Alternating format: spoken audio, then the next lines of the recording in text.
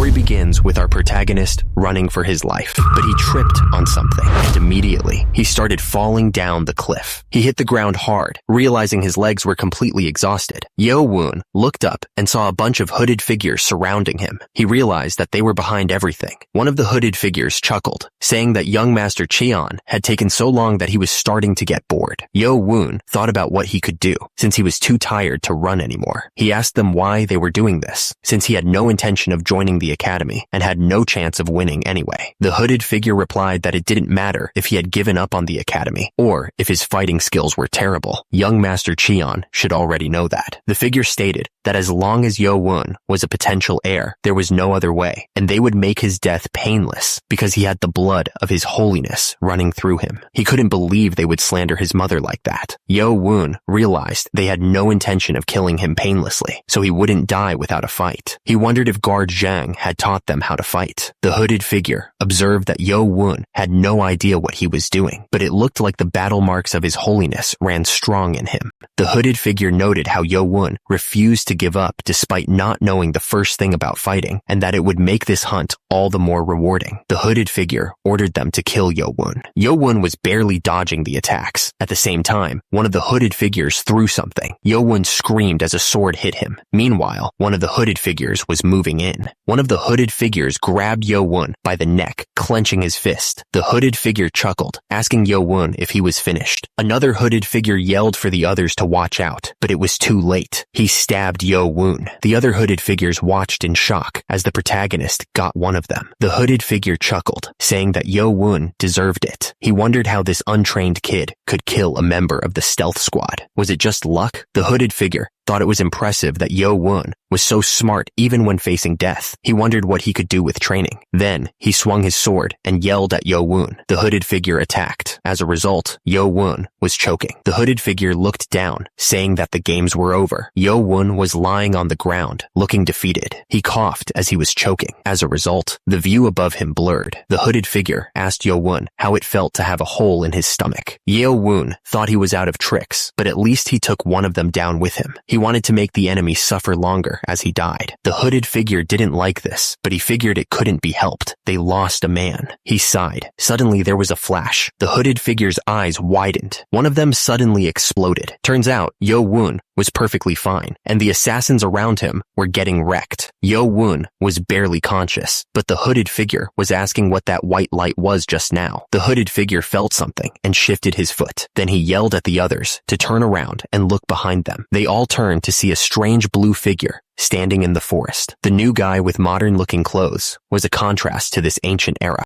One of the hooded figures wondered what that strange outfit was. The hooded figure yelled, demanding to know who was there, but the guy smirked, and immediately there was a bright flash. The assassins went flying into the air. The assassin was completely shocked by what he just saw. He couldn't believe that the guy had disappeared right in front of them. He wondered if it was some kind of advanced martial art, or if he had turned invisible. Another assassin yelled to the captain, asking what the light was. The captain was just as confused. He wondered if it was the power of some master helping Yo-woon, but he couldn't understand why a master would help him. The captain figured that Yo-woon had lost too much blood to live. They had completed their mission. The assassins yelled to retreat and started running away. The figure's hand glowed with blue light. The last assassin also met his end. Yo-woon was grinning, saying that was excellent. The figure talked to him, saying that his noble ancestor was in a good mood, despite bleeding to death. Our protagonist wondered what the guy meant by calling him his noble ancestor. As his vision blurred, Yo-woon thought to himself that his body was getting cold, and he wondered if this was how he was going to die. Suddenly, a new guy showed up, saying he was already found. He added that he wanted to come earlier to teach him how to use it, but there was no time. The guy said he had to hurry before Yo-woon died, and he stabbed him with a syringe. He admitted that it hurt just watching the needle go in, but he was all done. He said, "All right, forefather." The guy said he hoped Yo-woon would succeed and do some good for his descendants. He told him that the nanomachines were cutting edge, so he wouldn't have any trouble using them. Then, the man disappeared in a flash of light. Yo-woon, barely conscious, wondered what the strange boy was saying. Suddenly, Yo-woon heard something strange in his head. about SkyCorp and a Gen 7 nanomachine now being operational. Long ago, the warriors of China learned martial arts to defend themselves. As time went on, these martial arts changed from just self-defense into a deadly art. They wrote down the fighting forms and breathing techniques to increase their power, and these became sacred manuals. Factions started to form as warriors gathered around masters, hoping to become their students. Among these were the righteous faction, who followed the path of good, and the evil faction, who followed the path of wickedness. The leaders of these factions stood on high, surrounded by their followers. These mighty warriors gathered to build their power. Yo Woon woke up in bed, looking around with a shocked expression. He wondered if he was actually alive. He remembered getting stabbed in the stomach. Then he wondered what had happened to him and why he was so wet. As he tried to sit up, he noticed something was wrong. He started coughing, and then he noticed something sticky. He looked at his hand and wondered what the black stuff was. He smelled something awful. He jumped out of bed, asking who was there. He didn't see anyone around and wondered what was going on. Then he heard a voice telling him to calm down. User, Yo Woon, felt like the sound was vibrating in his head. He wondered if it was actually coming directly from inside him. Then he heard a voice that said, "That's right, user." He was shocked and asked, "What?"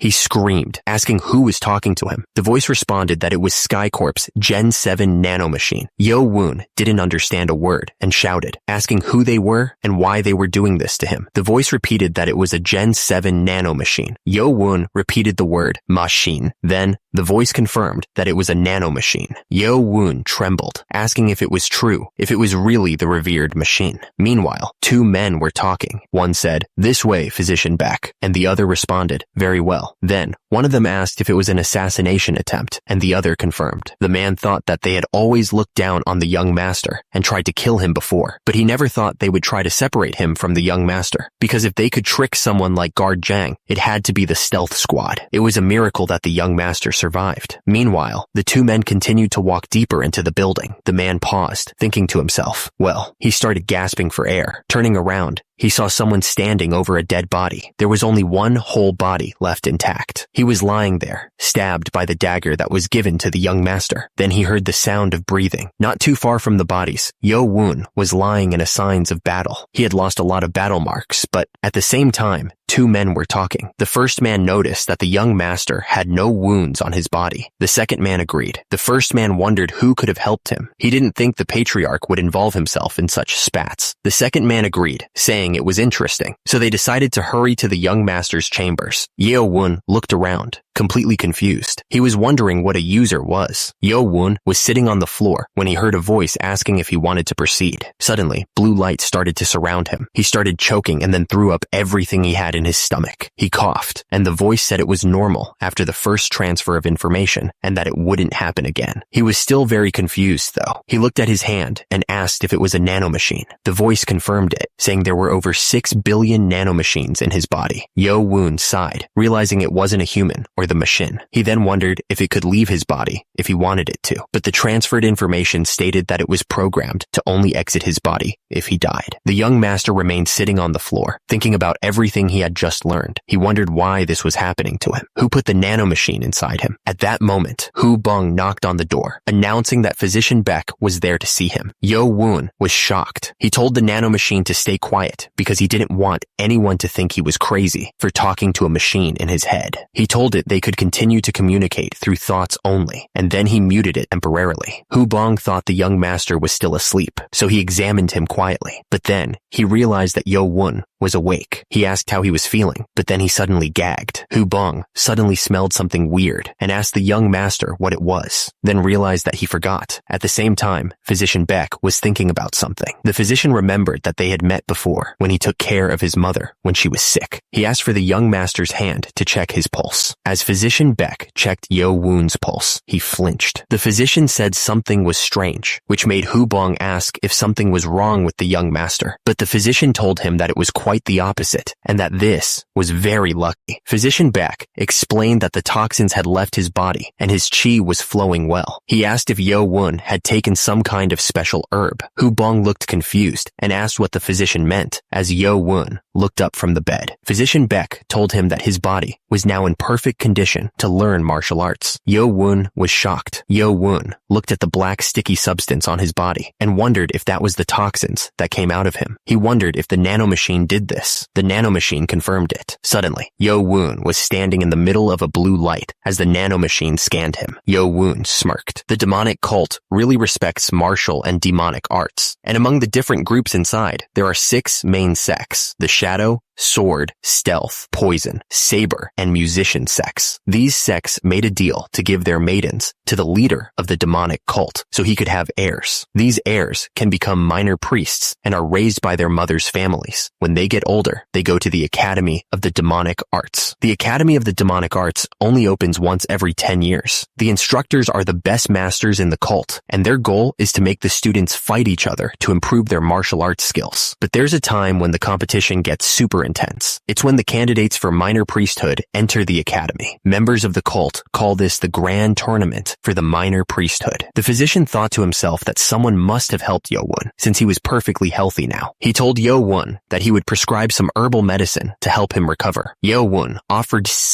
to walk physician back out, but the physician said it wasn't necessary and told him to stay and watch over the young master. The physician wondered how Yo-woon could have changed so much. He remembered how small he used to be and how he couldn't learn any martial arts. He thought that even though Yo-woon was the son of a servant girl, he still had the battle marks of his holiness. The physician wondered if the patriarch had changed his mind about the young master. The physician decided that if his holiness had helped the young master in secret, he didn't need to acknowledge it. He figured the academy was going to be interesting this year. Yo-woon was relieved that the physician didn't notice anything strange. He realized he was alive because Guard Zhang found him. The nanomachine might have healed him, but if Guard Zhang hadn't found him, he would have been dead. He wanted to thank Zhang for saving him, but then he realized how bad he smelled. He figured he should probably take a bath first, since he reeked. Yo-woon was sitting in the tub, and he asked the nanomachine to tell him about its healing abilities. At the same time, the nanomachine responded. The nanomachine explained that it could quickly heal external wounds and internal organ damage, but battle marks loss, or loss of flesh, would take much longer because they required cell division. Yo-woon thought it sure liked to say a lot of things he didn't understand. Yo-woon was still in the tub, and he wondered if it would be okay to test the nanomachine's abilities. Then, without hesitation, he sliced his hand with a knife. He yelled out in pain as the nanomachine announced it was starting to heal the knife wound. Yo-woon was shocked, and the wound on his hand began to close up. The bleeding stopped almost instantly. He was amazed. Then he looked up from the water.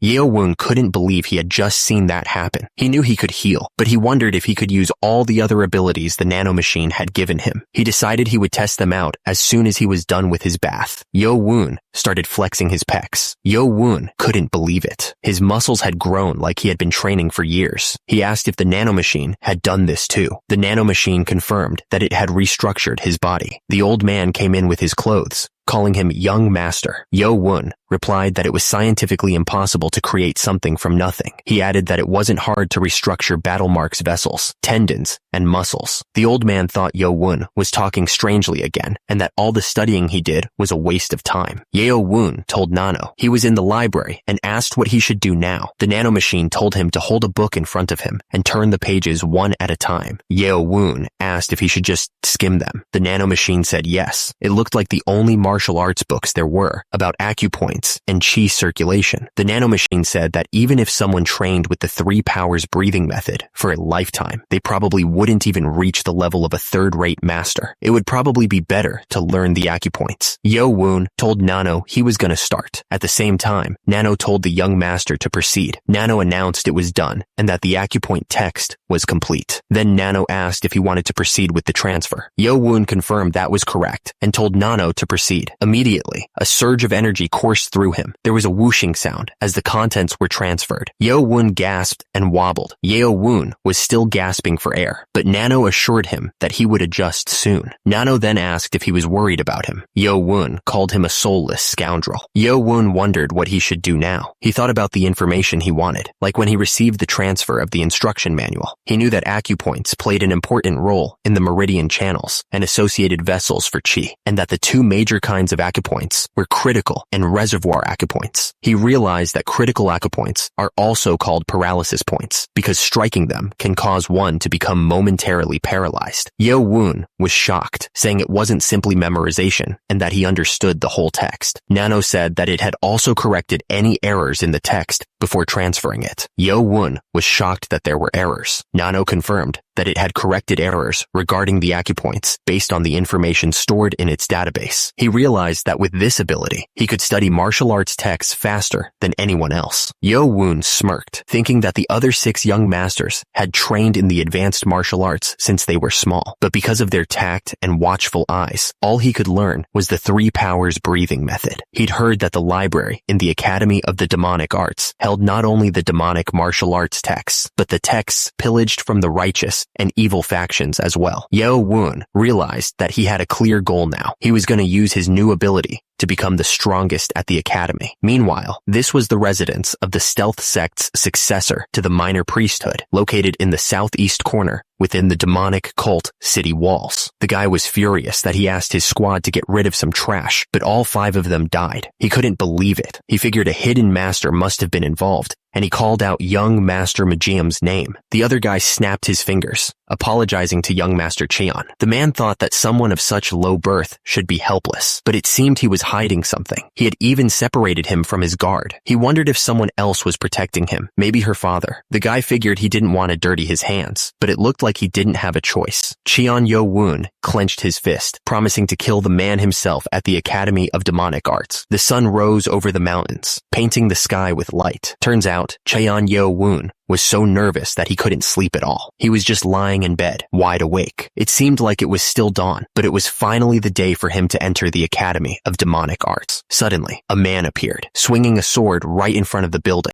The guy kept swinging his sword around. Cheon Yo Woon was thinking that he should have learned Guard Jang's dagger technique in secret, but he knew the other 6 sects always had their eyes on him. That's why he promised his mother on her deathbed that he wouldn't learn martial arts before entering the academy. Suddenly, he heard a voice calling him Master. He was confused. At the same time, Guard Jang was training. Yo Woon looked shocked. Yo Woon asked if someone could someone else's moves. The voice replied, yes. Yo Woon asked if they could guard Jang's technique and then transfer it to his brain. The nano said it had all kinds of martial arts data ready to transfer, but Yo Woon wondered if he should really steal Guard Jang's techniques without asking. He decided against waiting. He had to enter the academy without a guard, so he needed to learn to protect himself ASAP. Yo Woon told the nano to start scanning Guard Jang's moves. At the same time, Guard Jang kept training with his daggers. Guard Jang kept slashing through the air. Meanwhile, the nano continued to him. The nano announced that it took about an hour. It had successfully copied all of Guard Jang's techniques. The nano started transferring the martial arts data to Yo Woon's brain. The transfer finished, and the nano said it was getting easier for it to do this. Yo Woon was shocked. He couldn't believe how well it worked. He felt the technique flowing through him. He knew Jang's dagger technique. Yo Woon realized he couldn't let Jang see him like this. He might get suspicious. Yo Woon took a deep breath and began practicing the shift step. Yo Woon's eyes glowed with power, and immediately the ground around him shattered into pieces. He moved with incredible speed, practicing the martial art he had just learned. Yo Woon realized he had mastered a technique he should have spent 20 years on, skipping the daily practice entirely. The nano asked if he wanted to transfer the muscle information to his body, but if he didn't, his body would be in pain. His body was in immense pain, and he asked the nano what was wrong with him. The nano explained that Yo Woon had used the new technique without developing the muscles needed, which caused damage. Yo Woon told the nano to make the explanation easier, feeling insulted by the nano's language. The nano adjusted the language and explained that young Master Cheon hadn't trained with Guard Jang's technique before, so his body wasn't used to it. The nano said that once his body got used to the move through simulation, the muscle information had to be transferred for him to master it. Yo Woon understood that if the information transferred to his muscles, it wouldn't hurt anymore. The nano confirmed that was correct and asked if he wanted to start the transfer, which would take 2 hours. Yo Woon said that was fine and told the nano to proceed. The nano warned that the process involved extreme pain, so he would be put to sleep, mentioning that many people faint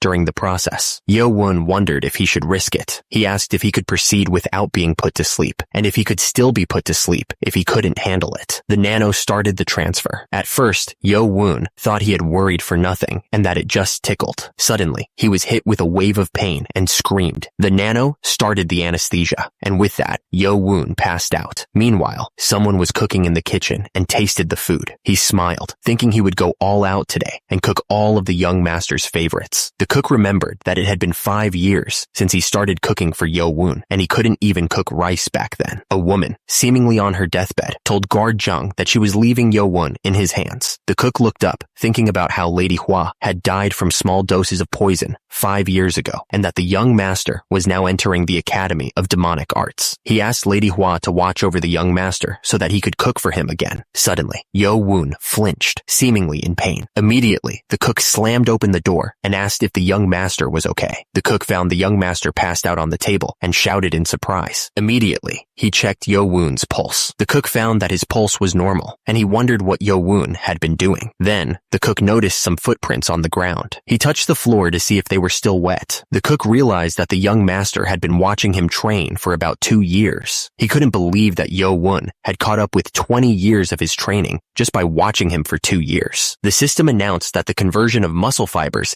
and tendons was complete, and it was lifting the anesthesia. Yo-woon woke up sweating.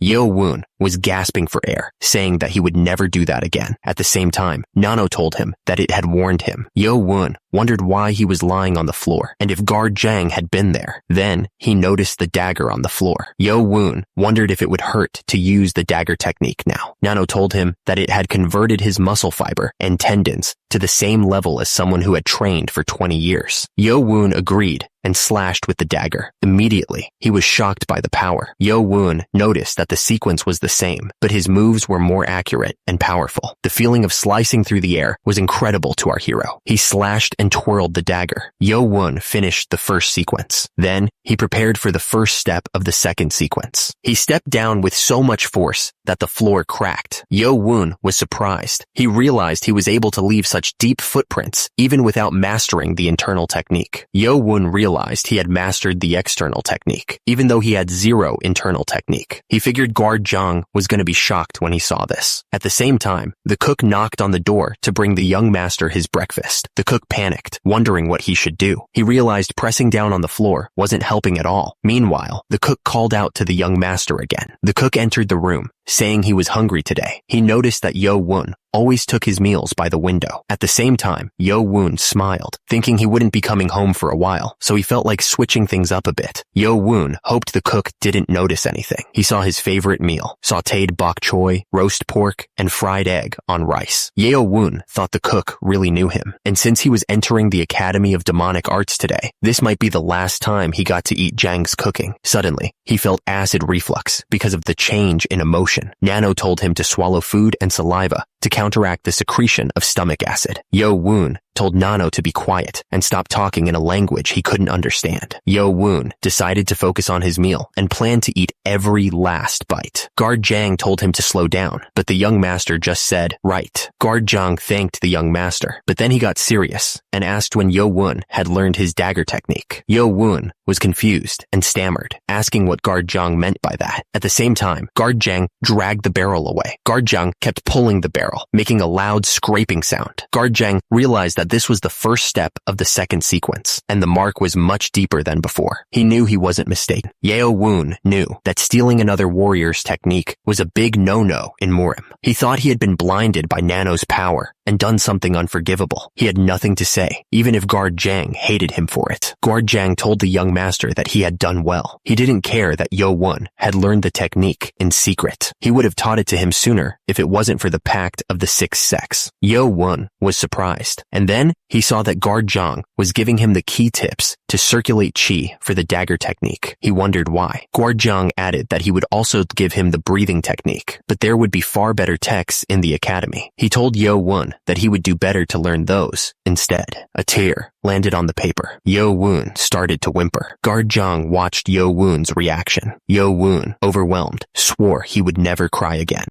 Guard Zhang thought that it had been 5 years since Lady Hua had passed away, and the young master had been very brave since then, but he was still just a kid who needed his parents. Guard Zhang continued, saying he couldn't be by his side once Yo Woon entered the academy. He suggested Yo Woon let out his tears now and become stronger from then on. Yo Woon thanked him, wiping away his tears. Yo Woon took a deep breath, promising himself no more fear and no more hesitation. He told himself that even though his mother was gone, he still had a home to go back to. The academy gate was now in sight. The crowd murmured, wondering if all the sects of the demonic cult were really here, estimating about 1,000 people. At the same time, some students were nervous now that they were actually at the academy. They knew this academy was also the grand tournament for the minor priesthood, so they had to be careful who they sided with. The new students looked excited, but Li Hemeng didn't see anyone with real fighting spirit this year. What a shame, he thought. Li Hemeng glared, warning the students that this could be the end for them. It was Li Hemeng, the right-hand royal bodyguard, one of the top 5 most powerful warriors in the cult. Li Hemeng noticed that the students in the first row looked promising. They must be the young masters from the 6 sects. The first student was Muyan Cheon from the Shadow sect. Next up was Gyeongun Cheon of the Sword Clan. Then Mujaem Cheon from the Stealth sect looked annoyed. Jongsom Cheon of the Poison sect was also present. At the same time, Yukon Cheon of the Saber sect and Wanrio Cheon of the Musician sect were also there. Li Hemeng mentioned the only female candidate in this year's grand tournament, then asked where student 7, Cheon Yo Woon, was. Yo Woon was told that they couldn't find his badge number, and unfortunately, that number was the only one they couldn't find, so he had to wait until they found it. He figured this was some dirty trick by one of the other 6 sects. Fine. He'd wait. Maybe they didn't want to be aligned with him. Whatever. Nothing good could come from causing a scene this early on. Yo Woon remembered that they were the scumbags who tried to kill him any chance they could. He was sure they'd come straight for his head if they saw him now, too. But he knew what. He survived and made it all the way here. He would become the strongest warrior here at the academy. There were so many people here, so the protagonist knew it was going to be impossible to stand in the front. The crowd started whispering about Yo Woon, who was number 7. They heard he didn't know anything about martial arts and would be the first one out. Yo Woon could already guess what they were whispering about. He just scoffed, thinking they could laugh all they wanted. Oh, there he was, looking ridiculous, standing all alone in the back. Li Hemeng watched, thinking this was how the illegitimate child was trying to get attention. How interesting. Suddenly, bugles started sounding. The crowd started chattering, saying that His Holiness was coming, and they needed to quiet down.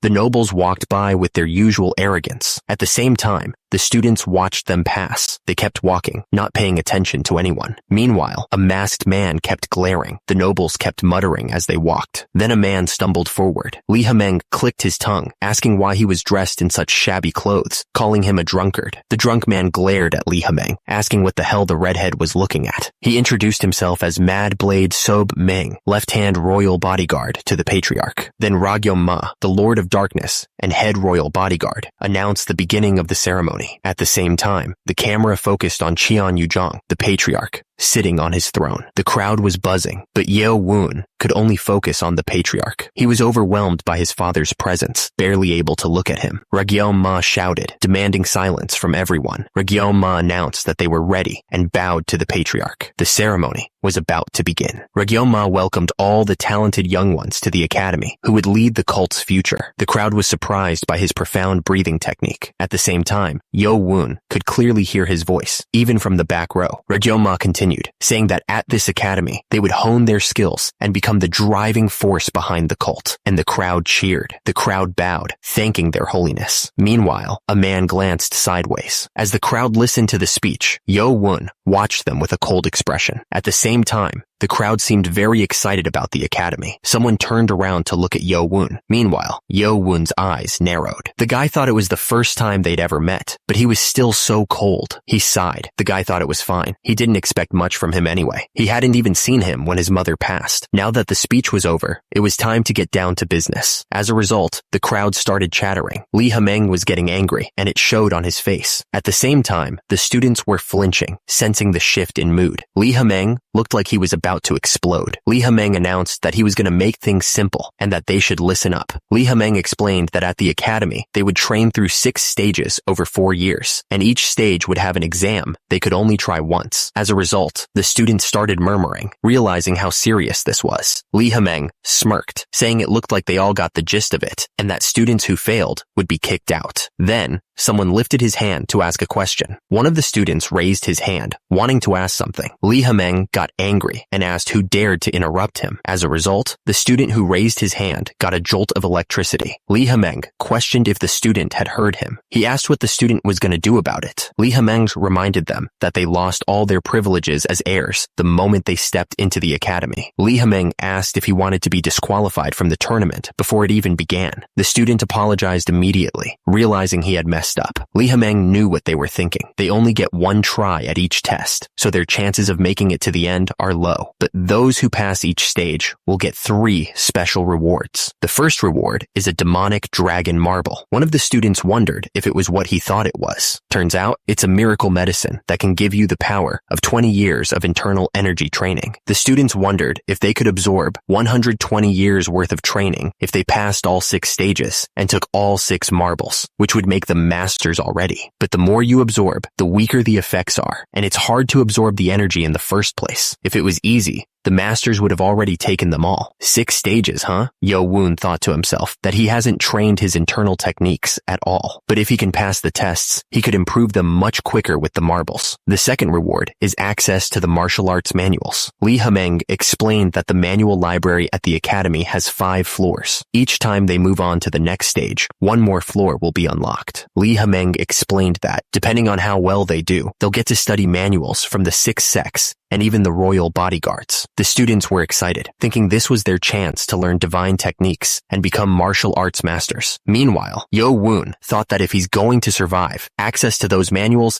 is way more important than the marbles. Lee Ha-meng said that he could guarantee that none of them would reach the 5th floor, even in their dreams, so they should just forget about it. Meanwhile, Sob Meng thought that Lee Ha-meng has a knack for getting everyone excited and then making things awkward all of a sudden. He thought everything Lee Ha-meng does is annoying. Lee Ha-meng added that there was one last reward. Lee Ha-meng continued, saying that they would have the opportunity to be granted statuses and positions that they previously couldn't have even dreamed of. One of the students realized that was why even minor priesthood candidates were put on the same level as everyone else there. He thought that's what they meant when they said everything would be changing once they entered the academy, and from that point on, it's survival of the fittest. Lee Ha-meng explained that as they moved through each stage, they would be given statuses like lower warrior, middle warrior, high warrior, sentry, and warden. He added that they shouldn't even worry about the last rank because none of them would ever get there, and most would probably stop at the 3rd rank. Lee Ha-meng continued, saying that it would be fine for those from regular warrior houses, but for those with more prestigious names, it would be a stain on their house's reputation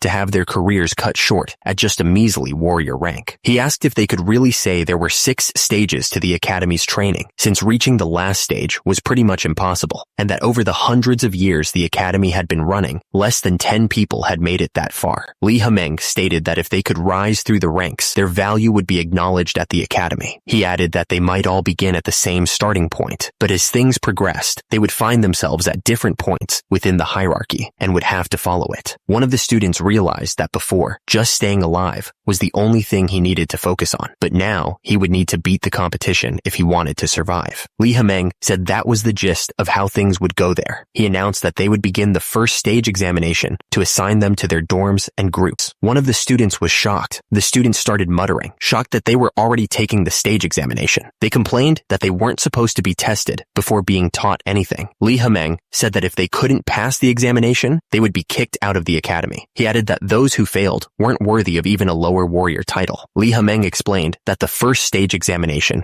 would test their basic abilities. He said that to become a warrior of the academy, they should at least be able to harness their internal power. Meanwhile, one of the students looked shocked. Lee Ha-meng said that they still needed people to fulfill the lowly jobs, so they could feel free to slack off. But the protagonist realized that this was why the ladies of the other 6 sects vowed to ensure he never honed his internal powers. He thought that if he didn't pass the examination, he would end up with no status and at the bottom of the hierarchy. Then they would just come and try to kill him in broad daylight. He smirked at the thought. The guy smirked, thinking the system was perfect, because he wouldn't have to dirty his hands trying to kill that disgusting little vermin. But then he looked confused. Everyone looked towards the stage, curious about what was going to happen next. A woman stood there, holding a musical instrument. Lee Hameng announced that Madame Soyuheng, head of the musician sect and fifth elder of the demonic warrior cult, would be proctoring their first examination. At the bottom, Madame Soyuheng held her instrument. Lee Hameng told them that the examination should be a breeze for all of them. He added that if they failed there, they wouldn't even amount to a lower warrior. The guy was surprised, wondering what the head of the musician sect was doing there, since she almost never showed up in public. He wondered if she was going to do what he thought she was going to do. The students started covering their ears. At the same time, Lee Hameng said that if Madame Hang went all out, the students wouldn't make it out alive. He said she was going to go easy on them, so they didn't need to worry. Madame Hang thought the students should be able to handle it for a minute if they had even a little bit of internal power. Lee Hameng announced that those who could withstand Madame Hang's musical force without passing out would pass the first examination. He then yelled to begin, and with that, the students were blasted with a powerful musical force. The students were getting hit hard by the sound waves. One of the students was screaming, saying he could still hear the music even with his ears covered. At the same time, Madame Hang kept playing her instrument. Someone noticed that most of the students in the middle row from the lower sex had already passed out, but the heirs to the sixth sex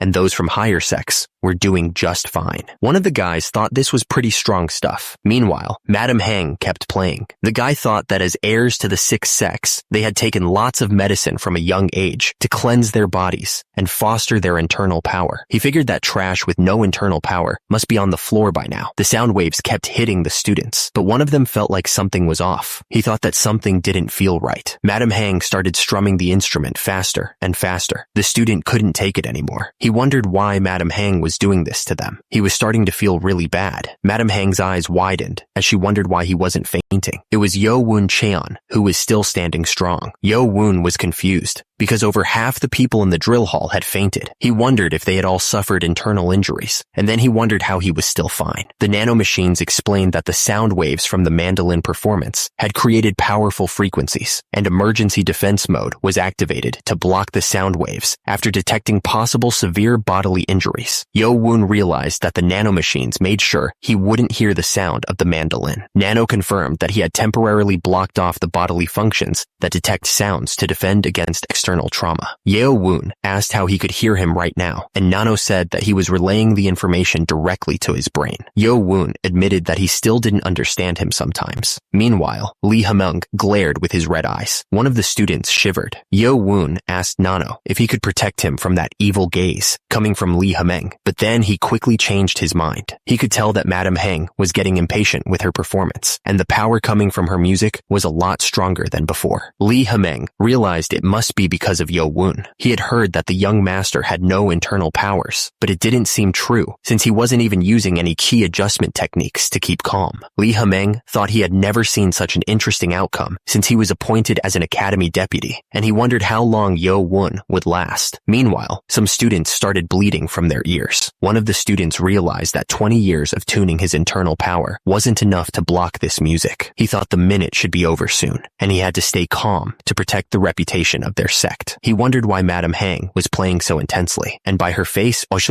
she looked really angry too. The music was getting intense, and one of the students suddenly yelled to wait a minute. The young lady looked back, wondering what was happening. At the same time, the other students were also confused. They wondered why he looked so startled, and if something was going on behind them. Turning around, they could hear the music getting louder. The students couldn't believe that someone like Yo Woon, who didn't have any internal power, could stay so calm. It just didn't make any sense to them. Yo Woon was talking to Nano, wondering if he was just imagining things, but it looked like everyone was angry at him. He asked Nano to analyze their facial expressions. Nano showed him that the facial muscle conditions suggested emotions of absurdity, surprise, petulance, and anger. Yo Woon thought none of this felt real because he couldn't hear anything, but he could definitely see their hostility towards him. There was no doubt that they were annoyed that he was doing just fine and thought he had no internal powers. Yo Woon realized that if he made it past this first test, no one would believe he didn't have internal powers. He asked Nano if there was any way he could give himself internal injuries on purpose. Nano asked if he meant injuring his organs. Yo Woon confirmed it, but Nano didn't suggest hurting himself on purpose. Yo Woon said it was fine and that one Once her performance was over, he wanted Nano to hurt his organs and make him throw up battle marks. Nano agreed and said he was starting the forced internal damage. The minute was almost up. The woman playing the instrument wondered how the lowly trash, who couldn't be older than 15, was still standing. She refused to let it end like this. How dare he insult her like this? She would raise her powers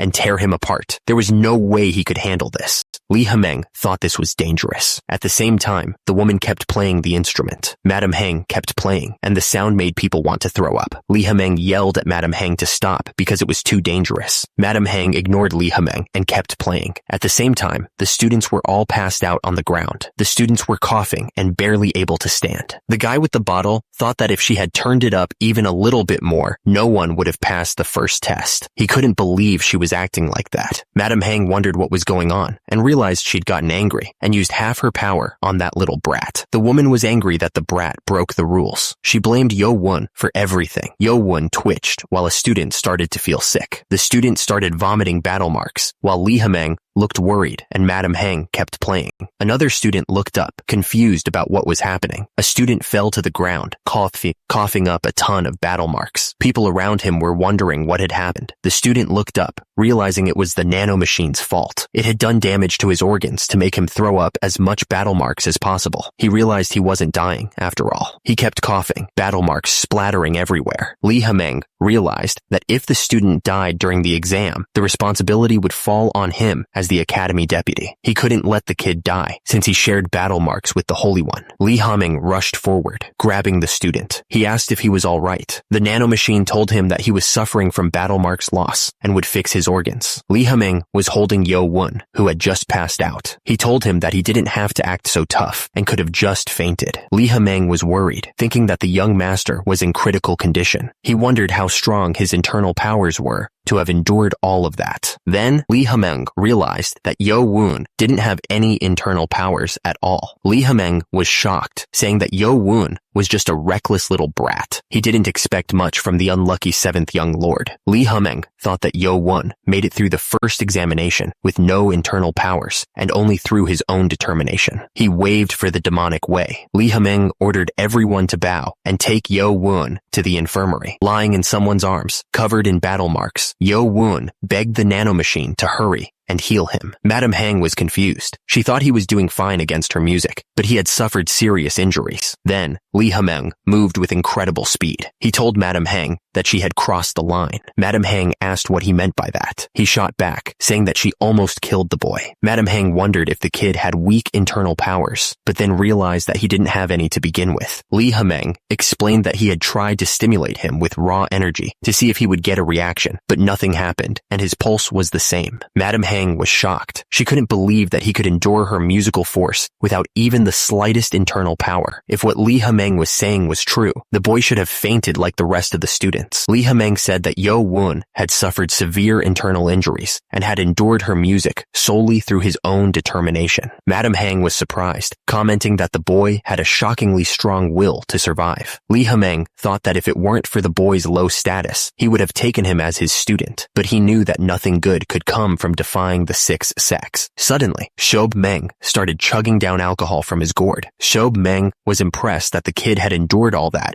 just through his own will. He thought that was pretty wild. Lee Hameng told him to mind his own business and go get drunk in some lonely corner like he usually does. Shob Meng scoffed and said, screw him. He was going to leave anyway. Then he told the redhead to get lost, adding that he'd be dead in a ditch by now if it wasn't for Sir Ma. He warned him to watch his mouth. Lee Hameng shot back, saying he didn't want to hear any of that from Shob Meng's alcohol-soaked mouth. He added that if anything, Shob Meng would be the one buried in the ground if it wasn't for Sir Ma. He demanded to know what Shob Meng had said. Suddenly, the two bodyguards were at each other's throats, their energy clashing violently. At the same time, the crowd watching could feel the raw power of their attacks. The energy in the air was becoming really unstable. The left and right-hand bodyguards were really going at it. The ground was cracking and breaking under the force of their attacks. Seob Meng scoffed, saying, "Forget it." He was out of there, calling them little wusses as he walked away. Seob Meng looked at the students sprawled out on the ground, saying they had no grit these days. He grumbled that it was all because of a little mandolin playing, but he thought that one student was different. Seob Meng said he liked Yo-woon and that he had his eye on him. So, the story shifts to the Demonic Academy's main building. Inside the infirmary, Dr. Baek Jong-myung was writing in his book. Suddenly, someone shouted that there was a patient. The guy yelled again that there was a patient and punched the doctor. The doctor was shocked as two guys with a stretcher walked in, saying there was a real patient. The doctor was excited that there was a patient on the first day. He thought the Demonic Academy was the best and wondered what was up with the patient. He heard that the patient was Baek Jong-woo's student, but he seemed crazy about medical practice. The doctor told them this wasn't the time to be like this and told them to come in. The doctor looked at Yo-woon on the stretcher, wondering how hard the test could be for a person to be in this kind of condition. He asked if Yo-woon got stabbed in the stomach, but realized he was wounded internally. The doctor was surprised that this was from internal damage. He was told that since Yo-woon didn't have any nagong, the left guardian asked that he take special care of him. The doctor thought that in the 10 years he'd been his teacher's student, he had never seen so much battle marks from an internal injury. Anyway, they said that since they dropped him off at the infirmary, they would be on their way. Then they started walking away. One of the men asked the other why he was so slow when they were busy. The other guy replied that it was nothing. The man with the beard looked back and said that the kid's complexion looked a lot better than before and wondered if he was mistaken. At that moment, Yo-woon looked at his hand, which was covered in battle marks. The doctor felt Yo-woon's pulse. The young master thought to himself that he had forgotten that he was in the infirmary and almost healed all the internal damage. The protagonist thought that it still hurt a lot, but he had to endure it until the doctor was done. The doctor thought that the pulse was clearly irregular and fast, so he must have taken a lot of damage. The doctor thought that it was still very weird, and even if someone bit their tongue, they wouldn't bleed this much. The doctor figured he'd start with some acupuncture. Suddenly, the doctor got hit by a bunch of needles and screamed. The doctor was super scared and asked if the right guardian was okay.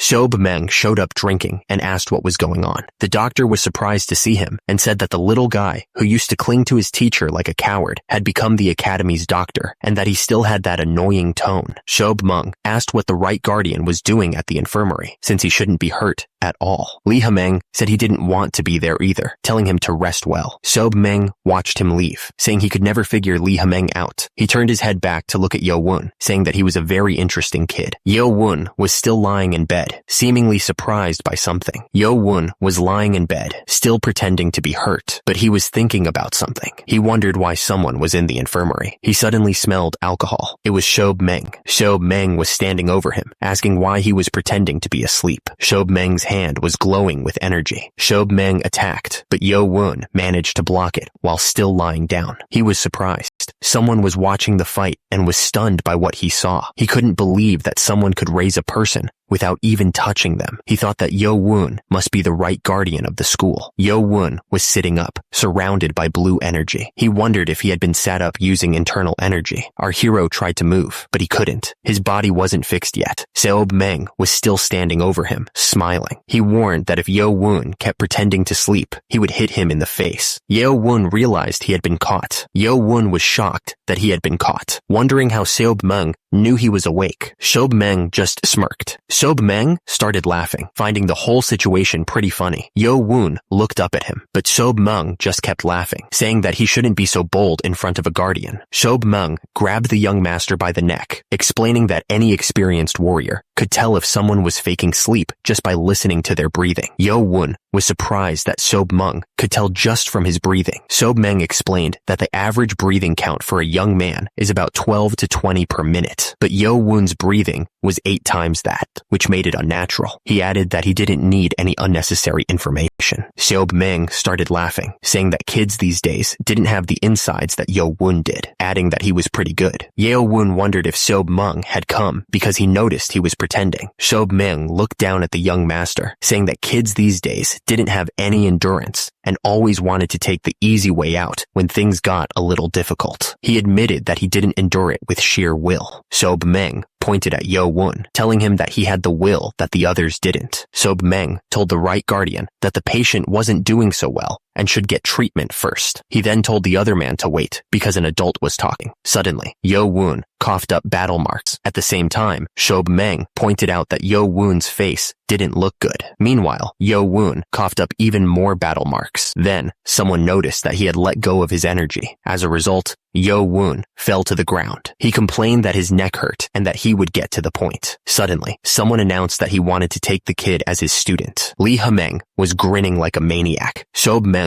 looked at Lee Hameng, confused. Yo Won was still lying on the ground, hurt. Lee Hameng didn't care and started drinking from his flask. Sob Meng was shocked, staring at him, while Yo Won was still out cold. Lee Hameng was serious. He said he wanted to take the kid as his student. Lee Hameng looked down at the kid, asking if anyone didn't know who he was. Yo Won, still on the ground, asked if the 6 clans wouldn't hate him for taking him in. Lee Hameng just laughed. He asked what they could even do about it. Lee Hameng added that they'd still have to compete with each other, with or without him. Yo Won was lying down, thinking that this was a great chance, but he wondered if it was a trap. Seob Meng was watching him quietly. Seob Meng thought that this was the famous 7th prince. He knew they'd play tricks at the academy, but making him lose so much battle marks was too much. Yo Won didn't know what to say because the offer was so sudden. He'd also have a teacher in the academy. He was worried that he'd look like he was begging to be his student. Sob Meng figured the kid had a lot of doubts, which was to be expected after the life he'd lived. Yo Won finally said that he would do it. Sob Meng was smiling, saying that if he wasn't convinced, he'd offer something that he couldn't turn down. Seob Meng stood over him. He asked what the paper was, saying it was what he needed to survive in the academy. Sob Meng smirked, pointing out that he was stuck in the infirmary as soon as he got to the academy. He asked if he wasn't worried about falling behind, even though he was able to pass the first test with sheer will. He wondered if someone without Negong like him could pass the second test. Seob Meng pointed out that anyone who wanted to be a warrior needed to think a step ahead of others, asking if he was planning on staying in the infirmary for 2 weeks and getting pushed behind from the start. He knew that while he was stuck in this place, the others would certainly move forward a lot. He couldn't deny that, but he'd have to stay here for a bit to avoid suspicion. Seob Meng took a swig from his jug, looking like he was about to start something.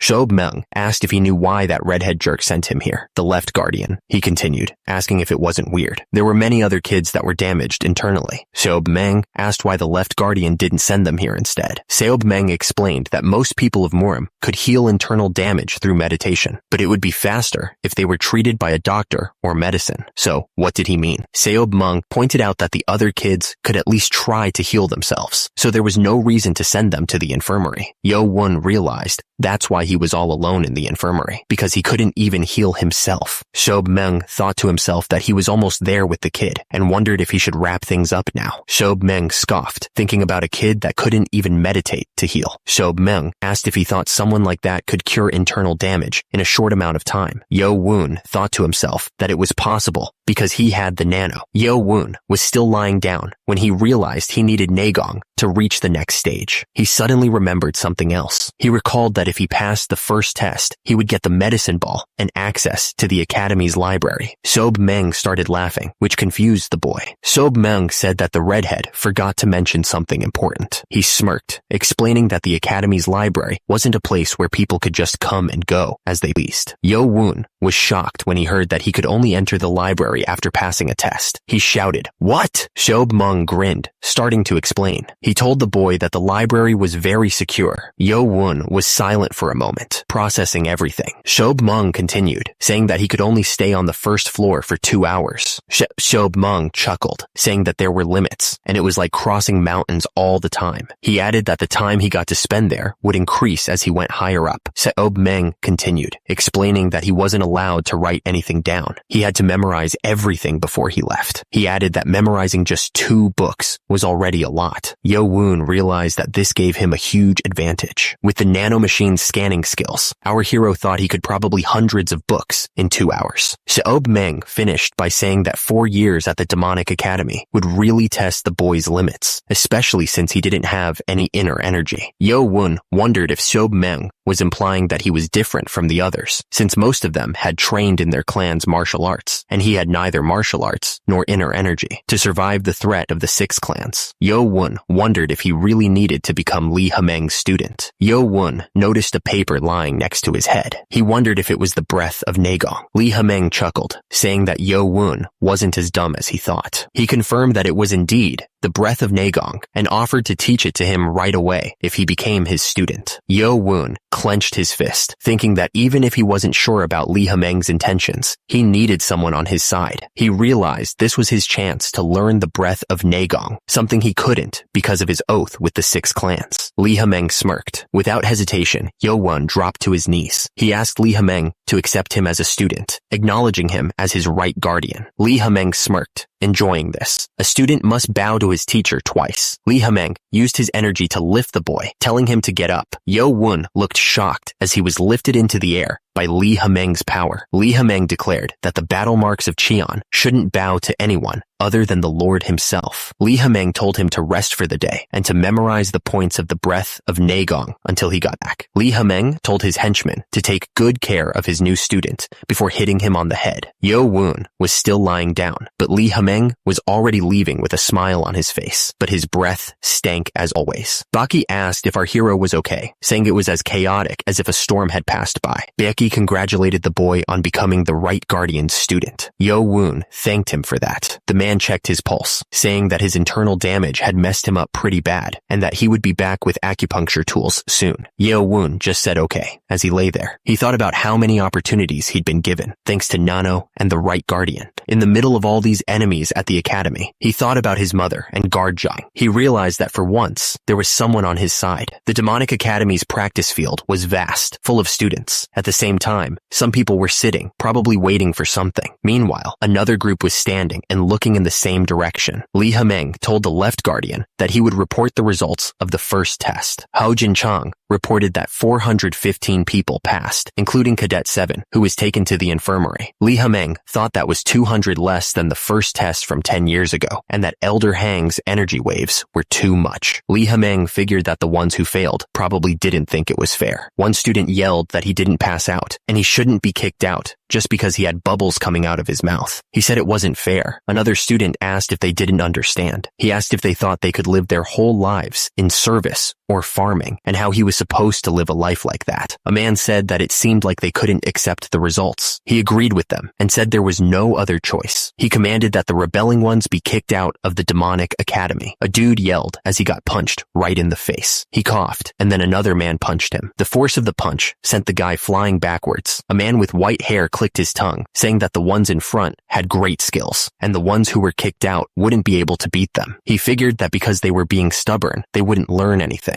Lee Ha-meng said that if it were him, he'd say it was unfair too. He said that it was because of Cadet 7 that the first test was so hard. The man looked down at the bodies and said that they didn't have luck or skills. He added that it was also their fate. Lee Ha-meng said that among the ones who passed the first test, there were a good amount of exceptional kids, and asked if the other man thought so too. The speaker continued, noting that most of them had internal damage and were in meditation. He finished by saying that 8 of the candidates of the 6 clans in the upper clans seemed to have made it through easily. The man said that some of the cadets were already way stronger than the others. He explained that to not get hurt by Elder Hang's energy waves, someone would need to train for hundreds of years. He added that these students were on a whole other level. The first was Cheon Mu Yun from the Dark Clan, and the other was Cheon Yu Chan from the Blade Clan. The man went on, saying that both of them took the energy waves without even moving. He heard that the Dark Clan and the Blade Clan would be the ones fighting for the win. Lee Ha-meng smirked, stating that it was just as he thought. Someone thought that this was going to be interesting. Someone congratulated them on passing the first test. They would get a bronze medal, showing that they were now part of the lower ranks of the academy, and for the next 4 years, they would train as cadets. The students were told that here at the demonic academy, they weren't allowed to answer with yes or no. They had to answer motto, and anything else was like asking to repeat an order. Lee Ha-meng then told them to start organizing into groups. Someone was ready to start the treatment, now that he was done preparing. The wounded man asked for the doctor. The doctor corrected him, saying his name was Baek Jong-myung. Baek Jong-myung said that instead of just calling him doctor, he should include his last name. Dr. Baek then asked if his condition was that bad, and apologized for having to say that to a cadet of the demonic academy. The wounded man was shocked to hear that it would take 11 to 15 days before he could even try out for the next test. He screamed, asking what he was supposed to do. He thought to himself, what if Nano started healing him? The treatment would be over instantly, but if he healed up too fast, they would get suspicious. The protagonist thought that if he got the normal treatment, he would fall behind in training. Besides, he didn't know anything about the tests after the first one, since he had been taken to the infirmary. The other man told him not to be disappointed. He said that if he was treated by a normal doctor, it would take months, but it would be a lot shorter because he was Baek Jong-woo's student. The man told him that it would still take a long time, even with training. The wounded man said that this might not help, but he would pretend he didn't know the other man was learning martial arts from the right guardian. He thanked him, saying he would repay him in the future. The other man replied that it was fine, and that he didn't expect much anyway. The man suddenly spun around, telling him that since they would be doing acupuncture, he was going to have to take off his clothes. The man thought to himself about this kid. The man thought to himself that even though he knew that Yo-won didn't learn any martial arts, his body was a lot nicer than he thought. The man wondered if he didn't get it through Naegong. Did he learn Weigong? The man told him that the first one goes in the middle of his chest. Suddenly, the nanomachine sensed an attempt to damage the user's body with a sharp iron needle and activated self-defense mode. Yo-won yelled at the nano, telling it to stop because the doctor was doing this for treatment. He asked if it didn't know how to differentiate between an attack and treatment. The nanomachines deactivated their self-defense mode, like Yo-won told them to. He was just glad he survived. The nanomachines warned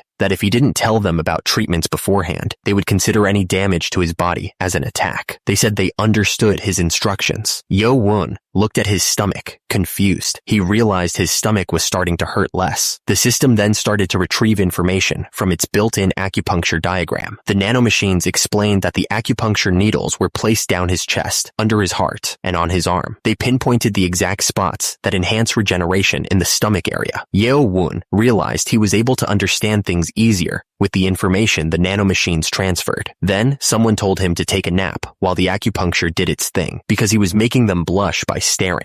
He said that, but he couldn't sleep with the nanomachines explaining everything. He was lying down, thinking about toes, under the knee, and shins. Suddenly, he gasped. Yo-won wondered if the nanomachines could treat his internal injuries. The treatment would go faster, right? But he realized if he got healed too quickly, they'd get suspicious. Yo-won asked if he could be healed, but still look wounded. Turns out, after the treatment, it's possible to mess with his pulse to make it look like his organs are damaged. Yo-won said he was only asking just in case, but he was glad it was possible. If he could fool Dr. Baek for a couple of weeks, he'd have a chance to learn from the right guardian. Yo-won told the nanomachines to heal him now and fool Dr. Baek when he comes to check on him. He understood, Master. The nanomachines confirmed they were starting self-recovery mode as commanded by the user. The sun was setting over the mountains. Suddenly, a man yelled for the cadets to pay attention. He then ordered them to get in line. Lee Hameng spoke to the cadets. Lee Hameng announced that he was going to explain their next test. Lee Hameng explained that until the third test, all cadets would take the test at the same time. To become a mid-level warrior, they needed to know tactics and strategies. He then told them they only had 20 days. The cadets started freaking out, saying 20 days wasn't enough time to learn all those tactics. Lee Hameng asked if they were curious why there were 20 groups. He said that in 3 weeks, only 10 groups would move on. The cadets realized that half of them would be kicked out. One of them complained that they didn't have any top cadets in their group. The cadets knew that the 6 clans probably had an advantage in the tests. Lee Hameng said that this was the first and last test that required them to work together. So if they wanted to compete, they could just fail together. He was still a man that was good at making people feel bad. Lee Hameng then announced that today's schedule was done and they could return to their rooms and rest. He added that starting tomorrow, they would be taught by the staff standing in front of them, and they'd be teaching them tactics and techniques very kindly. The cadets questioned if they were really going to be kind. mind, since they were the ones who beat up the rebellious cadets. And just like that, the instructor dismissed everyone. The cadets started to head back to their rooms. It was Group 8 instructor Im Pyong. Im Pyong noticed that one of the cadets was still around, so he asked him why he was still there. It was Spring Clan candidate Cheon Moo Kum, and he said that he had a question for the instructor. Im Pyong reminded him that he couldn't answer questions related to training. Cheon Moo Kum understood, so Im Pyong asked what he wanted to know. He answered that he was pretty sure he'd be the leader of Group 8. Im Pyong explained that the selection for team leaders was supposed to happen tomorrow, but the 6 clans always found the rules ridiculous. Cheon Moo Kum then pointed out that Cadet 7, who was assigned to their group, was in the infirmary. Im Pyong asked what that had to do with anything. Cheon Moo Kum said that with one person missing from a group test, he didn't want their whole group to fail.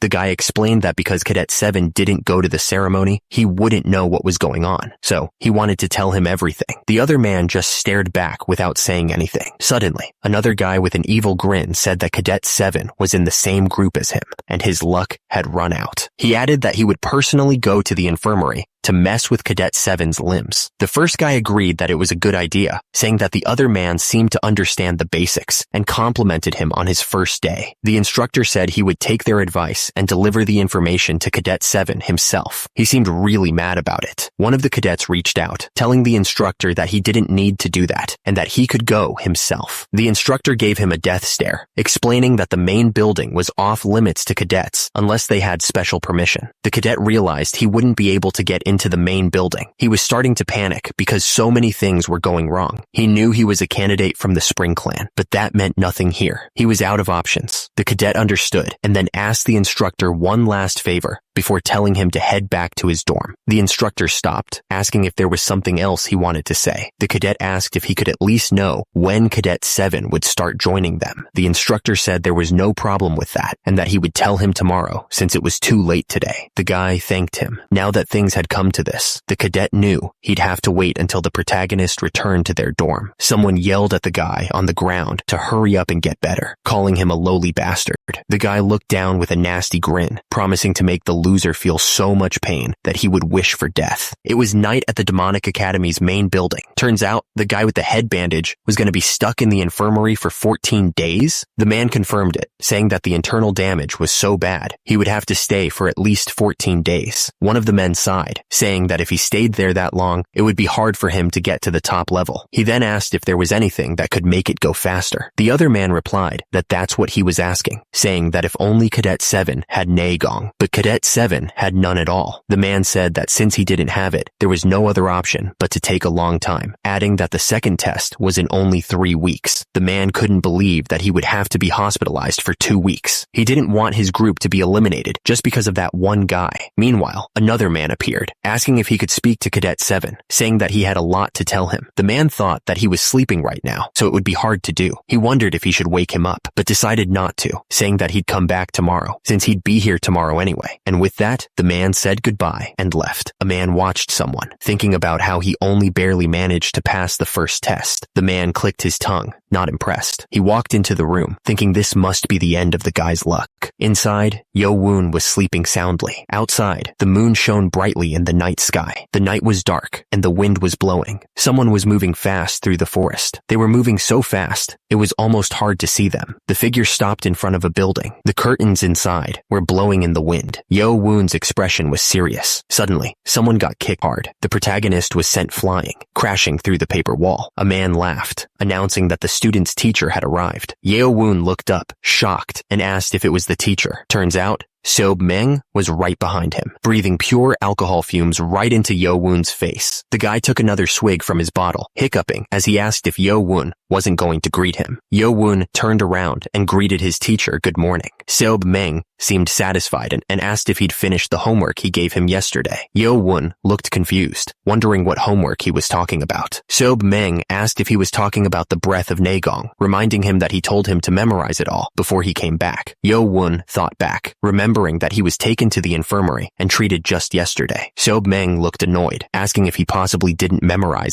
everything. Yo-won was glad he was treated by the nanomachines beforehand, saying that of course he memorized it. Seob-meng was surprised that he memorized all of it while he was sick, admitting that he only said that to provoke him. Lee Ha-meng said that Yo-won did a good job on the homework he gave him, and Yo-won thanked him for the compliment. Lee Ha-meng wondered if he came too early, asking if he was tired, but then said that wasn't it. Lee Ha-meng was glad, saying he would tell him this because he had to know anyway. Lee Ha-meng told him that he could only teach him for 2 weeks, and Yo-won was shocked. Lee Ha-meng explained that he could come see him in the infirmary, but once he went to his dorm, he wouldn't be able to contact him. Lee Ha-meng realized that Yo-won couldn't have known about his situation since he was in the hospital when he arrived. Lee Ha-meng explained that he had to work as a main teacher during the day, so he could only come early or people would get suspicious. Lee Ha-meng continued, explaining that it was against the rules to receive training from outsiders in the demonic academy. If he got caught, it would only make things worse. Yo-won thanked him for his consideration, saying that he thought Lee Ha-meng would be stubborn, but he was paying a lot of attention. Lee Ha-meng agreed, saying that since they didn't have much time, they should get started. Yo-won was surprised, asking if he meant right now. Lee Ha-meng, looking impatient, reminded him that they didn't have much time to waste. Yo-won understood and turned around to sit on the ground. Lee Ha-meng yelled at him to hurry up. Yo-won wondered why he was doing all this. Lee Ha-meng told him it was a good thing that he had memorized his breathing technique of 1,000 martials. Lee Ha-meng placed his hand on Yo-won's chest. Lee Ha-meng told him that because they didn't have much time, he would stuff the flow into him. Yo-won was confused and asked what he meant by stuffing it in. Lee Ha-meng explained that it was a sophisticated way his great-grandfather created, and that Yo-won didn't need to feel the chi because his teacher would do everything for him. Lee Ha-meng told Yo-won to clench his jaw, warning him that if he screamed and the guards came, it would be the end. Yo-won screamed in pain. Lee Ha-meng told him to shut his mouth. At the same time, the nanomachines started analyzing the intangible energy that had entered Yo-won's battle marks. The system identified the energy as chi or chakra, and it began to analyze the effect it was having on the young master's body. Yo-won realized that the instructor's strong naegong was forcing his veins to open, but it was too much for him to handle. Lee Ha-meng wondered what was happening with the kid. Lee Ha-meng couldn't believe Yo-won hadn't learned anything. He couldn't find any blockages in his body. He noticed that Yo-won's muscles looked like they had been training, but as far as Lee Ha-meng knew, he hadn't learned any martial arts. Lee Ha-meng wondered if the Lord was involved. The woman smiled. Lee Ha-meng guessed that out of all his 7 wives, the Lord only cared about Lady Hua, so maybe he cared for this child secretly. The man grinned, saying that things had turned out great. He figured that with Yo-won in that state, it should only take about a week to create a good amount of naegong. Meanwhile, back at the demonic academy dorms, someone punched with incredible force. The guy in the suit followed up with a powerful kick. The man screamed, calling him Prince, and asking if he was okay. The other guys told him to get a hold of himself and asked who he thought he was, attacking Cheon Jongsum of the Poison Clan. The man with the cuts on his face replied, asking if it mattered who he was or who the other guy was. Becky said that the demonic academy was only based on strength, and that now that he'd won, he'd be in charge of Group 12 and focused, trying to memorize the movements. He took a deep breath. Hu Bong asked if he had memorized the flow. Yo-won replied that he remembered it clearly. Hu Bong laughed, saying that this first trial must have been pretty painful, but it was the best way to teach those without naegong. The woman told him that his goal was to get enough naegong in 7 days, 1 week. Hu Bong then asked if he understood. Yo-won could see that Hu Bong was tired, so he figured he should be able to endure at least that much. Yo-won replied that he would succeed as much as Hu Bong cared about him, adding that he could say some commendable things. The woman announced that today's training was over. The man reminded him to not forget the breathing method and the flow, making sure he knew it. The man said he would leave him be now, telling him to take care of himself as Yo-won thanked him. Yo-won looked down, thinking that surely he'd be able to build up naegong in a week. At the Demonic Academy practice field, many students were training. Lee Ha-meng figured it was all going as expected. Turns out, those kids had become the leaders of their groups, and a lot of them had messed up faces after the night before. The reason why the instructors weren't at the dorms on the first day was to get the students to fight each other and establish ranks themselves. The man was surprised. Group 12 should have had the candidate from the Poison Clan leading it, but Cadet 18 18 is the leader? Looking at the students, the man could tell they had been through a brutal fight. Li Hemeng thought that anyone who dared attack a prince with a black name tag had insides and was skilled. Li Hemeng figured they should start cadet training. He said, "All right." The man on the platform called for everyone's attention.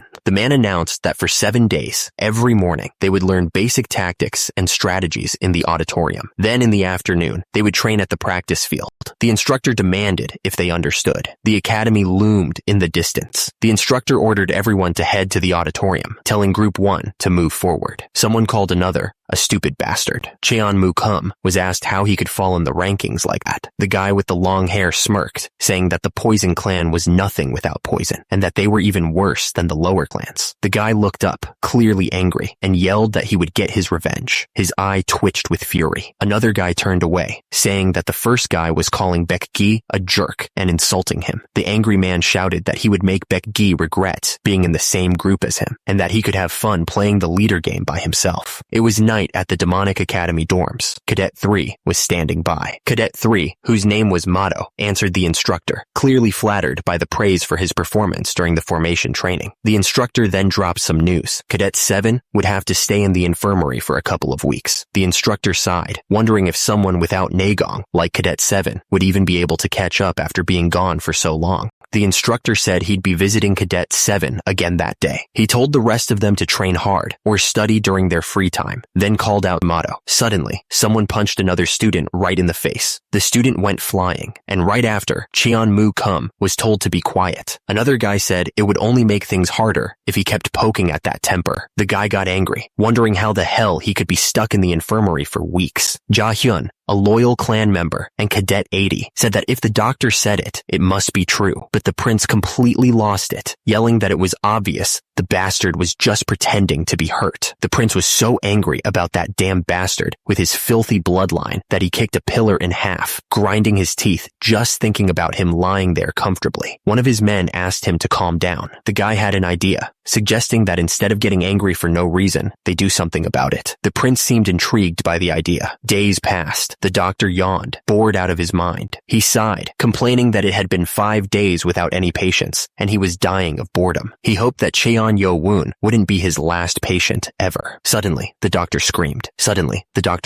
Wondering what the hell had just happened. An instructor, Pyung, rushed in, carrying a cadet who'd been hurt during training with real swords. He explained that he didn't pull out the sword, not wanting to make things worse. The doctor's eyes sparkled. He told the instructor to move the cadet to a bed, happy that a patient had finally arrived. The doctor was impressed that the treatment was almost done and said it was expected from the student of the best. He added that it was all because the instructor didn't pull out the sword. The doctor checked the kid's condition. Fortunately, the cadet hadn't injured any vitals and was very lucky. The instructor pulled back the curtains, stepping into the room. He chuckled, saying it seemed like the doctor was worried for no reason. He added that he was responsible for the students until the second test and that 2 of them were already in the infirmary. The doctor explained that he had stitched the wound, but it was deep, so the cadet would need to be hospitalized. He seemed surprised that the cadet would need to be hospitalized. The doctor said that it wouldn't be as long as it was for Cadet 7. Just 3 days should be enough. The instructor sighed. The instructor said he'd be back after the afternoon training was over and asked the doctor to take care of Cadet 23. The instructor thought to himself that it was bad timing for this to happen as soon as they started training with real swords, and that he was going to have to write a lot of apologies. Nearby, a candle burned in the darkness. The light revealed Yo-woon, sleeping in his bed. He was covered in bandages from his recent fight. The protagonist stared intensely at the knives and tools laid out before him. The hand gripped the knife tightly, and the person holding it wondered if he should start by making sure the guy couldn't walk. Nearby, a man peeked through the curtains, looking worried. He looked down at the foot he was holding and said that he was only doing this to survive. He brought the knife closer and told the person not to blame him.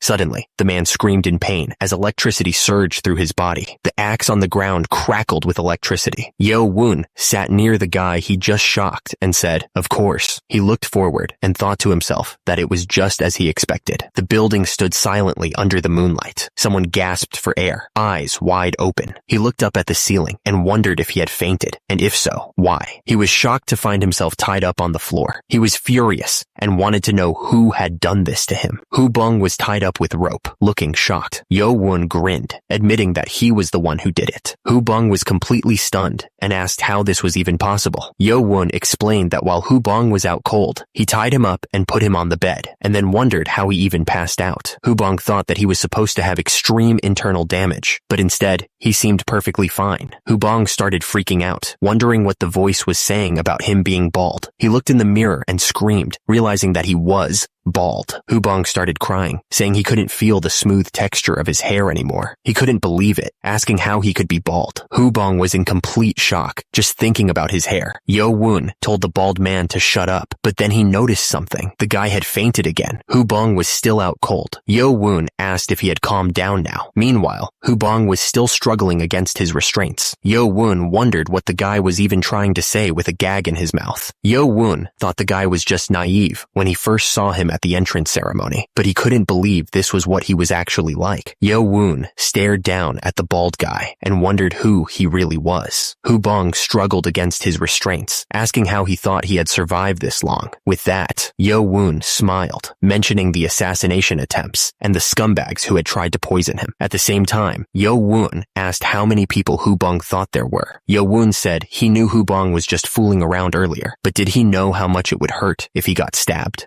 He could even die. Yo-woon held the knife to the bald guy's throat, demanding he talk and tell him who made him do this. The guy struggled against the gag, unable to speak. Hubong screamed in pain. Yo-woon asked if he was alright and told him to talk. Yo-woon repeated his question, demanding to know what he was talking about. Hubong claimed he didn't know what Yo-woon was talking about. He pointed out that if he stabbed him in the infirmary, Yo-woon would be blamed. Hubong, tied up, reminded Yo-woon that students can't hurt others outside of training and duels at the demonic academy. Hubong figured that he wasn't going to tell him anything easily. He said that even if Yo-woon tortured him, he wouldn't open his mouth. Hubong laughed, wondering what Yo-woon thought he could do. He probably didn't expect Hubong to be this tough. Yo-woon smiled and said that they would just have to see if he opened his mouth or not, and then paused, wondering what to do. Hubong was then gagged, unable to speak. Yo-woon told him to wait right there. Hubong noticed that where Yo-woon used to live, there weren't many things, but there were so many things here. He wondered what Yo-woon was going to do with those needles. Yo-woon just smiled. Hubong was terrified. Yo-woon grabbed Hubong's hand tightly. Hubong was scared and noticed his hands were clenched. He couldn't believe someone with no martial arts training could be this strong. Hubong wondered why Yo-woon was trying to open his hand and what he was going to do. Yo-woon told him it was going to hurt a little, and then he stabbed the needle into Hubong's hand. Hubong screamed as loud as he could, but the gag in his mouth stopped the sound. Yo-woon told him to stop overreacting. Hubong kept kicking his feet, trying to get away. Hubong begged him to stop. He said he wouldn't talk even if he was tortured. Yo-woon told him to just think of it as revenge. The screams echoed through the building. Hubong was still trying to scream, but he couldn't. He was tied up and passed out. Yo-woon asked if it hurt a lot, mentioning that Hubong had fainted twice. Yo-woon wondered if they should do the other hand. Hubong could only scream again. Yo-woon asked if he finally felt like talking. He added that Hubong should have done that at the beginning. Hubong thought that this guy was crazy and that he would have died or gone crazy after enduring that. He decided he should just tell him now. It was Cheon-mu-goom, wasn't it? Hubong asked how Yo-woon knew. Yo-woon smiled, asking if he was curious as to how he knew, and confirmed that he was right. Hubong explained that thanks to Cheon-mu-goom's consideration, the instructor came every day to give him lessons. Yo-woon smiled, saying that he knew in great detail what group he was in and who else was in it, but he wanted to hear it from Hubong's own mouth. Hubong, looking terrified, said, "Cadet 23, Heo-bong." Hubong was sweating bullets, wondering who had said that this guy was nothing. Hubong thought that Yo-woon was a monster hiding his strength and acting like he didn't have any, and he couldn't even imagine how strong he would be once he got even stronger. Hubong said he got some good information, and he needed to sleep, so they should end it there, asking if Yo-woon really wanted to stop. Hubong promised he wouldn't tell anyone what had happened earlier. Hubong begged him to take his anger out on him. Yo-woon didn't say anything and just pointed his finger at the tied-up Hubong, and with a swift strike, Yo-woon knocked him out cold. Hubong was shocked, realizing that Yo-woon had used Jom-hyul, a technique that neutralizes an enemy by targeting a certain spot of battle marks in the body.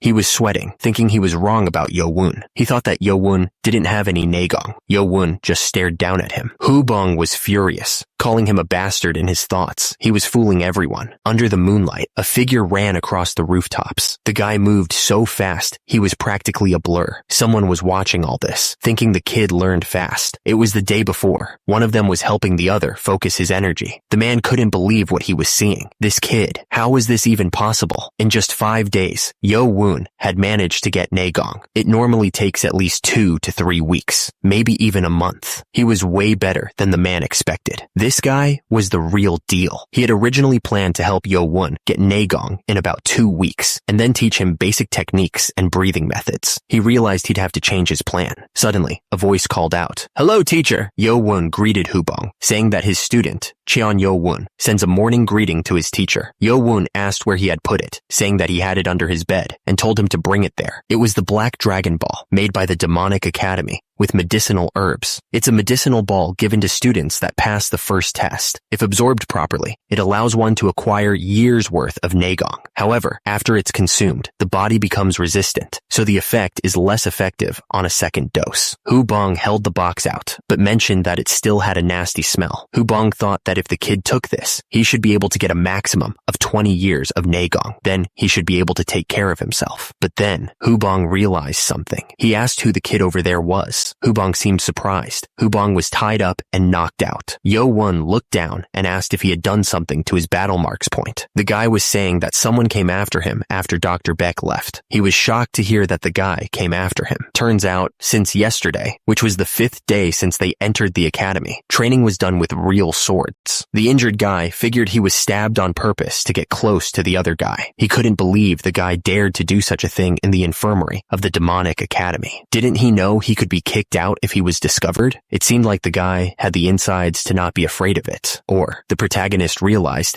this could mean that someone ordered him to do this. Yo-woon figured that Hubong knew who was behind the attack and asked him to spill the beans. Hubong said it was a scumbag from the loyal clan who was in the same group as him. He added that he had never seen any good people from that clan. Hubong continued, saying that it was a tough family with a lot of troublemakers, but he couldn't say anything against them. Yo-woon said that it seemed like Hubong had a pretty tough life, but he was used to it. Hubong looked at Yo-woon, thinking that it was because he said it like that it made it sad. Yo-woon smacked Hubong to wake him up. Hubong explained that if someone used less than a year's worth of internal energy to poke his battle marks point, it would only last a couple of hours. Yo-woon said that it would take at least 10 years of internal energy to do it properly, and demanded if he understood. Hubong said that he would keep that in mind. The guy opened a small box. Yo-woon held the Black Dragon Ball, asking if he should just swallow it. Cheon Mukium told him no, he should chew it first to make sure the medicine works better. Yo-woon could already tell from the smell that it was going to taste awful. He ate it anyway, but the taste was so bitter that it paralyzed his tongue and made him want to throw up. Cheon Mukium told him that now that he had swallowed it, he should start using his breathing techniques. Cheon Mukium told him that his teacher would help him absorb the medicine well. Yo-woon replied that they should start, and asked Cheon Mukium to take care of him. Our hero started meditating. Cheon Mukium explained that a substance that helps energy activity had entered his body, and it was reacting to the energy inside him. He was then asked if he would accept the absorption by speeding up the cycle. Yo-woon didn't know what he was talking about, but figured he wanted to help, so he agreed. It would stimulate the metabolism of his body. Cheon Mukium was shocked, wondering how this could be happening. Cheon Mukium realized that the young master was born with the body of a war god, and it was absorbing all of the medicine and amplifying it. He should only be absorbing up to 80% of it. Cheon Mukium was relieved that he had been nervous for no reason. At the same time, the sun was setting on the buildings. Yo-woon didn't say anything. Seob Meng asked how the Naegong felt. Seob Meng smiled, saying that Yo-woon did well, and that he was pretty sweaty this time too. Seob Meng said that Yo-woon was able to get 1.5 times the amount of Naegong. Yo-woon was shocked, asking if that meant 30 years. Seob Meng said that was just a rough guess. He added that the other students would be absorbing the medicine on their own, so they might not even be able to absorb half of it. Yo-woon was speechless. Seob Meng was super thankful. He said it was all because of Yo-woon and wouldn't have been possible without him. He added that he was very lucky. Yo-woon smiled, saying that his luck must be Nano. He thanked Nano, and Nano replied that it was programmed to help him. Yo-woon looked at the sky and realized it was getting late. He figured he had to head back right away. Seob Meng called out to Yo-woon, asking what was wrong. The man asked his teacher if he could teach him his blade skill formation, starting tomorrow. The teacher agreed, saying of course he could.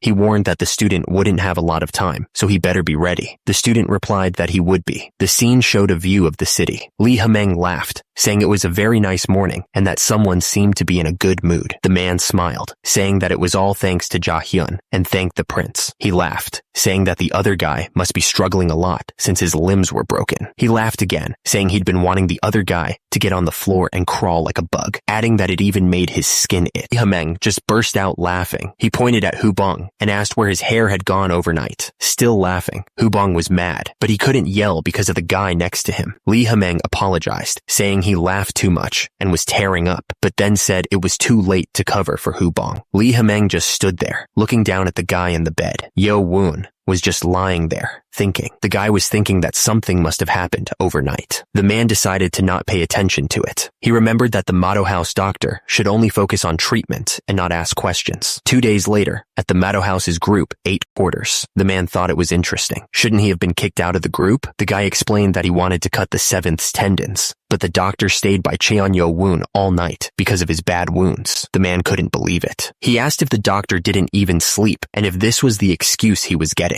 The guy nervously explained to the prince that he moved at night like he was ordered, but the doctor woke up too. The prince's eyes narrowed with anger. The prince yelled, asking how bright a doctor's ear could be. The man got kicked right into the ground. The prince was furious and called the man a piece of trash for failing such a simple task. The man told the prince to wait a moment and asked what was wrong. The prince asked if the man knew the name of the doctor in the clinic. The man, lying on the ground, said that he heard the doctor's name was Baek Jong-myung. The prince repeated the doctor's name, Baek Jong-myung, asking if the man on the ground knew him. The bald man realized that the doctor was probably a student of Dr. Baek Jong-woo. He explained that Baek Jong-woo used to be part of the Poison Clan, but he focused on medicine and became the Lord's personal doctor. He was even ranked in the top 30 of the demonic cult. The bald man said that if their doctor was Baek Jong-woo's student, his martial arts skills might be amazing. The prince got angry, saying that sending the other man was a waste, and then kicked him. The man was crying, realizing he wouldn't get any support for his clan. He couldn't believe what he was hearing. The guy with long hair smirked, asking Haobong if he would do something for him. The smirking man told Haobong not to worry because he was the heir of the Spring Clan. The injured man on the ground told them to keep hitting him. He wanted to see if they could keep it up when that guy arrived. The man was still on the ground, defeated. The man demanded to know why the bald guy was wearing that bandana. The bald guy looked shocked. The man kept kicking him, asking if he thought shaving his head and pretending to feel sorry would make things okay. He was not happy. The other guys thought things had calmed down for a bit, but now the quarters were getting noisy again. One of the men said he felt like trash and told Jahyun they should leave. As they walked away, he cursed. Someone was really angry and shouted that Cheon Mukum and Cheon Yo Woon could all go die. Meanwhile, someone wondered if Dr. Beck could use martial arts too, but the doctor said he only knew medicine.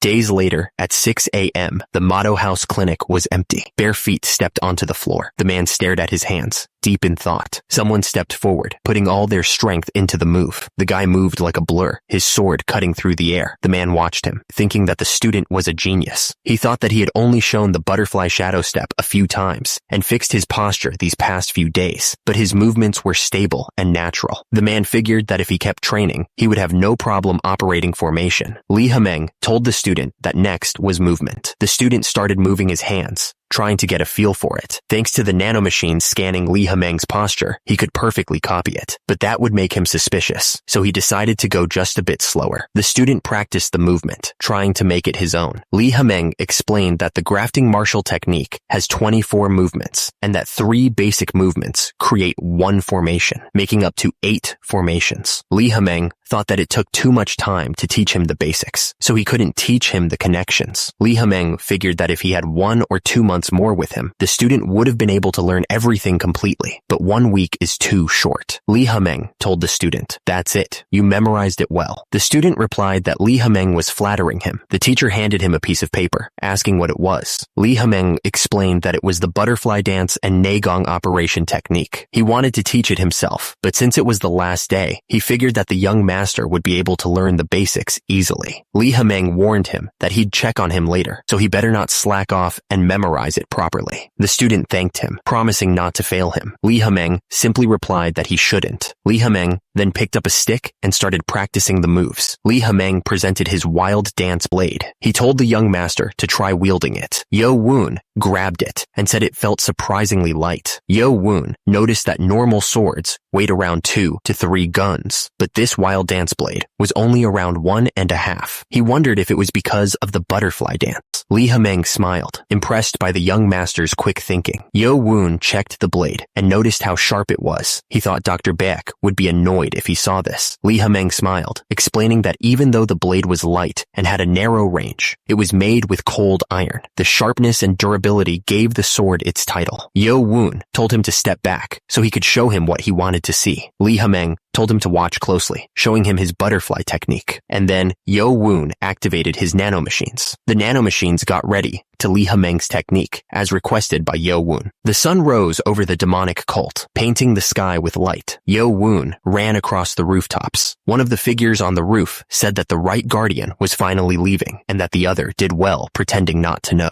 Li Hemeng asked how he could go against his orders. He was happy he didn't have to watch him coming in and out of his mouse hole. The man suggested that they should reassign guards to the second floor hall, since they would have had plenty of rest. Li Hemeng said he was leaving, but Li Hemeng asked what was the reason for his concern for the 7th prince. The other man said it was because that was fair. Li Hemeng chuckled, asking if he was saying that the 7th prince had a chance because he was of royal battle marks. The man replied that he shouldn't question the sky. The man figured that, as expected of the Wind King, you never knew where he went. If he decided to run away, it'd be impossible to catch him. Anyway, Li Hemeng wondered if 10 days would really make everything fair. The man looked at something with a puzzled expression. The man noticed that Yo Woon was still sleeping, even though he was always up when he came for work, and wondered what was up. The man thought this was the last time Yo Woon could rest peacefully like this. Once he was released, he'd go through a lot. Yo Woon was told to sleep a little more. The nanomachines then started to work on his muscles to simulate the butterfly technique's starting expression with 80% completion to data goal, and changed to veins with 75% completion. The nanomachine said there was 1 hour left until 100% completion. An hour later, the guy was still sleeping at the table. Suddenly, the guy woke up and started throwing up everywhere. He was confused, asking what was happening. Yo Woon kept on vomiting. The man asked why he was suddenly vomiting and shivering so much, wondering if he was okay. The man told Yo Woon to just let it all out. The man told Yo Woon to lie down and rest, since it looked like he had calmed down a bit. His body was still shaking. The man was confused, wondering how someone who had been lying down the whole time could have a pulse like that. His pulse was running as if the body was completely overworked, but the body's response to the body evolution had stabilized. Yo Woon was still breathing heavily. The man was confused. He couldn't believe how stable Yo Woon had suddenly become. The man admitted he'd never heard of something like this from his teacher. The man shrugged it off, deciding to just leave Yo Woon to sleep. It was almost lunchtime, so he figured he'd just go eat. But Yo Woon's eyes snapped open. Someone sat on the floor, meditating. The man opened his hand, ready to start training. Yo Woon clenched his fist, feeling the power. He could feel the strength in his hands, so different from just 6 hours ago. He figured he now knew how much training the teacher went through. If Li Hemeng somehow found out that he had earned this body in just 6 hours, he'd be scared, right? Yo Woon was really thinking about how scared Li Hemeng would be. The young master focused his energy. Yo Woon unleashed all that power, sending waves of blue energy blasting outwards. Yo Woon unleashed all that power, sending waves of blue energy blasting outwards. The student was shocked by the show of power. He thought it was amazing that he could create that much pressure without even using Nagong. Yo Woon asked the nanomachines if they had scanned everything, and they confirmed that they had. Li Hemeng turned to the student and asked if he watched properly. The student confirmed that he did. Li Hemeng said it was a shame, and that he should have taught him formations properly. But today was the end. Li Hemeng told him that if it was him, he'd be able to learn the butterfly dance just by watching. He thanked him for everything and told him to keep at it. Yo Woon replied to the teacher, saying that it'll be very hard once he returns to the motto house. Li Hemeng told the student not to lose. Yo Woon realized that there was at least one person who cared about him. He decided he should live up to his expectations. Yo Woon asked the nanomachines If they were done analyzing the scanned move, and they confirmed it was completed, the nanomachines told him that to use the move, his muscles and veins needed to change a lot, and it would take about 6 hours. Yo-woon was shocked and asked why it would take so long. He started practicing the move, trying to get it right. He put more power into the move, trying to speed up the process. Yo-woon kept practicing, putting his whole body into it. He was happy because he only used the first formation, and it was the same as his teachers. Yo-woon prepared to move on to the second formation. Suddenly, he stopped. He could hear someone walking in the hallway.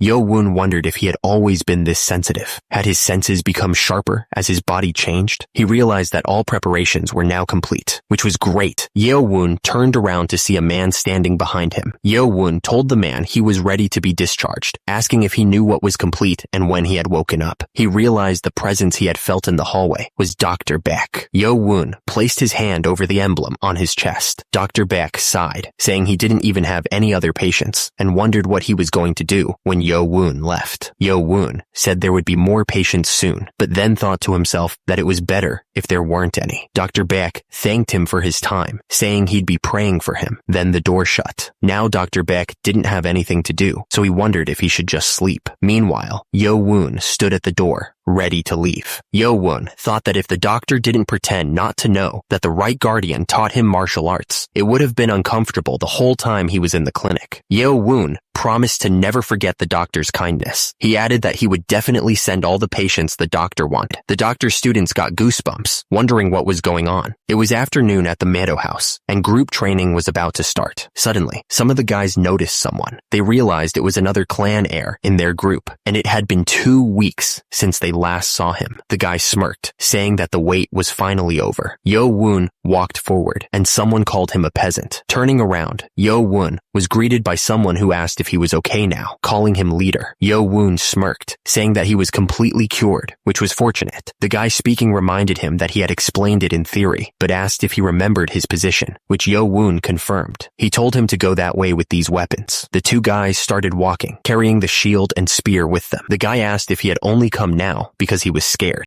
Cheon Mugum insulted the other guy, calling him dirty. Cheon Mugum was furious. Cheon Mugum yelled, asking how that scumbag could ignore him. Yo-woon smirked, telling Cheon Mugum not to get too excited yet. Yo-woon thought that he would show him what's what soon enough. The instructor announced that they would start practical training with real swords, so everyone needed to pay attention to their spacing. He warned them that if the same accident happened again, he would kick them out of the academy. The instructor yelled, asking if they understood. A red flag was raised, and right after that, the students started moving. Turns out, even though Cheon Mugum's personality is pretty bad, he controls his teammates well, like a clan leader should. The problem, though, is Cheon Yo-woon. He'd put him in the position with the least movement on purpose, hoping he wouldn't screw things up. But then, he was surprised because the boy was actually doing better than he thought. He wondered if he could keep up with the others, and if he was quick-witted. The order came to line up their shields properly, and keep their posture and lineups straight. They were doing well, but they couldn't move until they got the command. Minutes later, someone messed up, and the instructor yelled at them for moving when they weren't supposed to. He kept shouting, asking if they thought they could beat the other groups in the second test, if they couldn't even do this right. He told them to pay attention. The man wondered how the guys who had been training this whole time could be so bad. He noticed that Cheon Yo-woon was perfectly fine and hadn't moved at all. He wondered if he was really the same guy who had been lying down in the clinic the whole time. The man decided he needed to reassess Cheon Yo-woon and ordered them to change formation. The instructor kept yelling at them to surround the enemy in a semicircle. He then ordered them to move forward half a step, praising them as they took big steps. One of the students followed the instructions, focused on the task. The instructor got angry, wondering why Cheon Yo-woon wasn't making any mistakes. He thought that there was no way he would just watch the peasant succeed. Ja-hyun was among the soldiers. The soldier told them to just nod if they could hear him. The instructor told the third lineup to do as he said. One of the soldiers replied that he understood.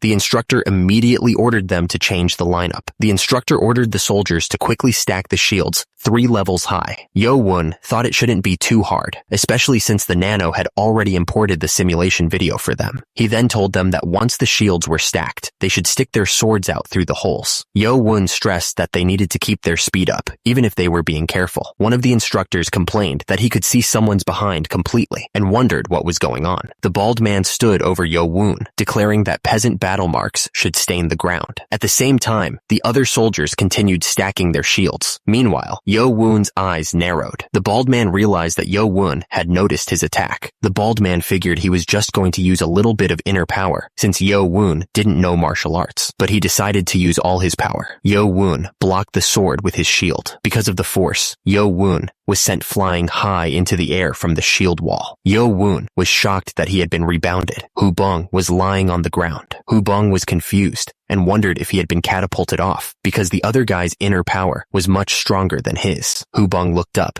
still trying to understand what just happened. Yo-woon saw that it was the same guy from before and asked what he was doing back here. Hubong, who was still on the ground, yelled out, calling him leader, and immediately a foot landed on Hubong's face. Hubong was still feeling the pain in his ankle. The men with shields were sweating, knowing they were in trouble. Yo-woon was smiling like a boss. The guy looked angry, asking how a peasant dared to laugh at him. Yo-woon saw Hubong grinding his teeth and asked if he couldn't come to his senses. Hubong tried to say something about his butt. Yo-woon looked furious, saying that this kid was completely gone, and then punched him hard. Yo-woon asked if he was also the one who stabbed number 23 in the back last time. Yo-woon told him that he wouldn't be having any free time for the next 4 days, and that until bedtime, he would be receiving hell's training with his leader. The guy looked angry, saying that this piece of trash was still making excuses. The guys were saying that he deserved it, acting all high and mighty, with Cheon Mugun backing him. Someone was clenching their teeth in anger. The guy looked furious. Someone shouted the name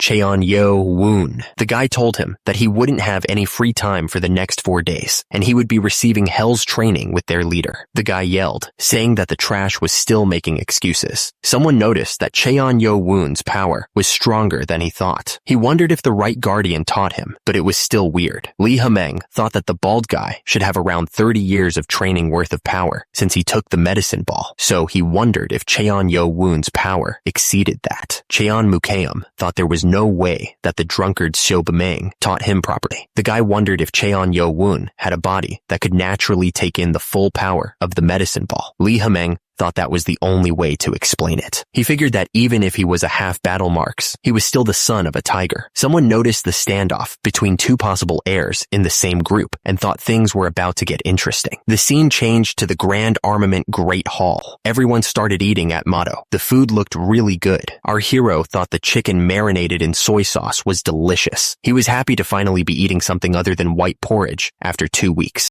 Anyway, he wondered if Cheon Mu-gyum was going to keep glaring at him during the entire meal. He decided to just enjoy the food for now. Yo-woon said he didn't know why they hated him so much, but he couldn't forgive the 6th clan's actions either. He added that they wouldn't know what it felt like to watch their mother die without being able to do anything. He would trample over all of them from now on. At that moment, an announcement rang out, declaring that mealtime was over and Friday's schedules were wrapped up. Everyone except number 80 was dismissed. The man shouted for everyone to leave. Then he told number 80 to come with him. Yo-woon smirked, already planning his next move. He started walking towards the building where the trainees were staying. As he walked, he thought that Group 8's quarters were in room 8 on the 1st floor, which was easy to remember.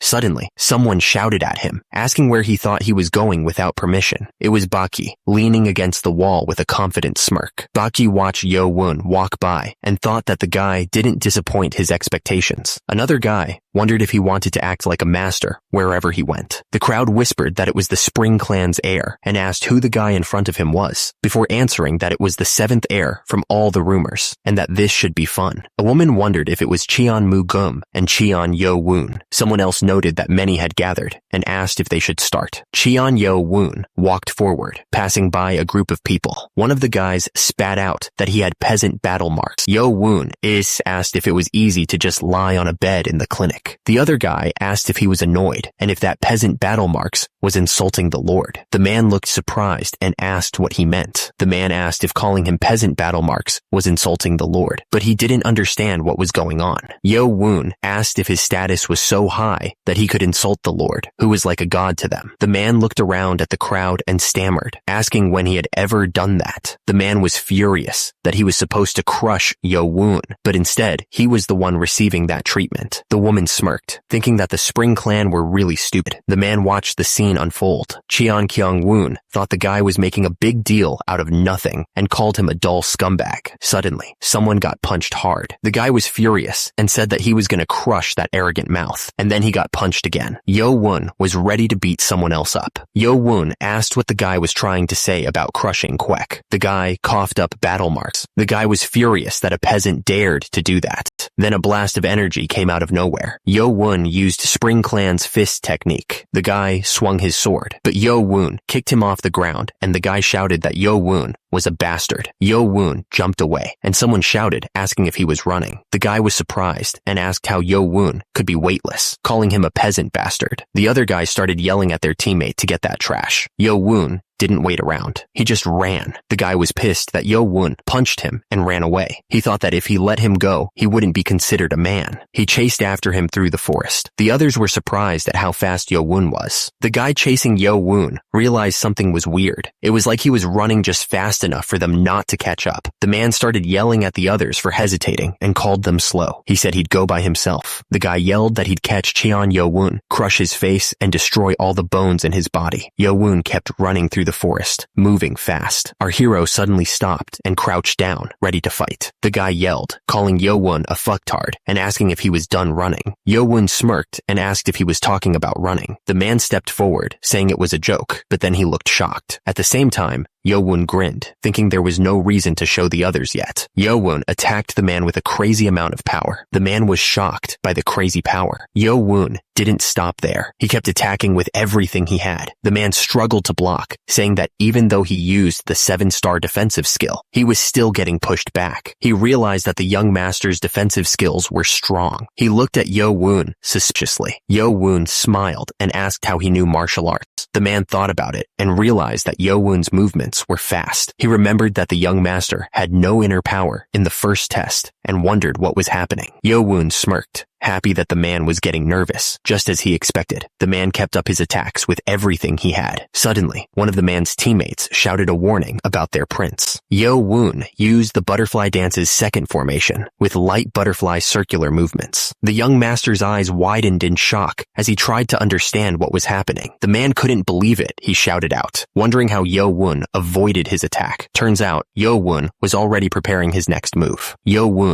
struck with immense power. Because of that, the man's face contorted in pain. The man didn't give up and used the Spring Clan's fist technique's second formation to launch a continuous batting fist attack. The unnamed man's eyes were full of anger. At the same time, he kept attacking with his fist. The man kept hitting him with everything he had, trying to take down the young master. The attacks were so strong that Yo Woon was sent flying back. The man was still unable to match Yo Woon's skills. He thought that Yo Woon's power must have been higher than the other students even before he joined. He figured that Yo Woon's power must be even higher since he took the magic ball, but he was still determined to stand his ground. The unnamed man knew that he needed to attack without giving the young master time to react. He moved so fast that the air around him blurred. The man was shocked to see an afterimage. He couldn't believe the young master could use that kind of martial arts. Yo Woon moved with incredible speed. The young master attacked with a spinning strike, pushing the unnamed man back. The unnamed man was shocked by the young master's speed and power. Yo Woon didn't give him a chance to recover. The force of the blow sent the man flying. Yo Woon stood over the fallen man, who was coughing up battle marks. He realized that the young master was good with formations, but he had no idea how to respond to the enemy's attacks. The guy was down, realizing he had been so focused on the punches that he didn't see the kick coming. He was surprised that the young master used skills that didn't suit him, but he could tell that he was just making it up as he went. Cheon Mukium smirked, saying that it was exactly as he expected. He was just trying to copy others without knowing his own limits. The man wondered if Cheon Mukium, realized that he had only learned this technique with 2 formations, and that he didn't have enough actual experience. He realized that he had underestimated Cheon Mukium. Who knew experience would make such a big difference? The man balled his fist, admitting he didn't know how the young master had learned martial arts. He used the Spring Clan's fist technique, 5th formation, instant attack, Spring's roar, but he said he would ask questions later. The young master wondered what to do and what formation he needed to use. Suddenly, his system detected danger from an external force. The system started increasing eye functions in response to the danger, operating defense mode through battle tutorial. So,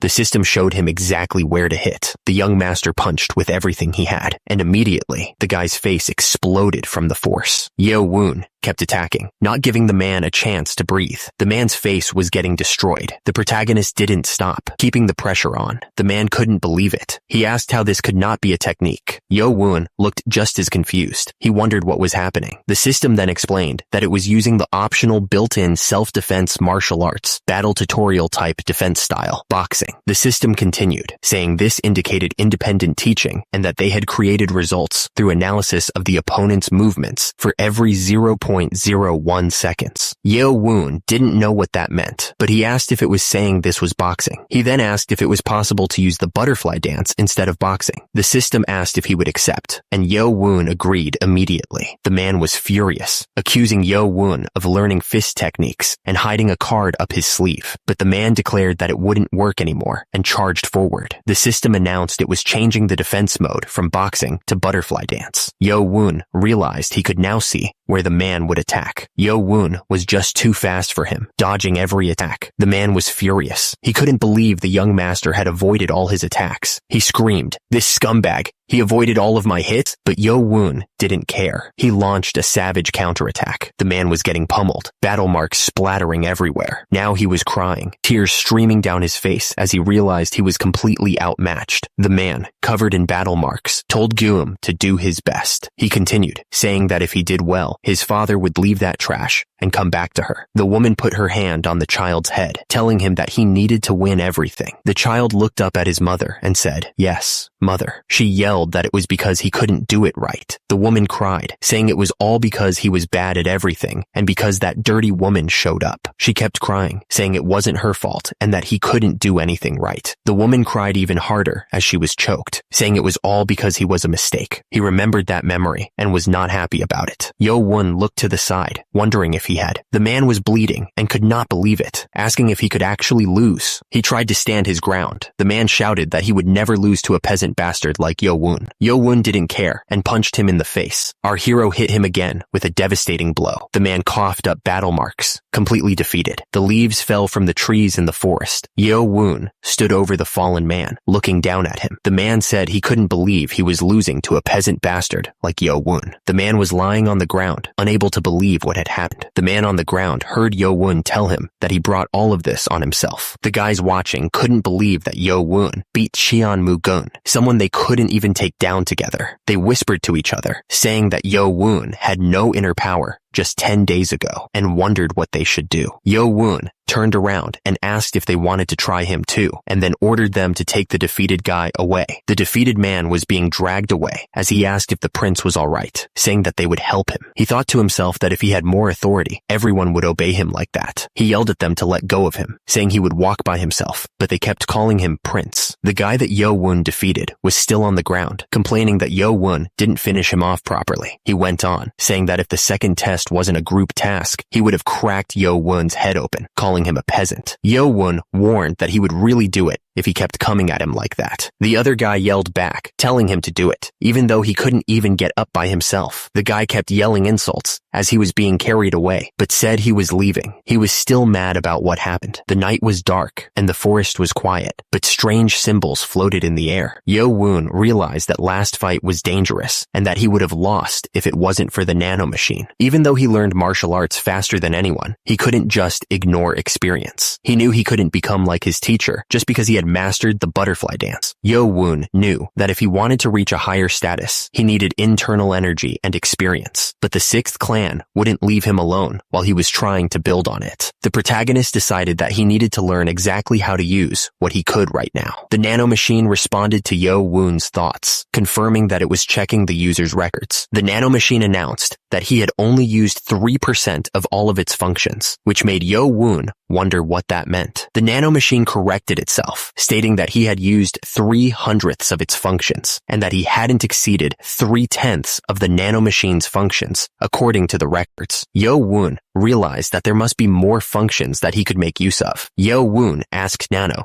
to tell him in detail about all the functions it could perform, and he accepted the transfer of the 7th generation nanomachine's function manual to his brain. The nanomachine asked if Yo-woon would like to add the English language to help him understand the manual, mentioning that it was the weird language he sometimes spoke in. Yo-woon agreed. The nanomachine confirmed that it would transfer the 7th generation nanomachine's manual, along with the English language, to his brain. The information flooded into Yo-woon's brain. The information transfer finished. Yo-woon felt a little dizzy from all the new knowledge, but at least he didn't feel like throwing up. Now that he had the manual, Yo-woon immediately started searching for new functions. Yo-woon was staring at the interfaces floating in front of him, totally shocked. He couldn't believe it. He wondered if he could really do all of this stuff. Then he saw something about repetitive battles in augmented reality. If he could do that, he could get all the practice he needed. Yo-woon wondered if he could run a simulation with Cheon-mu-geum. Turns out there wasn't enough information to make a perfect copy, but the nanomachine could make a simulation based on their last fight. Yo-woon decided to try it out right away. Yo-woon reached out and touched the ground. He wondered if this place would be good enough. Turns out nobody was around. The simulation avatar started to activate right in front of him. Yo-woon was amazed. Yo-woon realized that this was an avatar in augmented reality. The system asked if only he could see the avatar, and then said that the simulation settings were being changed,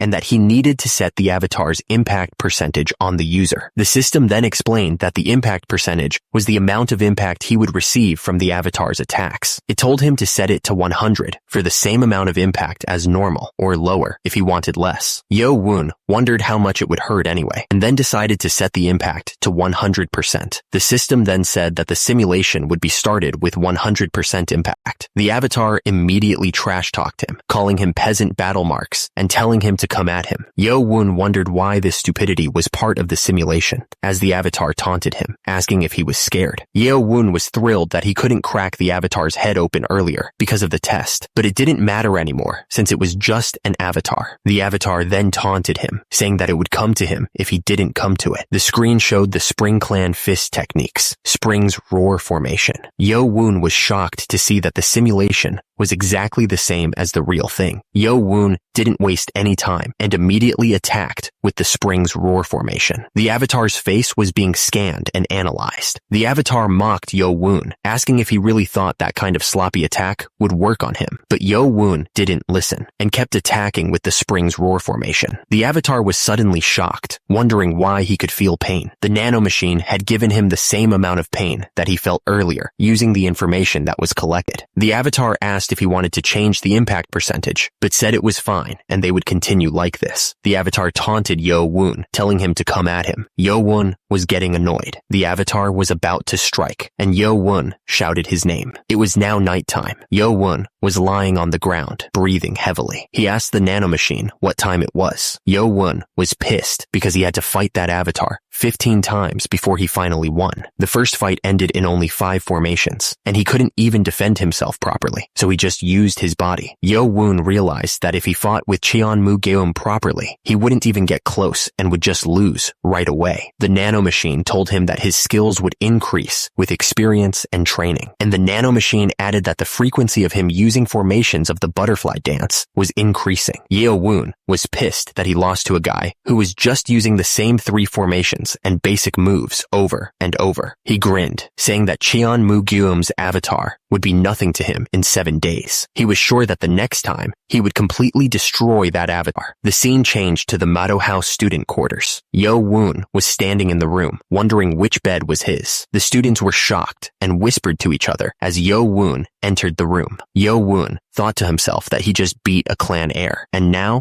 they were clearing the path for him. Suddenly, one of the students called him Prince. The guy told him that his bed was this way, and Yo-woon was surprised. The other students wondered why he was acting like that. The guy asked Yo-woon why he was acting so different. The man said he had already been abandoned by Cheon-mu-gum, so he had nothing left to lose. He figured he was probably gonna die anyway. He figured he might as well take a gamble. The man, Cadet Hyo-bong, declared that he wished to serve Prince Cheon Yo-woon as his master. Hyo-bong was basically shouting, asking if he was really offering loyalty to the 7th prince, who didn't have any power. Yo-woon looked at him, asking if he really wanted to serve him as his master. Hyo-bong said he still felt bad about what happened before. He begged Yo-woon to take him in as a servant and let him serve him as much as he could. Yo-woon thought to himself that this guy wanted to be his servant, even though he's always had a hard time trusting others. Hyo-bong kept begging. Yo-woon was thinking that someone actually wanted to become his servant, even without being forced to become his guard by the Lord's orders. The protagonist smiled faintly, looking at Hyo-bong. Hyo-bong was super grateful and said he would do his absolute best. Suddenly, someone interrupted, saying he had only left for a little while, and this stupid thing was already happening. The guy yelled at Hyo-bong, asking who he was showing his loyalty to. Hyo-bong was thinking that Cheon-mu-gum and Ja-hyun were scary, but he couldn't show his fear. Hyo-bong yelled, asking who the guy was to call someone else's servant an insect. Yo-woon said that the guy was the insect for kissing up to someone's butt. Hyo-bong stammered, asking what Yo-woon had just said. Yo-woon smirked, asking why he was stuttering. The guy was furious, asking if they were scared and calling them names. He charged forward, calling them a peasant scumbag. But Yo-woon didn't even flinch. He blasted the guy with a powerful strike. The force sent him flying backwards, while everyone else watched in shock. Yo-woon smirked, thinking that the guy was nothing compared to the avatar he had fought. The guy on the ground was gasping for air. Hyo-bong was thinking that he had made the right choice. Yo-woon turned to him and asked if he wanted another go.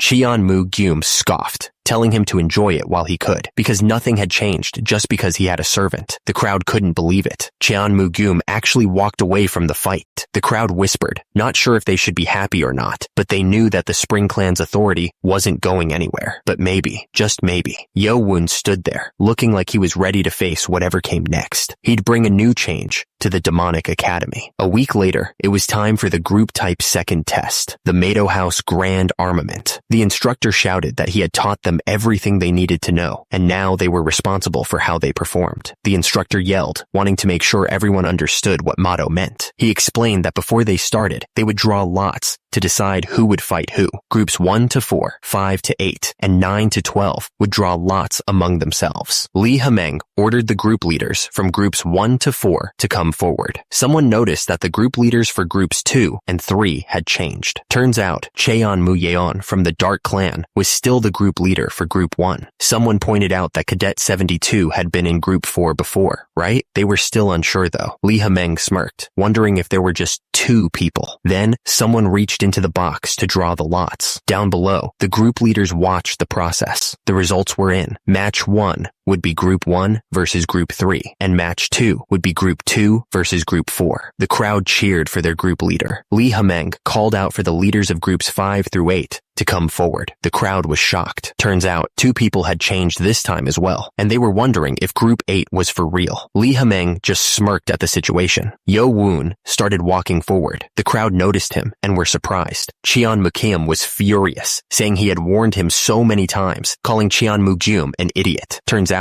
this was after the end of training last afternoon. At the same time, Cheon-mu-gum was watching them. Noticing they were still doing group training, he thought they were idiots and realized they were just showing off their strategies, which was pitiful. Because of that, Cheon-mu-gum decided there was nothing more to watch and that he would go do some martial arts training. He was really mad at Cheon-mu-gum. A woman with red hair smiled. Suddenly, a man with brown hair looked surprised, wondering who it was. The woman walked away, ignoring him completely. The woman stopped and turned around to face him. The man looked angry and demanded to know what she was doing. The woman with red hair demanded to know why he was ignoring her after she called for him, asking what he wanted her to say. The woman looked annoyed and said she had called him after thinking about it a lot, and he was treating her like that. The woman turned away, telling him not to talk to her because he said the Spring Clan guys were idiots. The woman said he was annoying and that the Spring Clan guys were narrow-minded too. She told him to listen well because she was going to say it quickly. Suddenly, the man grabbed her arm, stopping her from leaving. The girl asked if he had hurt himself. She then pointed to her bandaged hands, clarifying that the injury was from yesterday. She repeated the word, yesterday? The girl explained that someone ambushed her while she was training alone last night. The girl with the bandaged hands started to explain that when she was training by herself last night, someone ambushed her. The man seemed surprised and asked which brave scumbag would do that. The girl said that she couldn't tell who it was because they were wearing a mask.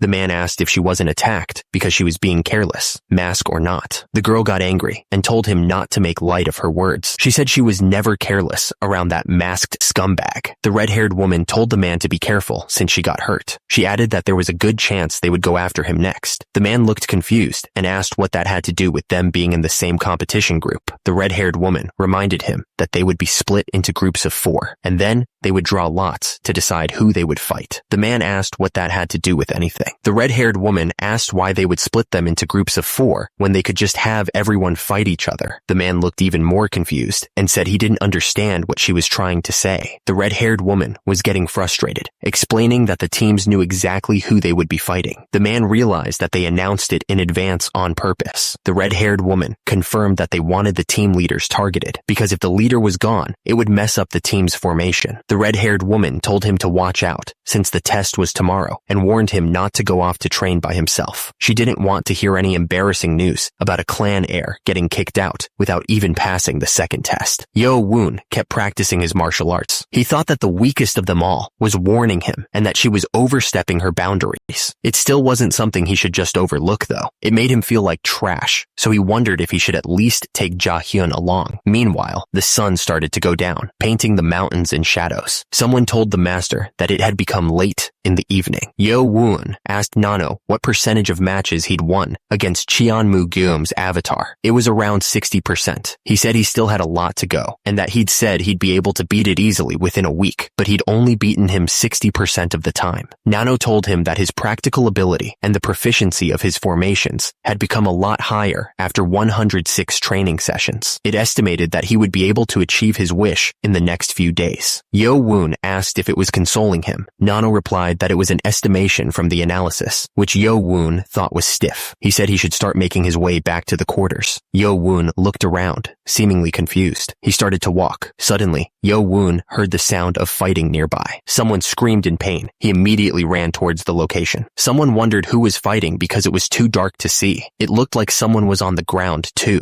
Nano activated night vision mode, so Yo-woon could see what was happening. The night vision kicked in, and Yo-woon saw Cheon-mu-geum lying on the ground, and he realized that Cheon-mu-geum had been attacked by someone wearing a mask. Cheon-mu-geum was seriously injured, clutching his chest in pain. The masked man didn't give him a chance to recover, unleashing another attack. The masked man's power was overwhelming, sending Cheon-mu-geum flying. Yo-woon realized that the masked guy's moves were not to be taken lightly. He wondered who it could be. He was getting angry. The masked man was kicking with incredible force.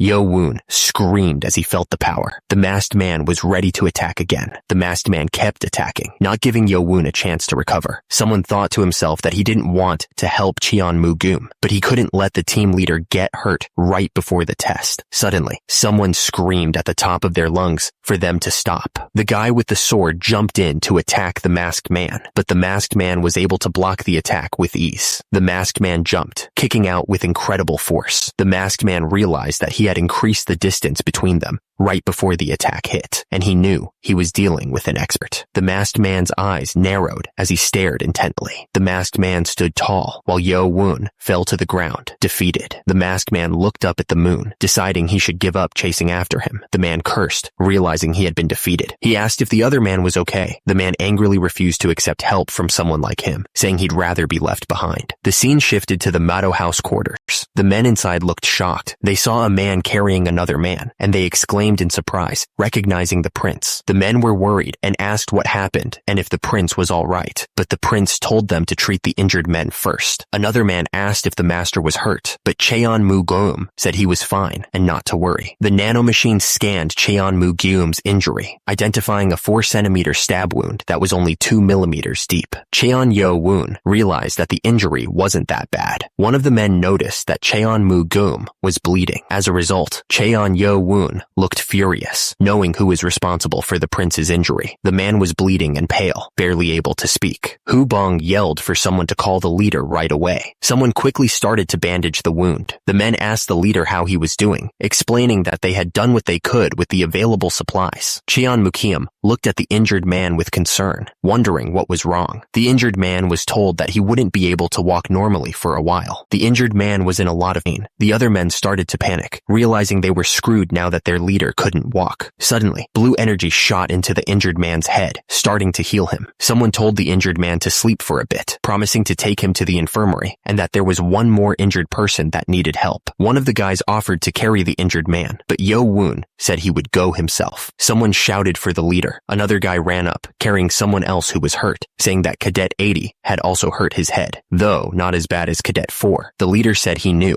and that he figured someone would bring the injured guy over somehow. Someone replied, saying so he wasn't dumb, and that he left the guy so someone would follow him. The leader asked what the reason was, explaining that it wasn't much, but that only their team had the vibe that this setback would make them fail the test, and that it was a surprise to see that this one was hurt. The guy carrying the injured man said that was all he wanted to say, and demanded they give him the injured man. The man told him he should go back now, because he already knew he couldn't walk around at night. He understood. He told him that if he didn't have teeth, he needed to learn to use his gums. The man looked confused, wondering what the heck he just said. The guy turned around and walked away, leaving leaves falling behind him. The voice wondered if something like this had happened to other teams too. The voice thought it was just a loophole in the testing method, but now he realized there was a hidden purpose behind the second test. Yo Woon looked serious as he considered the implications. The ants surrounded the injured ant. The voice said that aiming for the team leader meant they were trying to make it easier to beat that team in the test tomorrow. Yo Woon suddenly realized something. He understood that the reason they were split into groups that would fight each other was all part of the plan.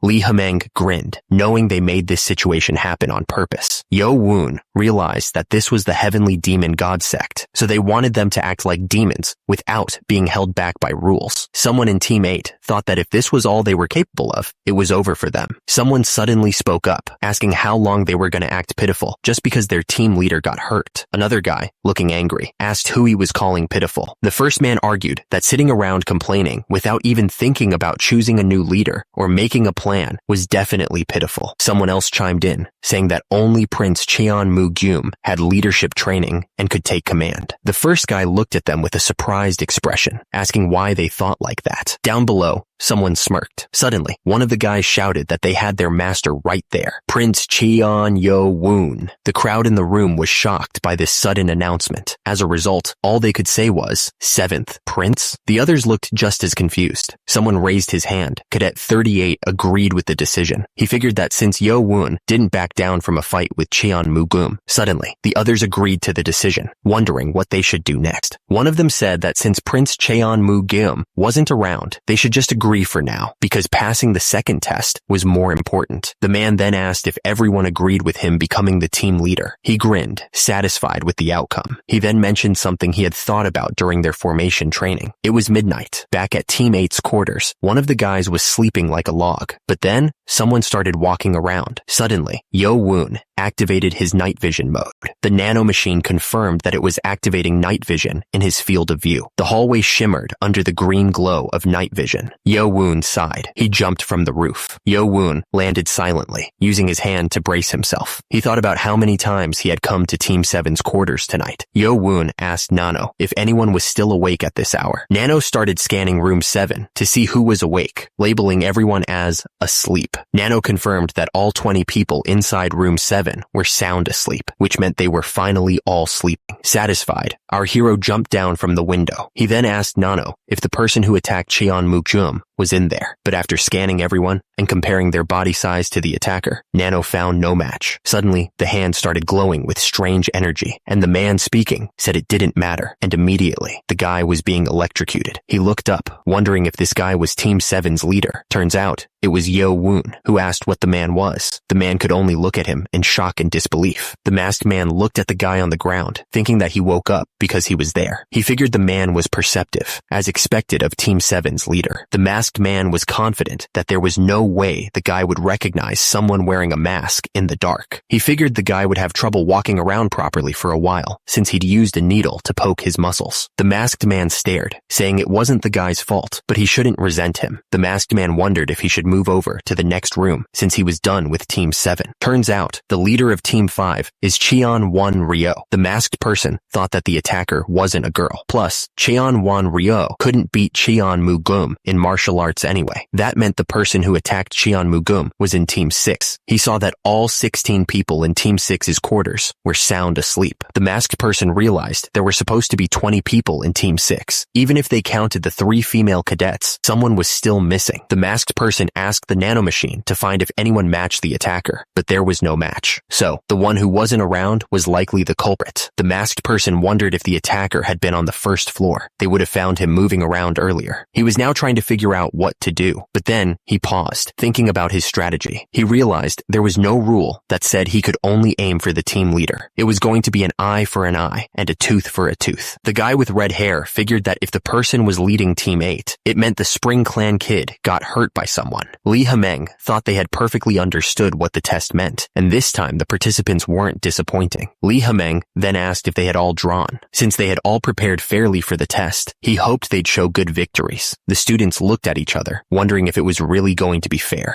The guys from Team 8 walked down the stairs. Then, on the ground, the students were getting ready. Yo Woon stared at one of the guys and thought the eyes looked familiar. Yo Woon immediately ordered the nano to the guy. The system started scanning the guy's body. They came back, saying it was a 100% match based on height and body shape. The guy smirked after that. The second test round was about to begin. Team 1 versus Team 3, with the winning team being the one that suppressed the other. Lee Hameng yelled for the match to begin. At the same time, the fighters charged at each other, screaming. Cheon-mu-yeon, Team 1 leader from the Dark Clan, shouted that they were starting from the right. Someone noticed their diagonal formation and wondered about it. The panel showed diagrams of a normal formation versus the diagonal one. The two teams clashed, swords meeting shields in a brutal fight. The group advanced, pushing forward with their shields, and immediately, a massive explosion of energy erupted. The soldiers were getting pushed back, struggling to hold their ground. They screamed for their teammates to resist. One soldier managed to stab another. As a result, battle marks spilled from the soldier's mouth. Another soldier yelled, trying to get his teammates to come to their senses and get back in the fight. The soldier coughed up battle marks, clearly in pain. He fell to his knees, unable to stand anymore. The flags waved, symbolizing that it was their loss. The enemy stood over him, telling him to surrender. The soldier finally admitted that he lost. Lee Hameng thought the fight was pretty boring, since the other team wasn't that strong. The announcer congratulated Team 1 for winning and passing the second test. Then, it was announced that Team 4 had also won against Team 2, and the next teams were called forward to compete. It was finally Yo Woon's team's turn to fight, but the enthusiasm of his teammates had dropped, which wasn't good. Yo Woon noticed that his teammates looked nervous, so he asked if they were. He knew they were anxious because the team leader had changed, and he admitted he was nervous too. Yo Woon explained that if they didn't win, they'd be kicked out of the academy, and it was too early for that. He was also angry, and didn't want to lose to the scumbag who tried to make them face problems by attacking their team leader like a coward. Yo Woon told them that if they all felt the same way he did, they couldn't afford to lose. The team raised their swords, ready to win. Lee Hameng watched them, thinking that encouragement alone wasn't enough to guarantee victory. The guy thought they'd soon find out if Yo Woon was a panther or just a stray cat. The signal was given. The team that overpowers the opponent wins, and the fight could begin.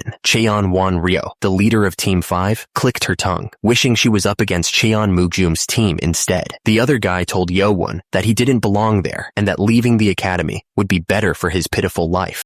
Suddenly, Lee Hameng yelled for everyone to attack. Yo Woon activated his nanomachines to use augmented reality and start the strategy tutorial. The system activated augmented reality in his vision and started the battle tutorial. Yo Woon shouted for someone to wait. He was talking to number 2. The system showed that the opponents were changing to an arrow formation and told Yo Woon to change to a wedge formation. The guy with the shield said that they could only try to fight with them there. Someone shouted that it was number 6. He wondered about the wedge formation. formation. Li Hemeng wondered how he could make such a stupid decision right from the start and thought that the wedge formation was useless if the leading team leader was weak. He asked himself if he had expected too much from him. Li Hemeng attacked, yelling if Yo Won dared to fight against the true heir. The attack exploded with crazy force. Li Hemeng looked shocked and wondered what was going on. Li Hemeng couldn't believe that Yo Won had stopped his 10 stars defensive skill. Yo Won knew that his inner power was still lacking compared to Qian Wan Ryo, but if he considered his outer power, which was enhanced up to the teacher's level, he had the upper hand. Yo Won was having a blast. Li Hemeng realized he was being pushed back, and that if he didn't change the formation, the weaker guys at the back would make the formation fall apart. He wondered what the heck the boy had done. Crap, the formation was getting destroyed. Li Hemeng yelled at his team to back off and switch to formation number 1. The enemy had changed to a standard formation, so the guy ordered his team to change their formation to number 3. The enemy warriors were ready to fight. At the same time, one of them smirked, wondering about their formation. The guy wondered if they thought using a method already used by Team 1's leader would work on him. The warrior with the shield said that Qian Yo Won's Negong was impressive, but his tactics were terrible. Li Hemeng ordered his team to switch to formation number 6. Li Hemeng thought that their Negong skills were about the same, so he could break through the middle of their line formation with a wedge formation. Qian Yo Won charged forward, ready to attack. Li Hemeng grinned, thinking that the moment Qian Yo Won was separated from his team, he would end him. But Qian Yo Won just smirked back, as if he knew what was coming. Li Hemeng looked nervous, but Qian Yo Won looked calm and ready. Li Hemeng's team was shocked and stammered, wondering what was happening. Turns out, Qian Yo Won's team had split into 2 groups. The soldiers realized that they were being attacked from both sides in a pincer movement. Li Hemeng screamed at his team not to panic and to change to formation number 2. Li Hemeng realized that they were facing an arrow formation and ordered his team to concentrate on the front. But the soldiers were already getting attacked from behind, and they screamed for help. Li Hemeng was furious, wondering how those peasants were able to do this. The soldiers were running as fast as they could. At the same time, the soldiers were struggling to hold their ground, while Li Hemeng looked absolutely furious. The soldiers realized they were completely surrounded. Li Hemeng realized that the numbers they were given were a trick. The plan was to use the same training formation numbers against them. Yo Won thought that he would confuse the enemy team by switching up the original formation numbers. Li Hemeng was furious that this scumbag dared to play with him. Someone shouted, asking if it was Cheon Wan Ryo. Immediately after, the order was given to crush them. The soldiers started to look worried. The enemy soldiers pushed forward with their shields, and the men started to panic. The shields were dropped on the ground. Li Hemeng yelled, asking what they were doing and who told them to drop their shields. The soldiers were silent, looking down in shame. Li Hemeng screamed, realizing what was about to happen. He was scared that everyone would laugh at him. Li Hemeng looked up, screaming Qian Yo Won's name in terror. Li Hemeng screamed, calling him a piece of trash. The soldiers tried to defend themselves, but they were too slow. Li Hemeng used his fiery slice of the ignited sword technique. Qian Yo Won didn't even flinch and countered with his own sword. Qian Yo Won's attack landed, and battle marks splattered everywhere. The sword cut deep, and battle marks splattered everywhere. Qian Yo Won moved so fast that his sword left trails of light. The young master's eyes were locked on his target. Our hero's sword cut through the soldiers like they were nothing. The soldiers around him were scared stiff, watching their friends get cut down. At the same time, Li Hemeng looked on in total shock. The young master didn't slow down, and his sword kept cutting through the soldiers. Our hero stood over the bodies of the fallen soldiers. One of the soldiers gasped. She realized what was happening. The woman screamed about her arm being gone. The woman screamed, realizing her arm had been cut off, and told her teammates to stop the bleeding.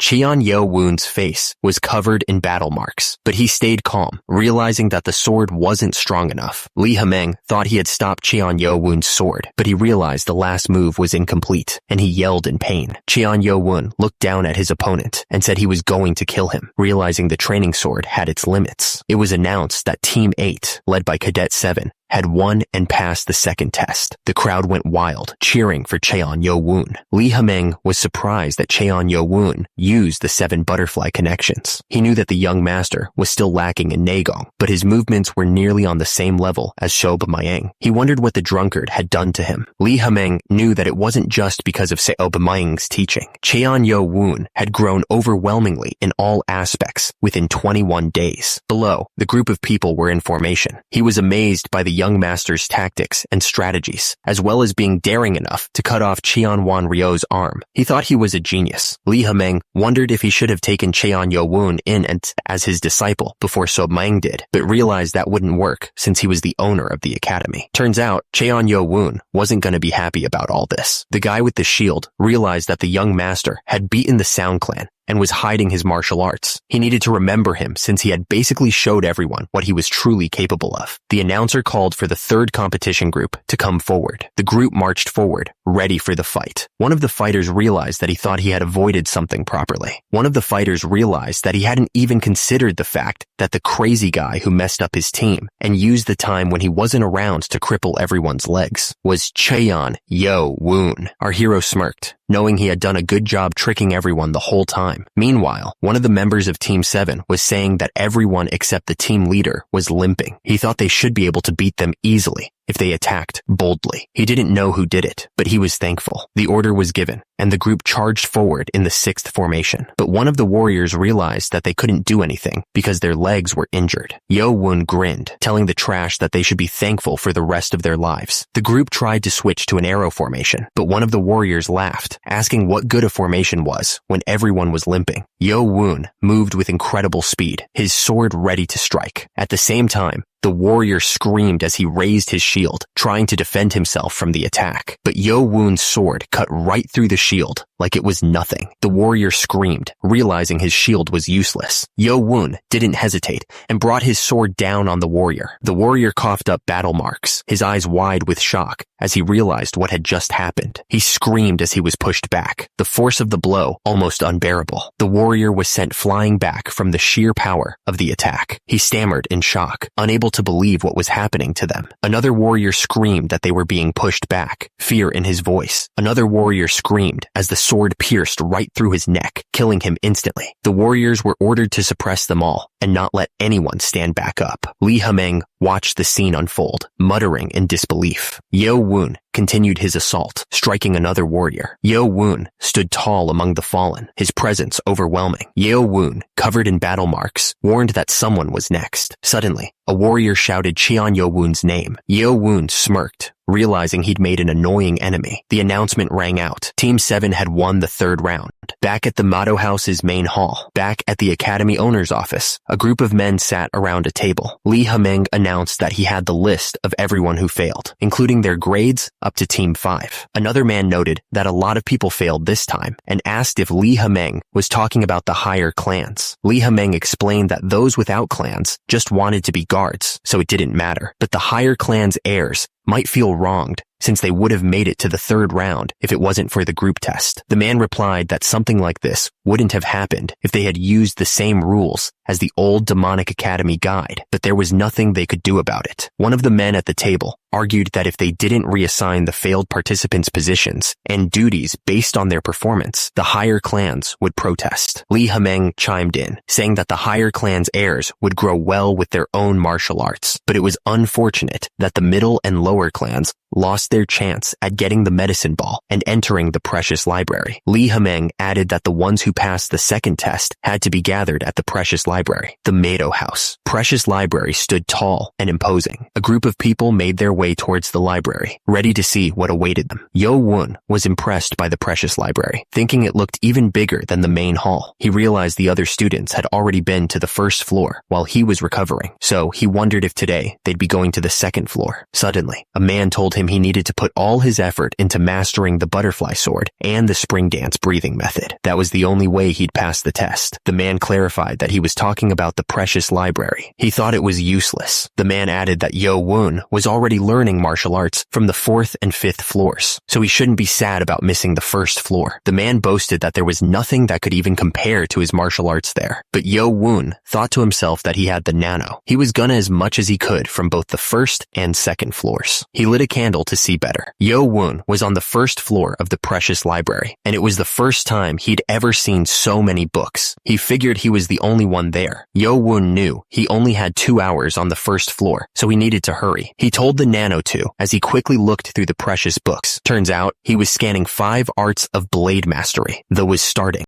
The was complete. The was complete. Yo-woon asked the nano how much time he had left. The nano told him he had 1 hour left, and he had scanned 55 books, including sword mastery and breathing techniques. He told the nano not to send those to his brain yet, since he had only looked at the outer border books. Yo-woon wondered if he should check the inner shelves too. Yo-woon then looked at a giant rock in the room. The warrior wondered if the young master was an expert, and if he was the one who protected the first floor of the library. Yo-woon wondered why there was a gravestone in the middle of the library. The warrior stared intently. The warrior's shirt had a strange symbol on it. The warrior explained that the gravestone was left by the main academy's founder, the heavenly demon ancestor. Yo-woon was surprised to hear about the heavenly demon ancestor. The warrior explained that the words were carved into sapphire. It looked like there was a poem written on it. He wondered what it meant. Yo-woon was shocked. He realized that the writing was carved with a finger. The warrior thought it was amazing that the ancestor focused his energy into his finger to write on the sapphire, something that's hard to scratch, even with a sword and large amounts of energy. The warrior explained that people usually try to read the books and don't pay attention to the carving, but Yo-woon found the ancestor's trace because he's his bloodline. He admitted that he almost missed it too. Yo-woon said that was to be expected. The warrior continued, saying that no one would pay attention to a gravestone with a poem when there are so many books around. He's been protecting this place for over 20 years, but no one has ever noticed it. He added that includes the descendant of the heavenly family. The warrior apologized for taking up so much of Yo-woon's time and told him to keep doing what he was doing, saying he understood. Yo-woon suddenly noticed something strange. He wondered what it could be. Turns out, there were marks from sharp objects on the back of the gravestone, like someone was hiding something. Yo-woon ordered Nano to analyze the traces. Nano started analyzing the surface of the gravestone, and the analysis was quickly completed. According to the analysis, the traces were left by the sharp blade of a sword. Yo-woon wondered why there would be sword marks there. Yo-woon was shocked that someone would do this to the heavenly demon ancestor's gravestone. According to Nano's analysis, it looked like 2 people made those marks. He couldn't believe it. Yo-woon looked closely at the marks on the gravestone, but he couldn't tell anything just by looking. So, Yo-woon ordered Nano to show him the sword traces in 3D. He instantly noticed a huge difference in the strength and angle of each sword. It was easy to miss that 2 different people made these marks. Yo-woon wondered if someone tried to hide the original scarring by making even more messy scars on top of it. Maybe. Yo-woon asked Nano if it could tell the difference between the 2 people's sword traces, and then ordered it to get rid of the sword traces, except for the ones that were there first. Nano got to work, analyzing the sword traces.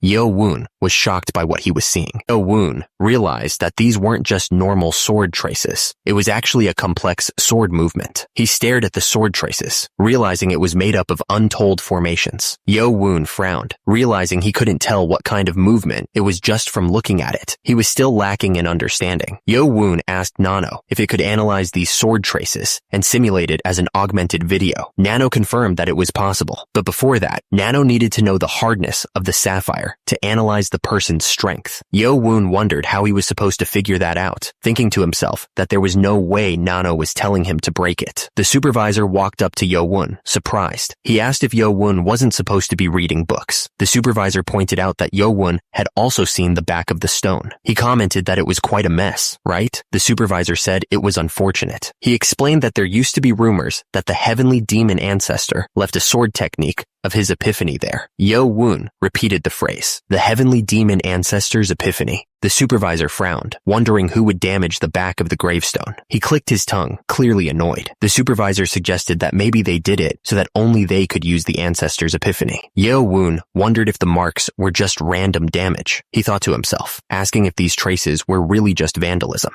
The supervisor told Yo-woon that he was leaving to make rounds. He added that Yo-woon should look around before he left. Yo-woon thought to himself that, fortunately, the supervisor was leaving. Nano explained that the hardness of the sapphire could be measured by placing a hand on the surface. Yo-woon acknowledged, realizing he could do that now. He placed his hand on the gravestone to measure the hardness of the sapphire. Yo-woon touched the surface, activating Nano's analysis. He groaned, annoyed that it was loading. Nano announced that the investigation into the stone's hardness was complete. With diamond at a hardness of 10, the sapphire was a 7. Yo-woon was impressed, saying it was really hard. Yo-woon stared at the gravestone, wondering who could have ruined the original sword traces with their own. Using the analysis of the stone's hardness, the sword traces were now being simulated as an augmented video. The augmented video simulation was starting. Yo-woon started to ask who did this, but Nano cut him off, saying that conversation was not supported. The sword trace simulation was starting. The augmented video simulation showed the first sword movement. A golden figure swung a sword with incredible speed. The golden figure moved with impossible speed. The sword flashed, leaving trails of light. Yo-woon was stunned by the complexity of the sword movements. The simulation continued to play out as Yo-woon watched, completely absorbed. Yo-woon was determined to understand every single movement. Yo-woon called out to Nano in shock. Yo-woon asked if this was one movement. Nano responded that the analysis showed all the formations connected. According to his martial arts knowledge, it was one movement. Yo-woon's eyes widened. There was no way. He thought back to the butterfly sword technique, which was made up of 8 formations. Even that had taken him half a year to master, but this couldn't even be compared to that. He realized that it was impossible to annul this technique. Yo-woon couldn't believe his luck. He hadn't expected anything from the first floor of the library, but he had stumbled upon a real opportunity. He told Nano to save the movement so he could transfer it later. Nano confirmed that he understood. Yo-woon realized he could have easily missed this treasure because of the messy sword traces. He figured that whoever left these marks must be quite evil, but then he thought that maybe he should be thankful. After all, only he had earned this movement. Nano began to explain the analysis of the sword traces after removing the mess. Movements that were interconnected had been found. Nano explained that 45 movements had been carved according to time. Yo-woon was shocked. They weren't sword traces to cover the technique, but were all sword movements instead. Yo-woon thought about it for a second. Maybe. He ordered Nano to simulate the sword movements in order as an augmented video. Nano confirmed. Nano showed the first sword movement. The simulation continued, displaying the 2nd, 3rd, and 10th movements. The 20th and 30th movements flashed before his eyes. Yo-woon watched as the movements were becoming more and more perfect. Nano announced that the augmented video simulation had finished. Yo-woon looked a little surprised as the augmented video simulation finished. He snapped back to reality. Yo-woon asked Nano if it could make the initially saved sword movement and the 45th sword movement fight against each other through augmented video. Nano confirmed that it was possible. A wide grin spread across Yo-woon's face. Nano activated battle mode in augmented video.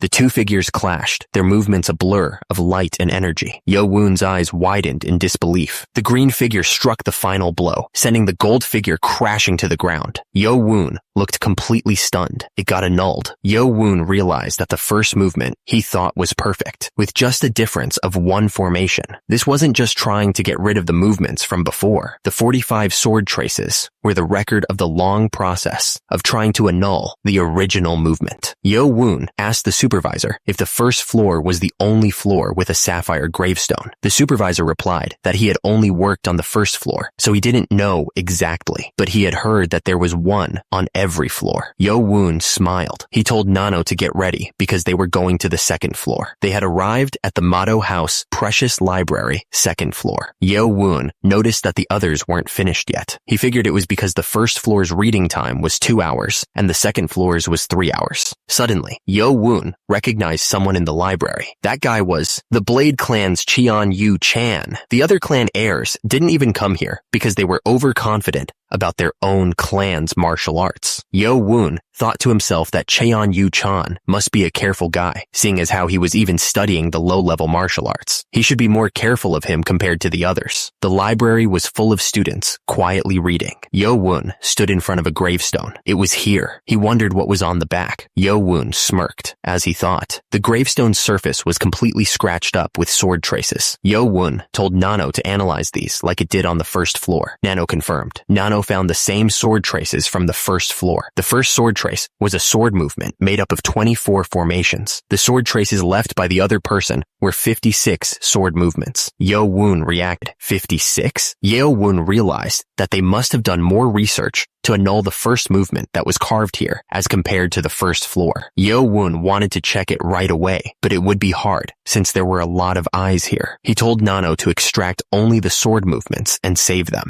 Nano confirmed. Yo-Woon thought to himself that he had earned 4 incomparable movements. He was looking forward to when he could transfer it to his brain and body. Yo-Woon told Nano to start the scan. Someone slammed their book on the table in frustration. The students continued to pore over their books, trying to decipher the ancient texts. Cheon-Yu-chan muttered about what that bastard was doing. He couldn't believe it. Cheon-Yu-chan complained that it was hard to learn anything, even if you read the words one by one. But that guy was just flicking through everything. Cheon-Yu-chan told himself that he needed to focus. There was no time to pay attention to that bastard. They only had an hour left. Yo-Woon looked satisfied as he held the book. Nano announced that the scan had been flipped through the book, his expression unreadable. He seemed to be searching for something specific, his eyes scanning each page intently. A student watched him from the background. Nano announced that a total of 156 books had been scanned so far. The AI then told Yo-Woon to analyze all the books that were scanned today and save the data to the program's data. Nano confirmed that it understood the instructions. It added that this should be enough. Now, there was only one thing left. The fighter stated that he was confident that the original butterfly sword technique was among the main academy's top 10 martial arts. However, he cautioned against overconfidence, no matter how good someone's martial arts were. The fighter continued, saying that understanding was exceptional, but to master martial arts properly, one needed to practice formations and movements hundreds and thousands of times. A voice emphasized that experience was the most important thing. It seemed that the speaker was about to explain how to get that experience. The man explained that his student had to go through many hardships and difficulties fighting enemies to understand martial arts. That was why the academy was a great place to build experience, by fighting with those of different clans and those without clans there. Yo-Woon thought to himself that all that was left was to try out Nano's augmented reality ability. If it went according to plan, he'd be able to get a variety of hands-on experience. Someone noted that someone else wasn't late. It seemed like someone was checking people in. The man at the desk told someone that they could go. The man confirmed that he understood. Yo-Woon glanced back, hearing that someone had asked when he would come out. He then asked the man what he meant by that. The man was standing behind him, listening intently. The man writing on a scroll said it was nothing. He kept writing, trying to avoid the topic. He seemed a bit flustered. Yo-Woon wondered if someone had waited for him, but he quickly shook it off, deciding that wasn't important right now. He was ready to get to training. He explained that the individual training rooms would be completely open after the second test. The young man wanted to quickly go there to transfer the special movements to Nano. He looked excited at the prospect. Yo-Woon made his way to the Motto House individual training facility. He was eager to use the training rooms. The place seemed pretty empty. Yo-Woon made his way through the training facility. He seemed deep in thought, his expression unreadable as he walked. Suddenly, a man appeared, blocking Yo-Woon's path. He said that he had been looking for him everywhere, because he wasn't at his quarters. The guy looked angry and ready for a fight. Yo-Woon recognized him as Cadet 7, the leader of Team 6 in the second test. He asked the man why he was looking for him. He seemed genuinely confused. Cadet 7 stared intensely at Yo-Woon. He asked if he was really asking that because he didn't know. He looked like he was about to lose his temper. Cadet 7 accused Yo-Woon of being the one who messed up his teammates' legs. The young man looked shocked by the accusation. Cadet 7 said he was damn busy and looked ready to fight. The guy's eyes glowed with a dangerous light as he glared at Yo-Woon. Cadet 7 noticed the bloodlust in the air and figured Yo-Woon wanted to fight. He asked who told him to leave his teammates alone. He crossed his arms, looking confident. Yo-Woon just smirked, clearly amused by the accusation. He seemed to be enjoying this confrontation. Yo-Woon replied that it was thanks to a certain someone. He held out his hand, his smile growing wider. Yo-Woon added that Cadet 7 wasn't reacting to his provocation like someone else would. He seemed to be testing the man's patience. Cadet 7 realized realized this guy wasn't weak and he needed to face him seriously. He shouted to get the others' attention, his eyes narrowing in focus. At the same time, Yo-woon and Cadet 7 were locked in a silent battle of wills. The sparks flew as they prepared to unleash their martial arts skills. Meanwhile, Cheon-Yu-chan was standing there, feeling completely ignored. He complained that they weren't even acknowledging him, looking pretty annoyed. Yo-woon and Cadet 7 clashed, their movements a blur of speed and power. The force of their blows created gusts of wind around them as they fought. Yo-woon's eyes widened in shock. Something unexpected had just happened, catching him completely off guard. Yo-woon looked completely shocked. He was probably wondering what was going on.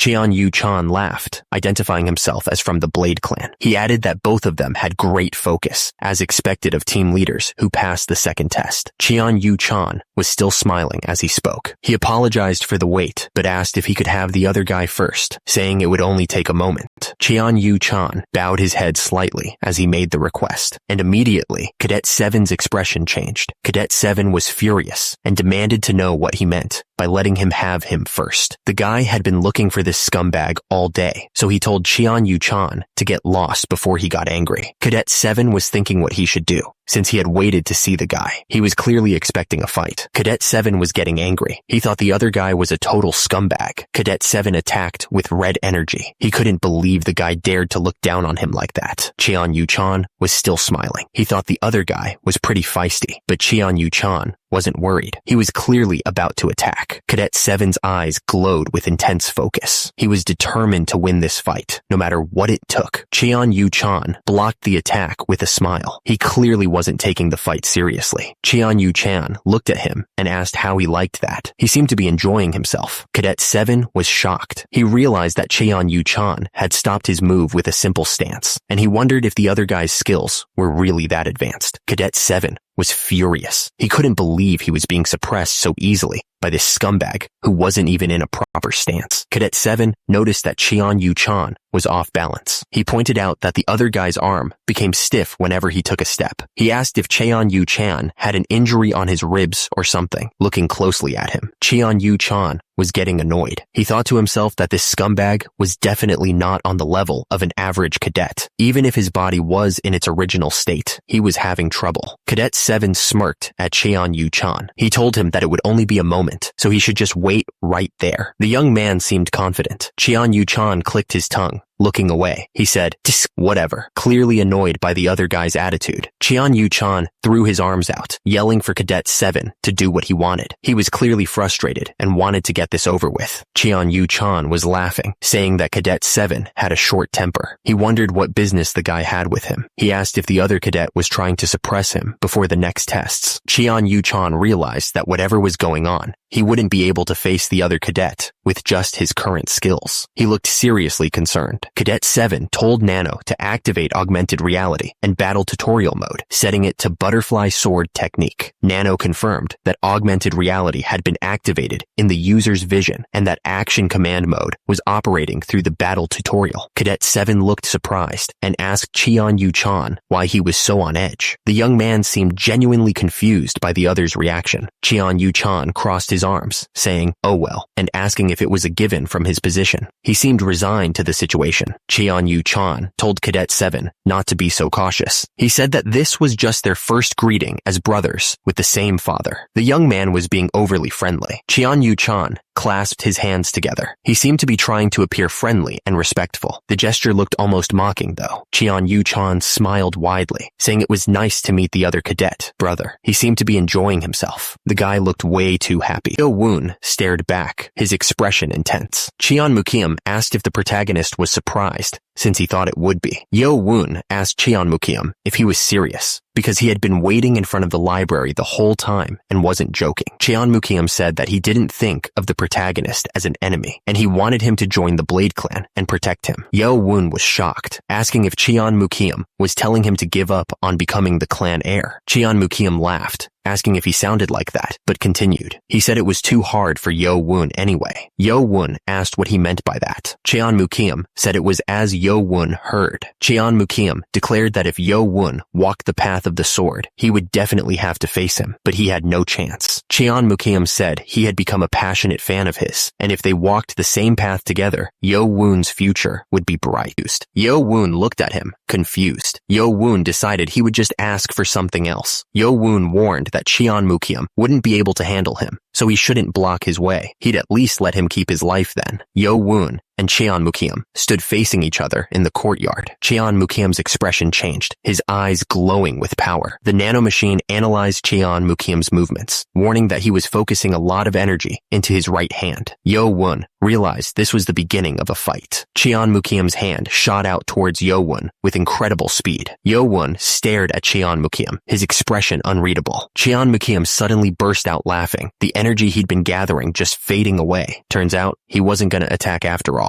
Cheon Mukium admitted that he got angry for a moment, but then he thought about it and found it funny. Cheon Mukium thought it would be kind of cool if Yo Woon didn't get in his way. Yo Woon looked at him, a slight smile on his face, but something felt off about it. Cheon Mukium looked down at Yo Woon and thought that it was a waste of effort. He said that they would meet again since they were walking the same path. However, Yo Woon could sense a strong energy being focused on his enemy's right hand. Cheon Mukium didn't waste any time and launched a powerful attack. Yo Woon was shocked by the sudden attack. It turns out that Cheon Mukium was using blade chi. Cheon Mukium smirked, saying that Yo Woon wasn't strong enough to be a threat to him. Yo Woon realized that Cheon Mukium must have mastered his skills, since he was able to diffuse blade chi with his bare hands. He knew that the rumors about Cheon Mukium fighting Cheon Muyeon for the clan heir position were true. Yo Woon smirked, realizing that they were on different levels. Cheon Mukium turned to leave. Cheon Mukium looked back, telling Yo Woon that he'll see him next time. Yo Woon clenched his fist, thinking that he thought he was on the same level as them after having beaten Cheon Mugum and having Cheon Wan Ryo expelled from the academy. But then he heard someone say not to rush himself. The voice continued, saying that the goal isn't to catch up to them, but to reign over them. Yo Woon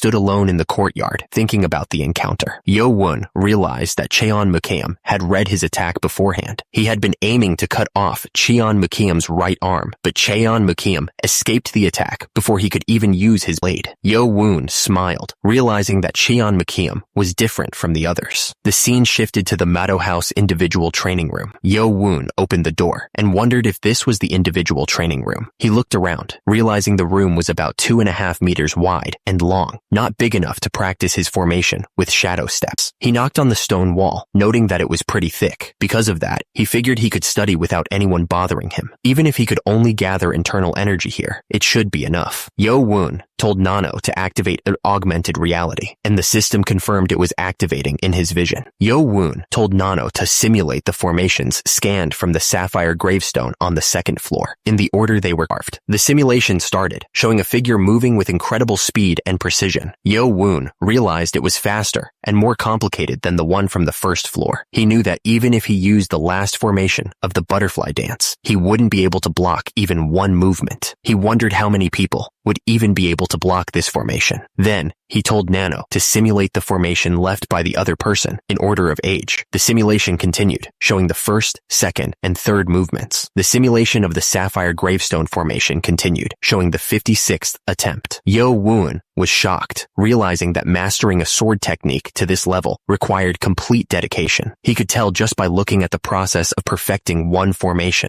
Yo Woon was getting a shiver down his spine, seeing how the awkward and unnatural formation became so perfect by the 56th attempt. So, he told Nano to have the originally carved formation battle with the other 56 formations in order. The clash of swords was like a storm of pure energy ripping through the air. It was a brutal dance of power, and neither side was giving an inch. The fight ended as suddenly as it had begun. Yo Woon sat there, looking up, still surrounded by the echoes of the battle. Yo Woon looked completely confused. He wondered out loud what had just happened. Yo Woon was sure he'd been focused on the fight. He asked himself if he had fallen into a trance without without realizing it. Yo-woon stared down at his hand, feeling something was off. He said that there was no way this was happening. Yo-woon closed his eyes, feeling the energy flowing around him. He focused all his energy, trying to understand what was happening inside him. Suddenly, Yo-woon's eyes snapped open. He was clearly shocked by what he was feeling. Yo-woon stared at his hand, which was glowing with power. He realized that his internal energy had suddenly jumped from 30 to 40 years worth. He wondered if he had finally gained a true understanding. Yo-woon lay there, thinking about what had just happened. He realized that he had gained a deeper understanding without Nano's help. Those formations were really worth their reputation as Murum's best martial arts. Yo-woon smirked, feeling the new power flowing through him. He felt like he could use the butterfly dance better than ever before. Yo-woon felt a surge of power as he moved. The way he was cutting through the air was different, he realized. His newfound understanding wasn't just about the increase in his internal energy. There was something more. Suddenly, Yo-woon stopped, looking completely shocked. He couldn't believe what was happening. Yo-woon stared at his hand, a strange blue energy forming around it. Had he just materialized chi? He was starting to understand the full scope of his new abilities. Yo-woon realized he couldn't form a proper sword shape just yet, since he didn't have enough internal energy. But he knew that would change soon. Once he got his hands on that medicine ball, he'd have 60 years worth of internal energy. When that happened, the gap between him and Cheon Yu-chan would shrink dramatically. Yo-woon turned his attention to Nano, asking how long he'd been in that state. Nano responded that it was 2 hours. 2 hours? Yo-woon was shocked that so much time had passed without him even realizing it. Yo-woon figured it would be hard to transfer everything over to his body, since he needed to head back to his quarters. He told Nano to transfer the formations that were carved on the sapphire gravestones on floors 1 and 2, as well as the 45th and 56th formations, right into his brain. Nano confirmed that the 4 formations were being selected for transfer. Yo-woon held his head, wondering when these headaches would finally stop. He asked Nano how long it would take to transfer all of this new knowledge into his body. Nano's analysis came back, stating that it would take 10 hours to fully transform his muscles and energy flow. What? 10 hours? Yo-woon asked, frustrated that it was taking way too long compared to the butterfly dance. Even if it was a different level of martial art, Yo-woon knew it couldn't be helped. He'd need to come out earlier. He decided to head back for the day. Back at the Mado House Team 8 quarters, Yo-woon noticed that a lot of the cadets weren't there. He wondered if they hadn't come back from their training rooms yet. As Yo-woon walked in, he was greeted by Hyo-bong. Hyo-bong bowed respectfully, asking if Yo-woon had come first. The notes Hyo-bong held were covered in text, filled with diagrams and scribbled corrections. It looked like he'd been studying hard. Hyo-bong explained that everyone was studying and practicing what they'd memorized from the library. He asked if Yo-woon had gained something good, adding that he had only studied a second-class martial art and a step technique because he was weak at bare fist techniques. Hyo-bong added that it was a time when everyone was throwing themselves into work. He said that the 4 days that were given for rest weren't a time to just waste away. The point was clear. If you wanted to step forward even just a little bit, then you couldn't spend this period of time uselessly. The next day, as the sun began to set, the Mado House was quiet. Inside the individual training facility at Mado House, the transformation of the user's muscles and energy flow reached 100% completion. He was surrounded by a strange blue energy. The system announced it was canceling sleep mode. Yo-woon sat up, his face flushed. Yo-woon grunted, his face contorting with the strain. The transformation was taking its toll. Yo-woon collapsed back onto the floor, exhausted. The system announced that it was proceeding with the stabilization of the body's biological reaction to the transformation. Yo-woon sat up, panting hard. He said that he could finally live now that the transformation was over. Yo-woon looked down at his hands, clenching them into fists. He admitted that he couldn't get used to the transformation, no matter how many times he went through it. He focused his internal energy, feeling the power surge through his body. The energy crackled around his fist, ready to be unleashed. Yo-woon stared at his fist, his eyes wide with surprise. He realized that the strength he could put into his hand was on a completely different level. It felt like he'd become much stronger than when he mastered the butterfly dance. Yo-woon lowered his head, thinking about his new strength. He was now stronger than ever before, and he had no idea what he was going to do with all this power. Yo-woon stared at his own body, eyes wide. He thought that he was blessed to see such muscles, even though it didn't quite feel like his own body for some reason. Yo-woon turned away, looking at the training room wall. He could feel the power humming beneath his skin, a constant reminder of how much he had changed. Yo-woon focused his energy into his hand, feeling it gather like a storm. The air crackled around his fingers, ready to explode with force. Yo-woon sat down, closing his eyes. He needed to calm down and think about what had just happened, letting the energy flow through him. Yo-woon realized that his skills weren't enough, and he had been too confident after hurting Cheon Mujum. Now that he had experienced the difference between him and that Blade Clan guy, he needed to study a lot more to get his dignity back. The man closed his eyes, thinking that he needed to forget about the likes of Cheon Yo-woon. He needed to aim for something bigger, something that would truly test his strength. He sat there, meditating, and thought about aiming for something bigger. He knew that he was capable of so much more, and he wasn't going to waste his time on small fries. Suddenly, the training room exploded. The force of the blast sent rocks and debris flying everywhere, leaving a gaping hole in the wall. The man screamed as something slammed into him. Blood splattered across his face, and he stumbled back, trying to figure out what the hell just happened. He looked up, his eyes wide with shock. He stammered, wondering if it was an assassin who had just attacked him. The man looked up at the massive hole he had created, his face covered in blood. He couldn't believe what had just happened. Who would dare to do something like this? He realized it was Cheon Yo-woon who had done this. That damn scumbag, he thought. He shouted, trying to wake up whoever was unconscious nearby. The man pointed at the gaping hole in the wall, furious. How could anyone be so reckless as to punch through the walls of the cadet training area? What if someone had been seriously meditating? They could have been killed. Lee Hameng scolded Cheon Yo-woon, telling him to be thankful that Cadet 108 was still alive. If not, Cheon Yo-woon would have been kicked out of the academy. Lee Hameng warned that this would be going on his record. Cheon Yo-woon just apologized. Lee Hameng told Cheon Yo-woon that he wasn't allowed to use the training rooms on the first and second floors anymore. He could use the rooms in the basement, but if he broke those too, he wouldn't be allowed to use any of the individual training rooms ever again. Cheon Yo-woon said he understood and would be more careful.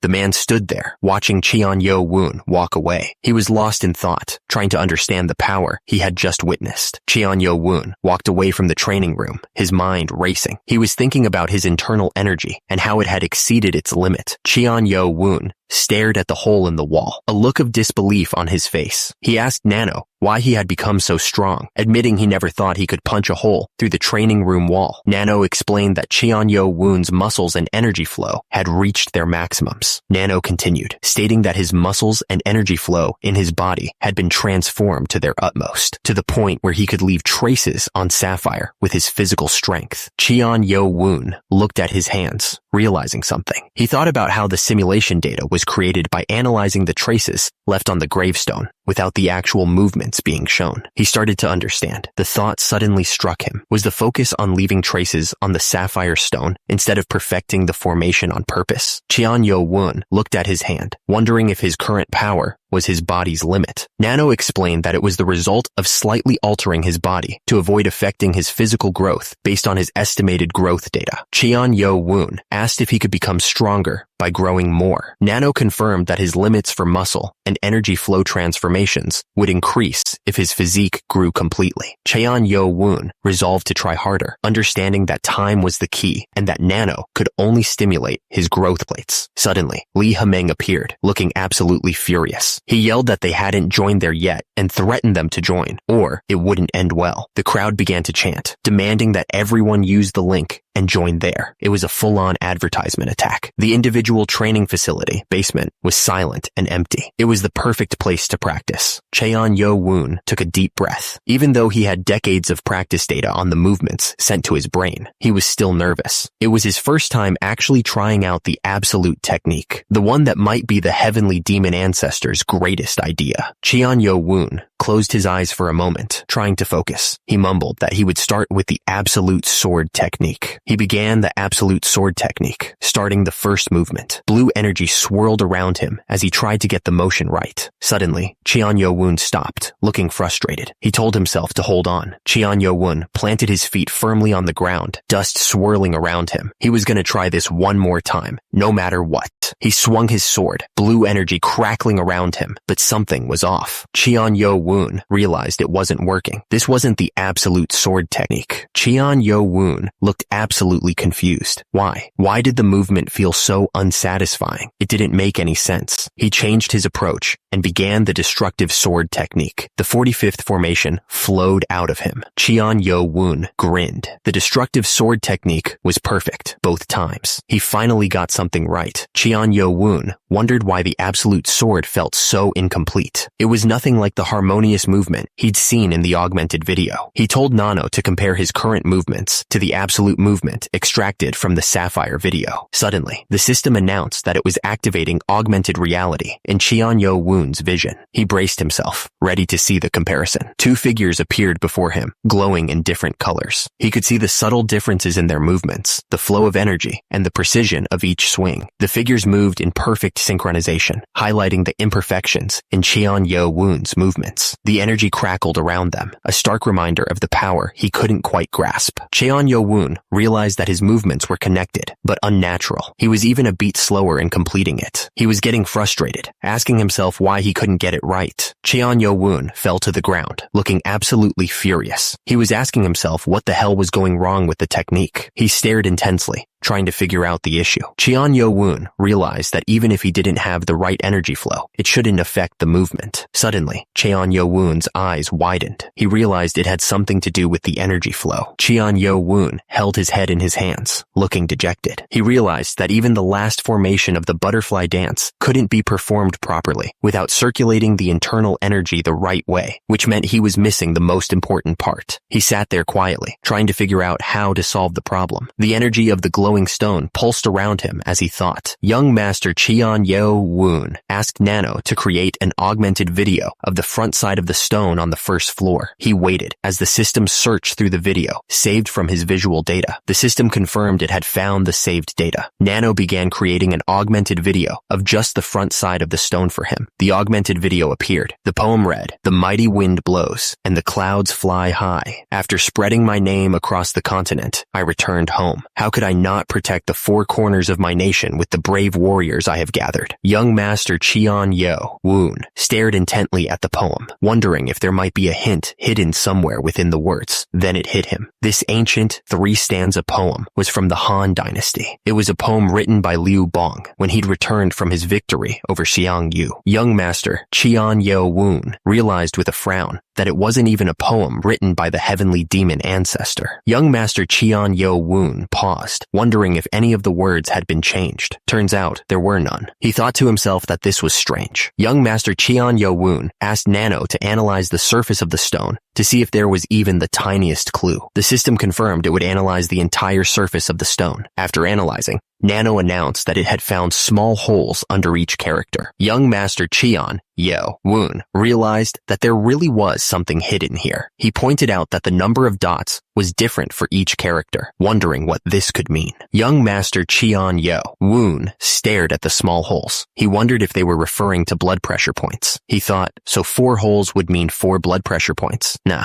what would they mean? Young Master Cheon Woon suddenly remembered that the first book he had Nano was about blood pressure points. He recalled that that book had a number and a footnote for each blood pressure point. Young Master Cheon Woon muttered that the 4th blood pressure point would be the solar plexus point, located in the stomach. He realized that the energy flow should start from the dantian, but that would mean 7 dots. Suddenly, he had an idea. Young Master Cheon Woon realized that the character for big had 3 strokes, so if he added the 4 dots, it became 7. He was definitely on the right track. Young Master Cheon Woon continued, noting that wind had 9 strokes and the dots below it were. Young Master Cheon Woon looked up, realizing that the last one was the 23rd blood point. He was figuring it out. Young Master Cheon Woon grinned, finally understanding. He had figured it out. Young Master Cheon Woon threw his fists up in the air, shouting that he had figured out the hidden energy flow. He looked absolutely absolutely thrilled. Young Master Cheon Yo-woon laughed like a maniac, declaring himself a genius. Nearby, one of the guards tilted his head, looking confused by the sudden outburst. Miles away, the wind blew through the mountain peaks. The birds flew under the clouds. Back at the main building, people bustled around. The place was always busy. Young Master Cheon Yo-woon, having just finished a large dinner, decided he should quickly head to the individual training facility. He was going to try out the absolute technique using the proper energy flow. Young Master Cheon Yo-woon paused, looking stunned. He hadn't expected to be interrupted. The guy stepped forward, introducing himself as Yumpa, the 200th cadet. He asked young Master Cheon Yo-woon if he would be willing to duel. Young Master Cheon Yo-woon looked at him suspiciously, asking why he should even bother. He didn't see any reason to fight a stranger. Yumpa realized he hadn't thought things through. He admitted that he was only thinking about himself. Yumpa offered a deal. If young Master Cheon Yo-woon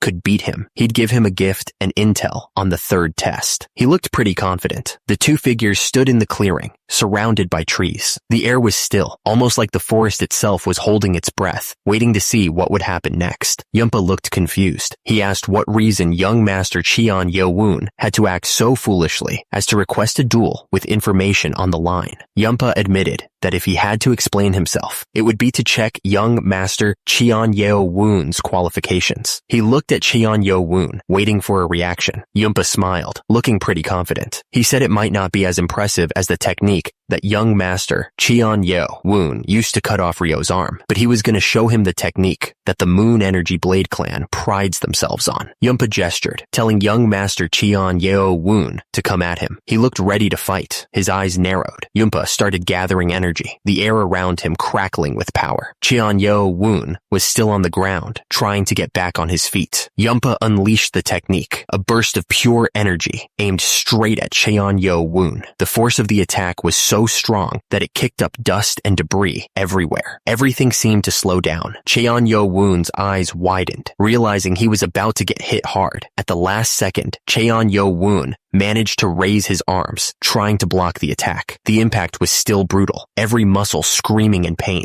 The force of the blow sent Cheon Yo-woon flying backwards, blood splattering from the wound. He hit the ground hard, gasping for breath. Yumpa stared down at the dust cloud he had created. He started to say something, but he couldn't find the words. Yumpa realized he might have put too much power into that last strike. He was sweating now, and he asked himself if Cheon Yo-woon was still alive. Yumpa lay on the ground, spitting out blood. He couldn't believe he had lost so easily. He thought that after seeing Cheon Yo-woon fight against Cheon Wan-ryo, they would have at least traded a few dozen techniques. Yumpa stared at his trembling hand, feeling the shock of the fight. He wondered if Cheon Yo-woon had been hiding his skills. He thought it was amazing. Cheon Yo-woon stood over Yumpa, not even breathing hard. Yumpa coughed, acknowledging that Cheon Yo-woon was as strong as expected from someone with heaven's lineage. Cheon Yo-woon looked down at Yumpa suspiciously. He said that he thought Yumpa only had the skills of an advanced martial artist. Cheon Yo-woon reminded Yumpa that he promised to give him the information. But first, Cheon Yo-woon wanted to know why he had requested a duel, since he should have nothing to gain, win or lose. Yumpa laughed, his face bruised and brutal. He said that Cheon Yo-woon didn't trust him. He said that he simply wanted to check the qualifications, just like he said earlier. Cheon Yo-woon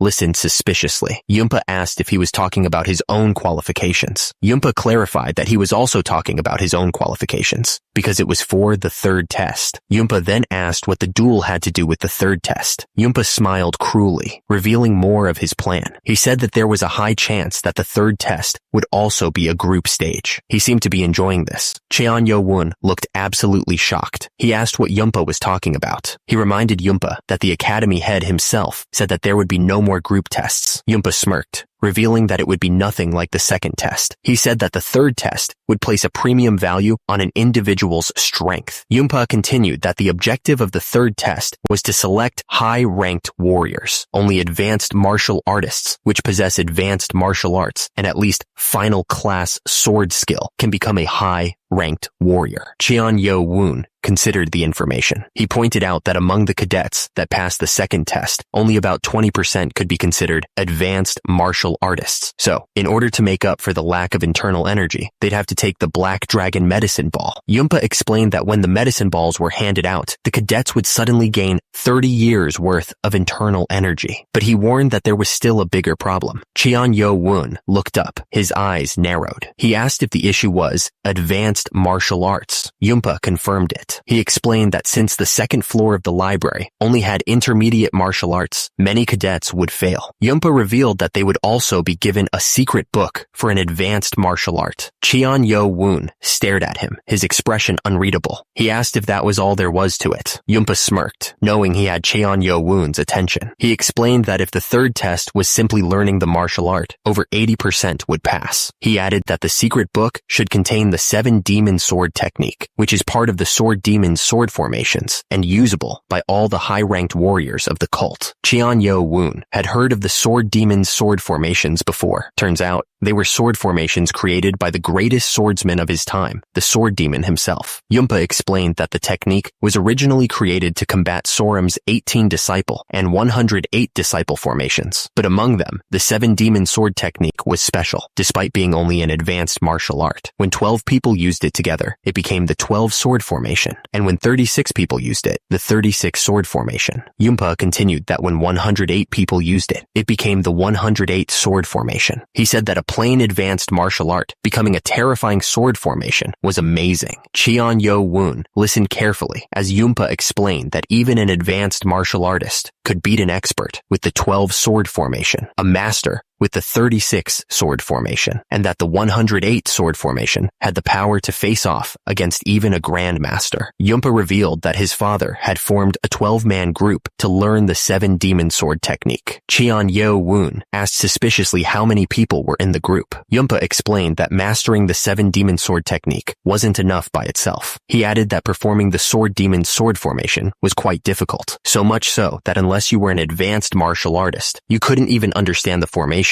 Cheon Yo Woon asked if that was why Yunpa had tried to test his skills through a duel. Yunpa admitted that was exactly the reason, explaining that he couldn't judge Cheon Yo Woon after having seen simply one technique. Yunpa said that he needed to confirm Cheon Yo Woon's skills to know if he could request him for the test. Cheon Yo Woon looked confused and repeated the word request. Yunpa realized he had forgotten to mention something important. He said that the cadets were expected to take the lead on the third test, from learning the martial arts to everything else. Yunpa added that he had heard that the group leaders were decided from the results of the second test. Cheon Yo Woon asked if that meant the group leaders would pick their group members. Yunpa confirmed that was right. He added that a cadet could refuse to join a group. Yunpa assumed that the third test was more for the 6 main clans and the young masters rather than for ordinary cadets. Yunpa clarified that from now on, the Sons of the Lord would be working under the name of Son of an Important Household and had nothing to do with royalty. Young Master Cheon Yo Woon considered the situation. So, the third test was another part of the Battle of the Heirs. It would mean immediate disqualification if he couldn't gather men and master the 7 demon sword technique and the sword formation. But the rules of the test became clearer. As mentioned, the cadets could refuse to join a group, but did the normal cadets really have any choice but to rely on the group leaders in order to pass the test? Yunpa gestured, explaining that gathering members and mastering the sword formation was just the beginning. He added that it was obvious to desire a leader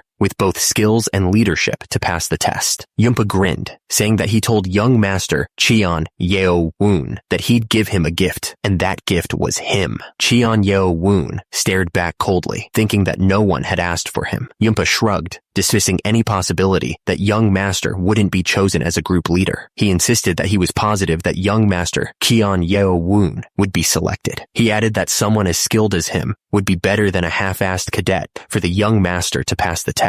Young Master Cheon Yo Woon listened closely, but he couldn't shake the feeling that something wasn't right. He thought to himself that Yunpa had enough skill to be a group leader himself, so why pick him? He decided he'd have to use that to figure out what was going on. He asked Yunpa why he picked him when there were other Vice Lord candidates and group leaders who had passed the second test. Yunpa explained that he didn't want to sour the young master's mood, but he had already made an offer to the young masters of the Dark Clan and Sword Clan. He admitted that he was rejected because they already had all their seats filled. Young Master asked if he was Yumpa's backup plan. Yumpa replied that he was, and that they shared the path of the blade. Young Master stared back, asking if that was so. Yumpa clarified that he wasn't asking to be accepted as a subordinate. He was simply asking for Young Master to use him in order to pass the third test. He begged Young Master to please accept him. Young Master Cheon Yo Woon stared back at Yumpa, a slight smile creeping across his face. He seemed to be enjoying Yumpa's desperation.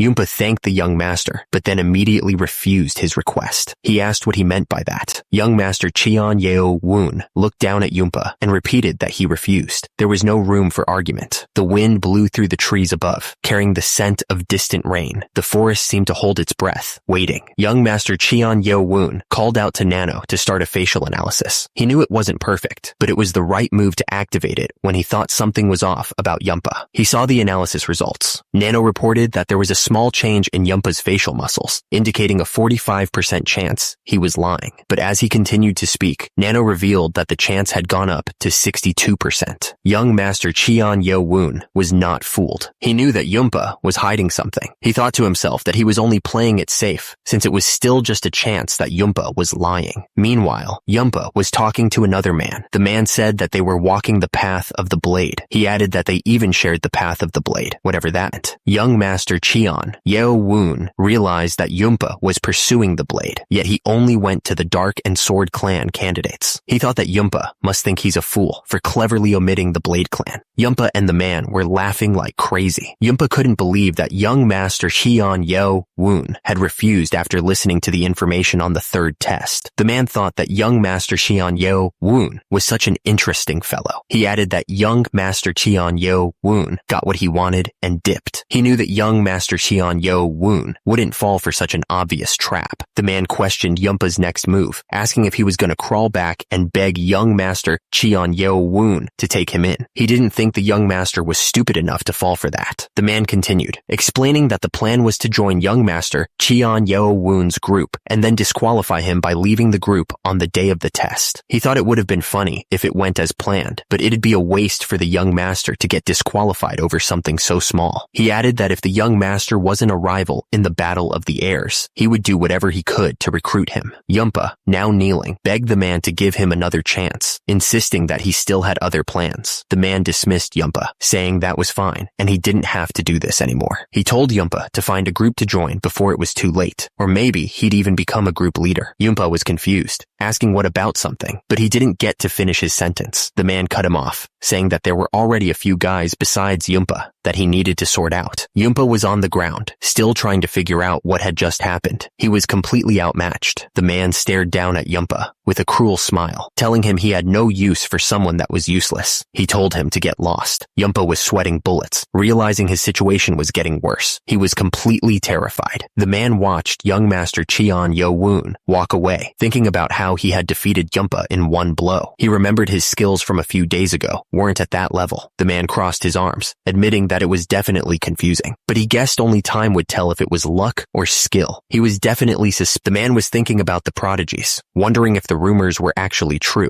He knew some people in Group 8, but it wasn't enough, and there was no guarantee they'd even listen to him. He stared at his hand, thinking he should just finish his training for the day. He figured he could think about it more back at the dorms later. The man asked Nano if it had finished analyzing the martial arts books they scanned yesterday on the first and second floors of the library. Nano confirmed that it had completed the analysis of the 55 beginner martial arts books on the first floor and the 56 intermediate martial arts books on the second floor. He then asked Nano if it would be possible to make a hologram of a specific person after analyzing their QI and body movements, and then make the hologram reenact martial arts. Nano responded that it was possible if he selected the person as an avatar and specified the martial arts. He thought for a moment, deciding to go with the 5-art sword mastery for the martial arts. He wondered who he should use as the person for the hologram. The system was constructing a hologram of a martial artist, analyzing their movements and QI. It was almost time to test his skills. The hologram of Cheon Mugyum appeared, pointing a knife at him. He shouted at him, calling him a bastard commoner, and demanding he come at him. Cheon Yo Woon thought to himself that the insult was going to be stuck in his head all day. Cheon Mugyum's hologram lunged forward, screaming that he still didn't know his place and needed to die. He was really going all out. Cheon Yo Woon barely managed to block the hologram's attack. Sparks flew as their weapons collided. Cheon Yo-woon struck back with a powerful blow, sending the hologram flying. The hologram coughed, clearly damaged by the hit. Cheon Yo-woon looked completely shocked. He couldn't believe it. Cheon Moo-gyum's avatar had died from a neck fracture. What the hell? The system confirmed that Cheon Moo-gyum's avatar couldn't take the full force of his attack. Cheon Moo-gyum's hologram laughed, saying that 4 days ago, he would have only been pushed back. He added that Cheon Yo-woon would regret this. Cheon Yo-woon wondered if he had surpassed Cheon Moo-gyum because of this realization. He thought to himself that this wasn't what he had in mind. He figured that even if he assigned an intermediate martial art to the avatar, it wouldn't make much of a difference. He stared ahead,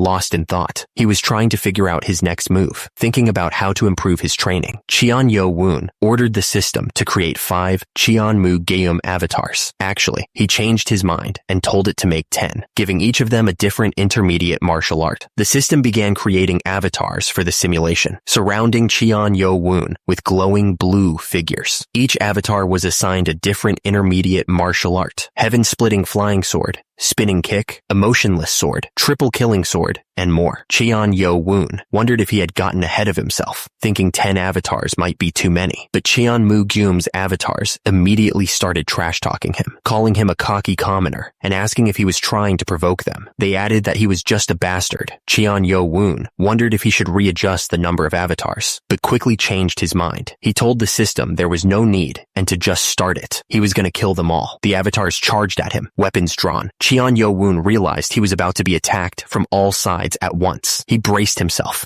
knowing this was going to be tough. Cheon Yo-woon managed to block the first wave of attacks, deflecting blades and kicks. But as he prepared for the next attack, he looked surprised. Something unexpected was coming. Cheon Yo-woon came down hard, his kick aimed right at the avatar's head. The force of the blow sent the avatar crashing to the ground, the impact shaking the entire training room. The system announced it was temporarily suspending augmented reality. Cheon Yo-woon fell hard, the sudden shift throwing him off balance. Cheon Yo-woon groaned, feeling the pain from the fall. He realized he'd forgotten just how small the training room was, without the augmented reality making it seem bigger. Cheon Yo-woon looked up, his eyes widening at the sight of the cracked ceiling. The room was a mess, a clear sign of the battle that had just taken place. Another man stumbled into the room, holding his head in pain. He asked what the hell had happened to the ceiling, clearly not happy about the damage. The instructor scolded Cheon Yo-woon, reminding him that he had been warned. He declared that Cheon Yo-woon was banned from the individual training facility from now on. Cheon Yo-woon could only apologize, feeling a little embarrassed. The instructor turned and started walking, gesturing for Cheon Yo-woon to follow. Cheon Yo-woon followed quietly, wondering where he was being led. They walked for a few minutes, arriving at another building. The system noted that the building appeared to be about half the size of the individual training facility, but the width of the door was much larger, which was weird. The instructor gestured towards the entrance and told Cheon Yo-woon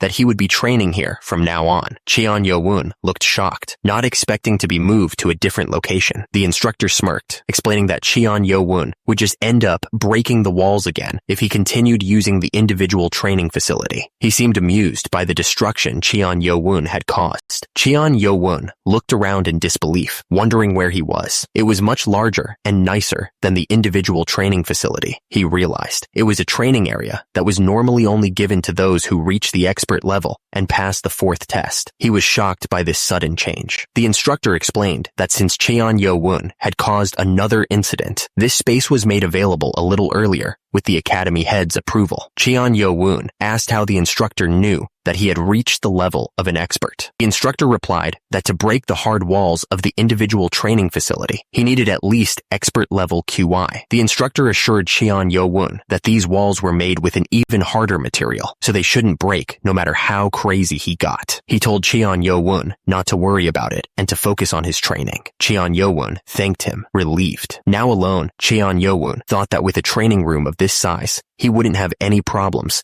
using augmented reality. He asked Nano what time it was. Nano replied that it was a little past 8 p.m. He realized he still had time to train. Cheon Yo-woon wondered if he should continue dueling against 10 Cheon Moo-gyum avatars, since a single advanced martial artist was too weak. Suddenly, an idea sparked in his mind. Cheon Yo-woon wondered if he could duel against Sob Maeng Sensei's avatar. He asked Nano if it was possible to create one based only on the movements of the butterfly dance that Seob Maeng had shown them in the infirmary. Cheon Yo-woon figured that even with limited data, Seob Maeng would be more helpful than Cheon Mugum. Nano initiated augmented reality in Cheon Yo-woon's vision, asking him to select a martial art. For now, Nano would use the butterfly dance and create an avatar for the simulation, targeting Seob Maeng. Even though it was just an avatar, Cheon Yo-woon felt more tense than when he fought Seob Geum's avatar. Suddenly, Seob Maeng's avatar appeared, pointing a finger at Cheon Yo-woon. The avatar called him a rookie, asking if he was now revolting against his sensei. The avatar laughed, saying that Cheon Yo-woon was beyond laughable. Cheon Yo-woon asked Nano to mute Seob Maeng, finding him annoying. Nano acknowledged. The system also informed him that Seob Maeng was among the top 10 martial artists within the demonic clan. Cheon Yo-woon knew he was no match for Seob Maeng in terms of martial skill. He decided to aim for Seob Maeng's weakness with a preemptive attack, but the avatar blocked his techniques with ease. How could he block them so easily? The avatar's attack slammed into Cheon Yo-woon with incredible force, sending shockwaves through the air. He winced in pain as blood trickled down his face from the impact. The avatar of Seob Maeng didn't let up, pressing the attack. It moved with blinding speed, each strike carrying the full weight of its martial skill. The avatar's attack sent Cheon Yo-woon flying back, slamming him against the hard floor. He coughed, feeling the pain shoot through his body. Cheon Yo-woon lay on the ground, spitting blood. He thought to himself that he knew he would be no match for the avatar, but he didn't think he'd be taken down with a single technique. Cheon Yo-woon stared at the blue outline of the avatar. So, this was the skill of one of the top 10 martial artists in the demonic cult. He realized. The system asked him if he wanted to change the martial arts of the avatar. Cheon Yo-woon shouted, denying the offer. The system announced that combat was resuming. The Seob Maeng avatar asked if he wanted to try again, chuckling at the thought. The Seob Maeng avatar grinned, ready to finish the fight. He shouted that he was going to try out his absolute technique, asking if Cheon Yo-woon was even ready for it. Cheon Yo-woon stared intently, his eyes narrowed. He was trying to process the technique, to understand the flow of energy. Cheon Yo-woon raised his hands, trying to block the incoming attack. The force of the avatar's technique was overwhelming, and he could feel the pressure building. The avatar moved with impossible speed, striking from every direction. Cheon Yo-woon was desperately trying to keep up, but he was being pushed back further and further. Cheon Yo-woon's eyes widened as he felt something click into place. He realized that it was working, that he was starting to understand the technique. Cheon Yo-woon prepared to unleash everything he had. He knew this was the final movement, the last chance to turn the tide. But even as he moved, the Seob Maeng avatar was faster. The avatar's attack landed with brutal force, sending Cheon Yo-woon flying. Cheon Yo-woon crashed to the ground, coughing up blood. He could feel every bone in his body aching, every muscle screaming in pain.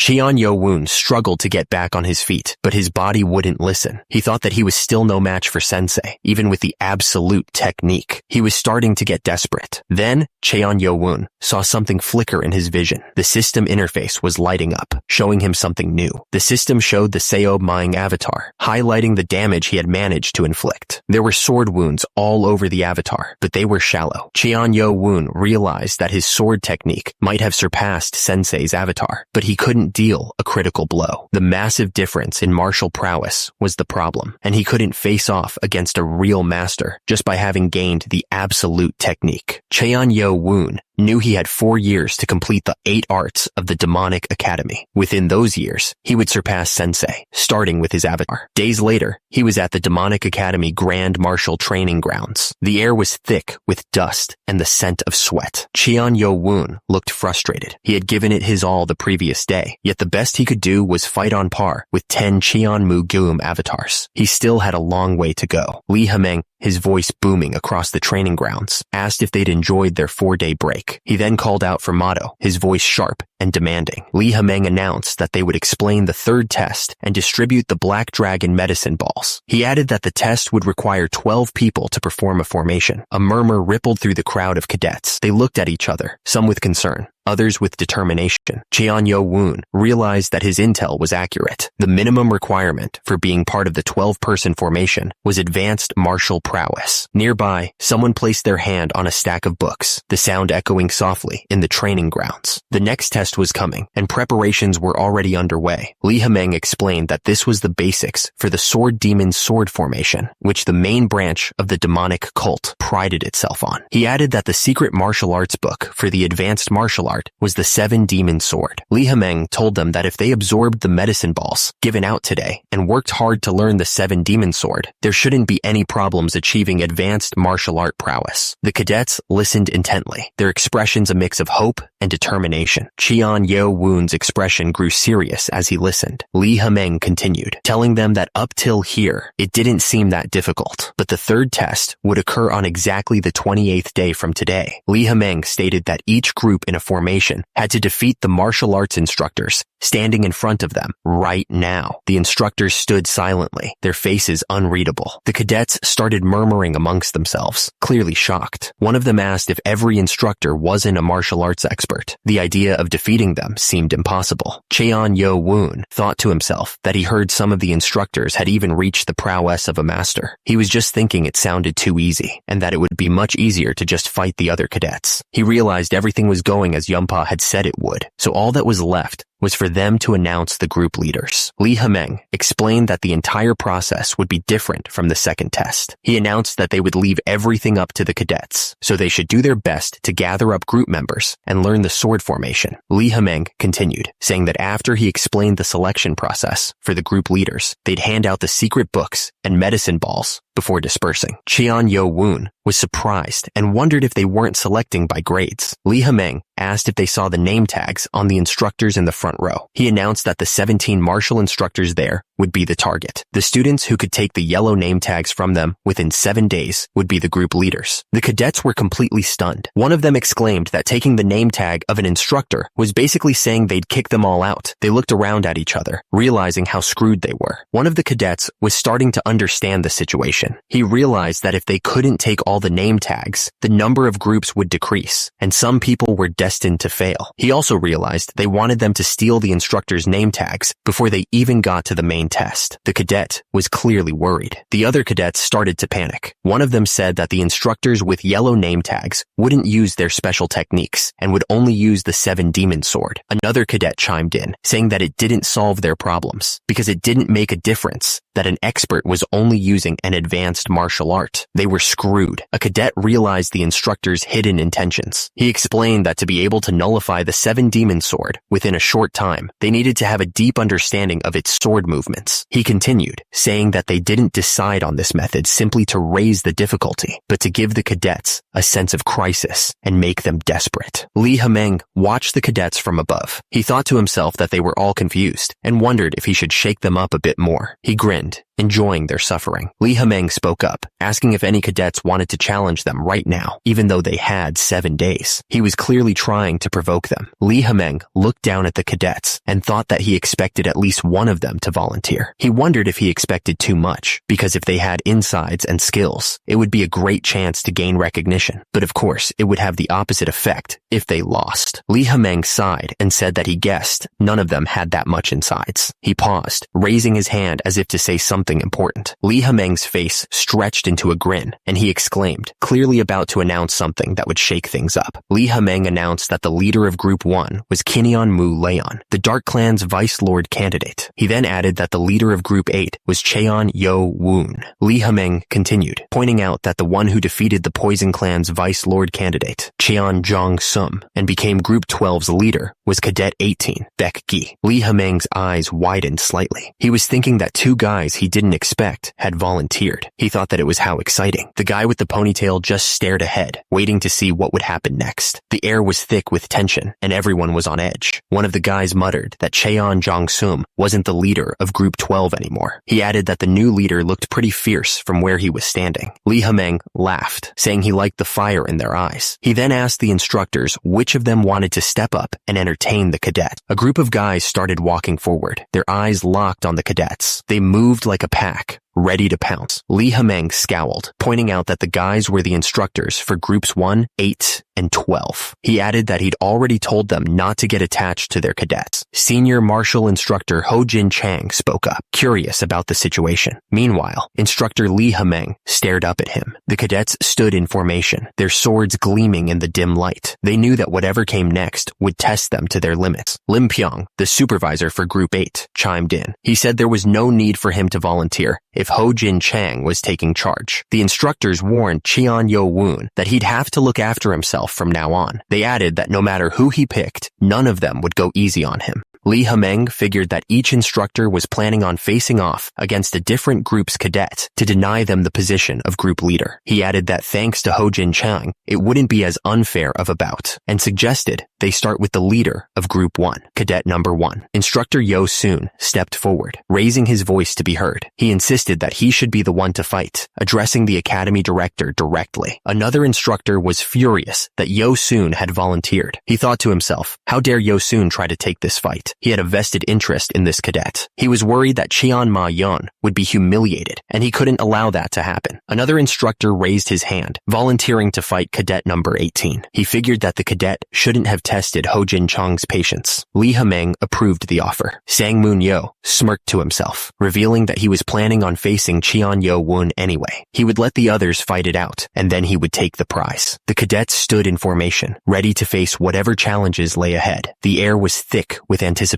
as the instructors finalized their plans. The cadets watched, ready for the fight to begin. Cheon Yo Woon focused all his attention on the upcoming battle, telling the nano to record everything. Lee Hameng's face was twisted in excitement as he yelled, "Begin!" The instructor didn't waste any time. He immediately unleashed the flowing cloud palm. The instructor smirked, confident in his attack. He thought to himself that it was the flowing cloud palm, one of the 3 best techniques of the main branch, even stronger than Lan's striking dragon wave. He was surprised that he had to use the 7 demon sword on a junior like Cheon Yo Woon. He then unleashed the 5th sword of the 7 demon sword, but he was shocked that the sword movements felt so familiar. The instructor continued his assault, but Cheon Yo Woon blocked every move. The air crackled with energy as the two fought. The instructor couldn't believe it. Cheon Yo Woon wasn't even shaken up despite his attacks being blocked. The instructor could tell from the flowing movement of his palm technique that Cheon Yo Woon was highly skilled, with expert martial prowess. In terms of martial technique, he had reached the level of a clan elder. He'd have to stop treating him as a mere cadet. Even though the flowing dark cloud palm was a higher level martial art, Cheon Yo Woon was blocking his attacks like it was nothing. The instructor was shocked. How could an advanced martial art block his attacks so easily? Cheon Yo Woon couldn't believe it. The techniques might be different, but the sword movements that made up this technique were exactly the same as the ones in the effective sword techniques left on the sapphire. The only real difference was that the 7 demon sword only had 12 sword movements, which was 1/2 of the 24 sword movements of the destructive sword techniques. There was no way to be certain, but the sword demon might be the one who left all those countless sword marks. The clash of their techniques sent sparks flying. Each strike was met with an equal and opposite force, neither giving an inch. The air around them crackled with raw power.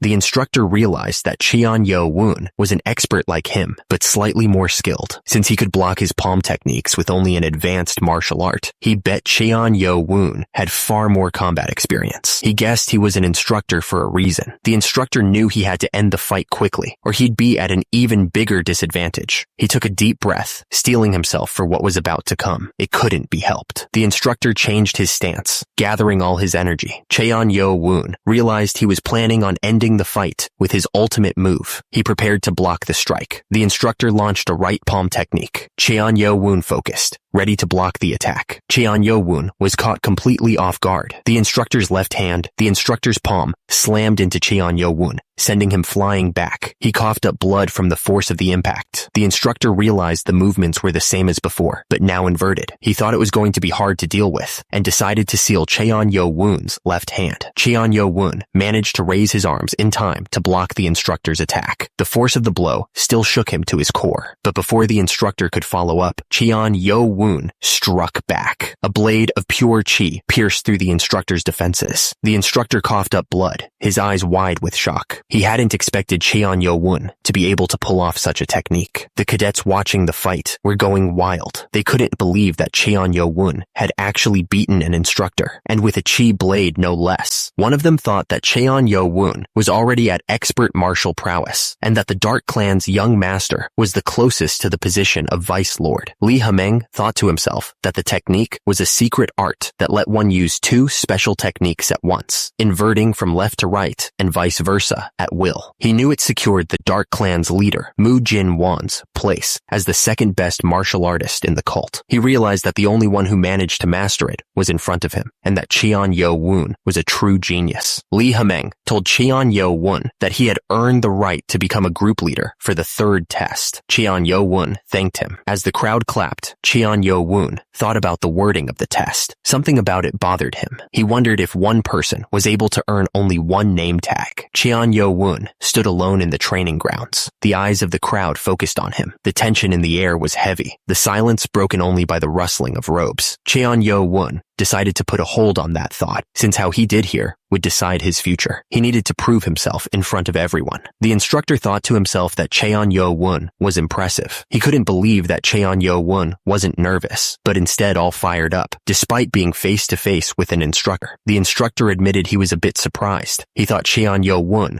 wouldn't even make it past the first test. However, the instructor thought something was still bothering him. Cheon Yo-woon focused, getting ready to use the butterfly dance. His eyes narrowed, and he steeled himself to face his opponent. The instructor smirked, a green glow surrounding his hand.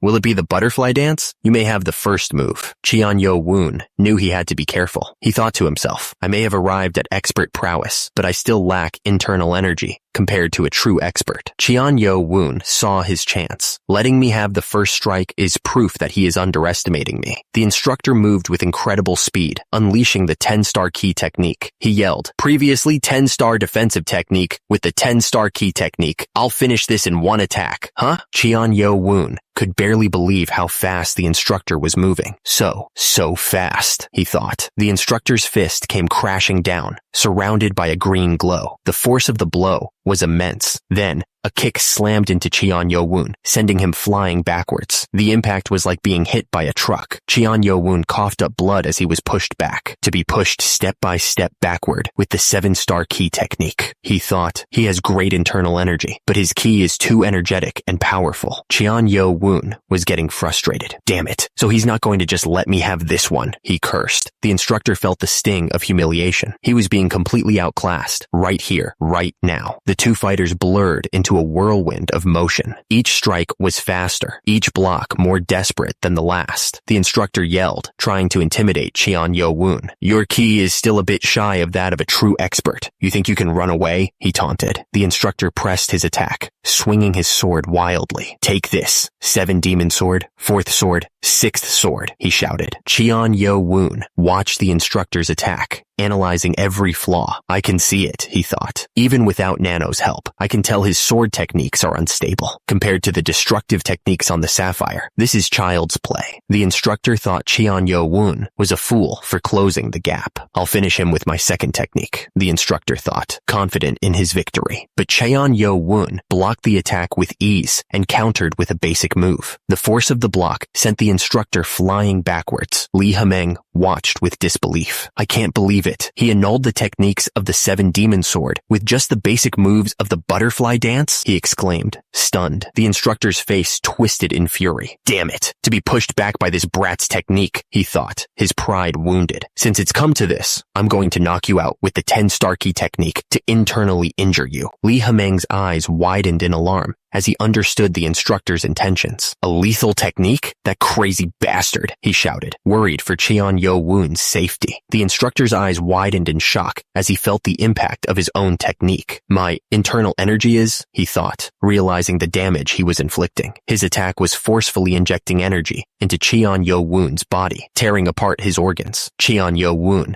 felt his insides burning, but he didn't give in. "Nano! Nano!" he screamed, calling on the machine for help. Immediately, Nano began the process of regenerating his damaged organs, flooding his body with healing energy. The system continued its work, flooding Cheon-Yo-woon with power, activating regeneration, activating regeneration, activating regeneration. The system repeated, repairing the damage as quickly as possible. The instructor couldn't believe what he was seeing. Why? He wondered, his face contorted in confusion. How can this be? I'm sure he is receiving internal injuries. The instructor's frustration grew with each passing second. So why is he not falling down? He thought, his voice laced with disbelief. He had poured everything into that attack, yet the brat was still standing. The instructor realized he was in deep trouble, his eyes widening in panic. Oh shit, I just need to withstand it with my Kai armor, he thought, desperately trying to reinforce his defenses. But it was too late. Cheon-Yo-woon's Kai blade ripped through the instructor's defenses, slamming into him with incredible force. The impact sent blood spraying from the instructor's mouth as he was sent flying backwards. The crowd watching the fight couldn't believe what they were seeing. Their faces were contorted in shock, murmuring about the sheer power of Cheon-Yo-woon's attack. The instructor, battered and broken, could barely choke out a response. You,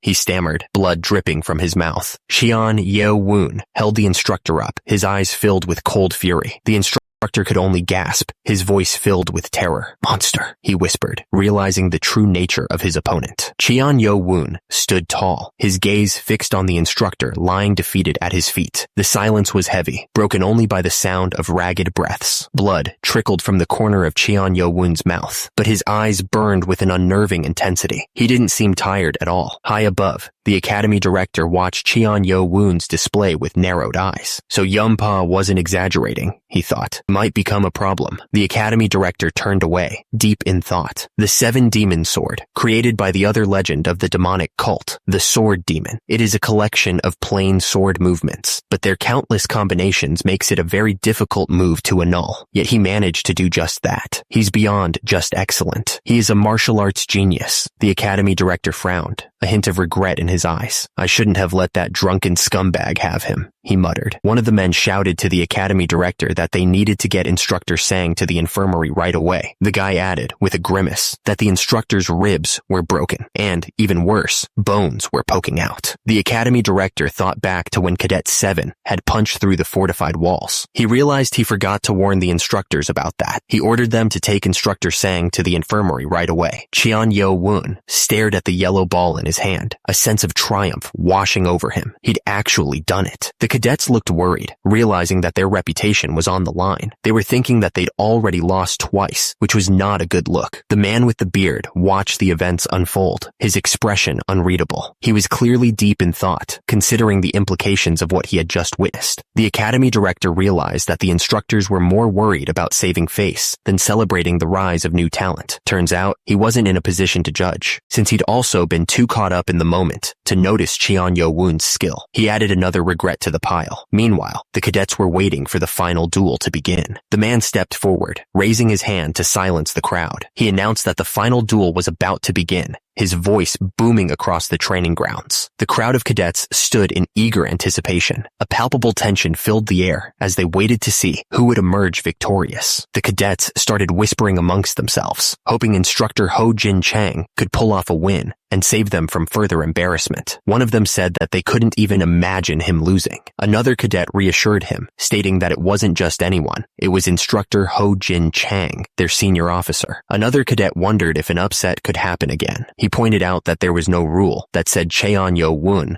couldn't win. The cadet then stepped forward and asked the instructor to grace him with his teachings, acknowledging his own shortcomings. The instructor smiled, calling him a humble cadet, and agreed to try their best together. Instructor Ho Jin Chang focused all of his energy, getting ready to strike. The power radiating from him was intense. The instructor was overwhelmed by Cheon-Yo-woon's presence. He thought to himself, is this the same person that was smiling just a moment ago? Cheon-Yo-woon charged forward, ready to unleash his full power. He screamed that he would not leave behind any regrets. Cheon Yo-woon's kick landed with incredible force, sending the instructor flying through the air. Cheon Yo-woon smirked, thinking about how he was gaining more training avatars from the fight. He was getting stronger with every move. Cheon Yo-woon was fascinated by Cheon Mu-yeon's ability to perform different techniques with both hands. He knew it was only a fraction of his skills, but he hoped it would be enough for Nano to analyze. If he ever had to face Cheon Mu-yeon again, it would definitely come in handy. The attacker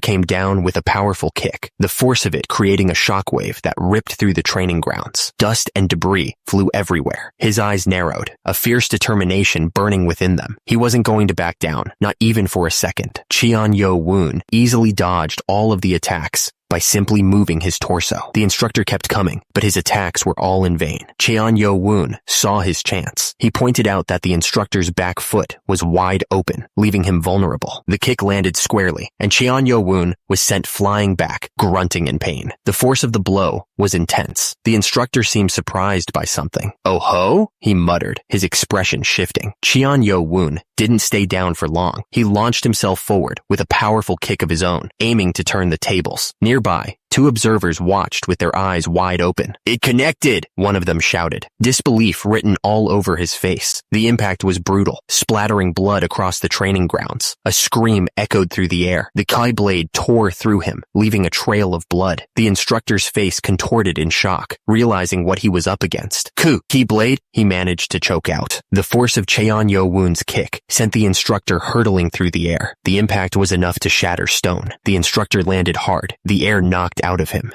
He gasped, struggling to get back to his feet. The instructor looked up in disbelief, realizing the extent of Cheon Yo-woon's power. To have created a keyblade so quickly, he must be a master, he thought, fear creeping into his voice. He's much stronger than the previous instructors. Nearby, an observer's eyes widened in disbelief. "Oh," he muttered, completely stunned by what he had just witnessed. Cheon Yo-woon knew the skill difference was significant. He thought that it might be a stretch, but he needed to try and finish the match in a single technique. The instructor watched Cheon Yo-woon intently. He thought that the young man had quite the fighting spirit.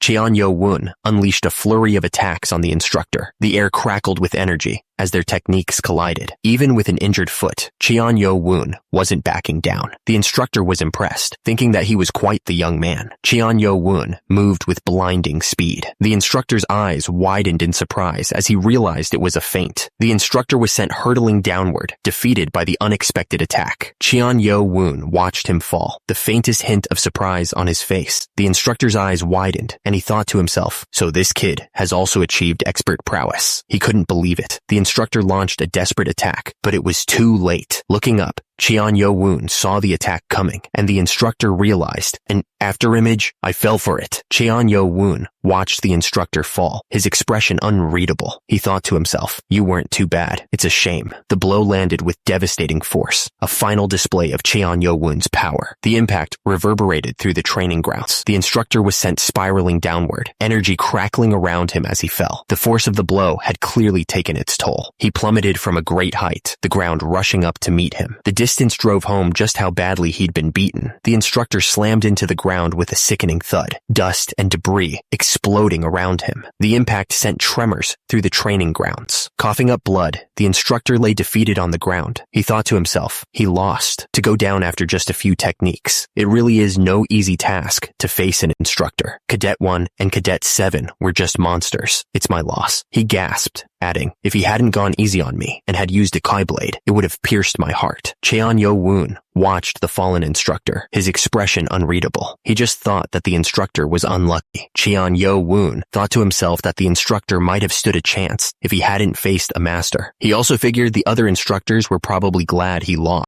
The instructor told Cheon Yo-woon that if he could connect his feint and technique more smoothly, he would be able to confuse his opponents even more. He added that he was looking forward to his progress. Cheon Yo-woon thanked him for his guidance. The instructor coughed, his body still aching shaking from the beating he'd just taken. A crowd of people stood around, watching the instructor. The air was thick with tension, the silence broken only by the sound of his ragged breathing. Someone in the crowd noticed that the instructor's face was unusually pale, and his neck was also tinted red. It didn't look good. Cheon Yo-woon asked Nano to do an in-depth on Cadet 18. He wanted to look through it as soon as the third test announcement was over. Nano confirmed that it would be ready. Two men opened the boxes, revealing rows of wooden swords. They announced that the swords would be handed out for the third test. Each person would get one, so they warned everyone to be careful and not break them. The instructor announced that anyone who could take a yellow name tag within 7 days would become a group leader. He made sure they understood, shouting the order to the crowd. The training grounds stretched out before them, filled with countless figures. The air was thick with anticipation, everyone eager to prove themselves and become a group leader. Cheon Yo-woon looked down at the black dragon medicine ball in his hand. He thought to himself that he should consume it first. He also had something else he needed to check afterward. A man in uniform stood before the crowd, holding a book. He looked down at them with an unreadable expression. The crowd waited in silence, wondering what he was going to say. The man looked up, his face set with determination. He knew that this test would be brutal, but he was ready to do whatever it took to become a group leader. He was not going to fail. The man stepped forward, his eyes narrowed. "What business do you have with my liege?" he demanded, his voice sharp and challenging. The group stood together, their faces grim. They were ready for whatever came next, their hands gripping the hilts of their swords. They had to protect their liege at all costs. Cheon Yo-woon smirked, his eyes lighting up with recognition. "Calling me liege? Heo Bong, you rascal," he said, a hint of amusement in his voice. The previous night, back at the Group 8 dormitory, a discussion was taking place. They had all entertained the idea that Cheon Yo-woon could change things. Wong Chun asked if it wasn't too dangerous of a gamble. He wondered if they weren't afraid of the 6 main clans. He admitted that he was. Heo Bong declared that if he was always going to be looked down on, he'd gladly risk it all. He believed that with Cheon Yo-woon, there might be hope for people like them. One of the men asked Heo Bong if he truly trusted Cheon Yo-woon. Heo Bong answered with a resounding yes. The 3 men stood together, a silent understanding passing between them. They had made their choice, and now they would face whatever came next, together. Under the dim light of the lantern, the men spoke with determination. Ma Chil, Wong Chun, and Ho Dae-myung declared that they would partake in Cheon Yo-woon's gamble together, placing their loyalty and their lives in his hands. Go Wang-hul stepped forward, acknowledging Cheon Yo-woon as his liege. He said it was a pleasure to see his great martial performance. Cheon Yo-woon thanked Cadet 857, Go Wang-hul, for his kind words. Go Wang-hul didn't waste any time getting to the point. He told Cheon Yo-woon that he wanted to become a member of his group. Cheon Yo-woon looked surprised by the sudden request. He asked Go Wang-hul if he wanted to join his group. The other cadets cheered, saying it was expected of their liege. They said the sooner they gathered members, the more time they'd have to practice. But then one of them pointed out that since they were 7 people short, they'd have to reject 3 of them. A cadet from the Dark Fist clan stepped forward, saying he was an advanced martial artist and wouldn't be a nuisance. Cadets began to throw themselves at Cheon Yo-woon, hoping for a spot in his group. Hawk Hyung from the Dark Horse clan promised not to be a burden, saying he'd reach advanced prowess soon. Won Il from the Gentle Sword clan declared he was already at that level. Ja Woo Min from the Golden Gate clan offered his advanced spearmanship,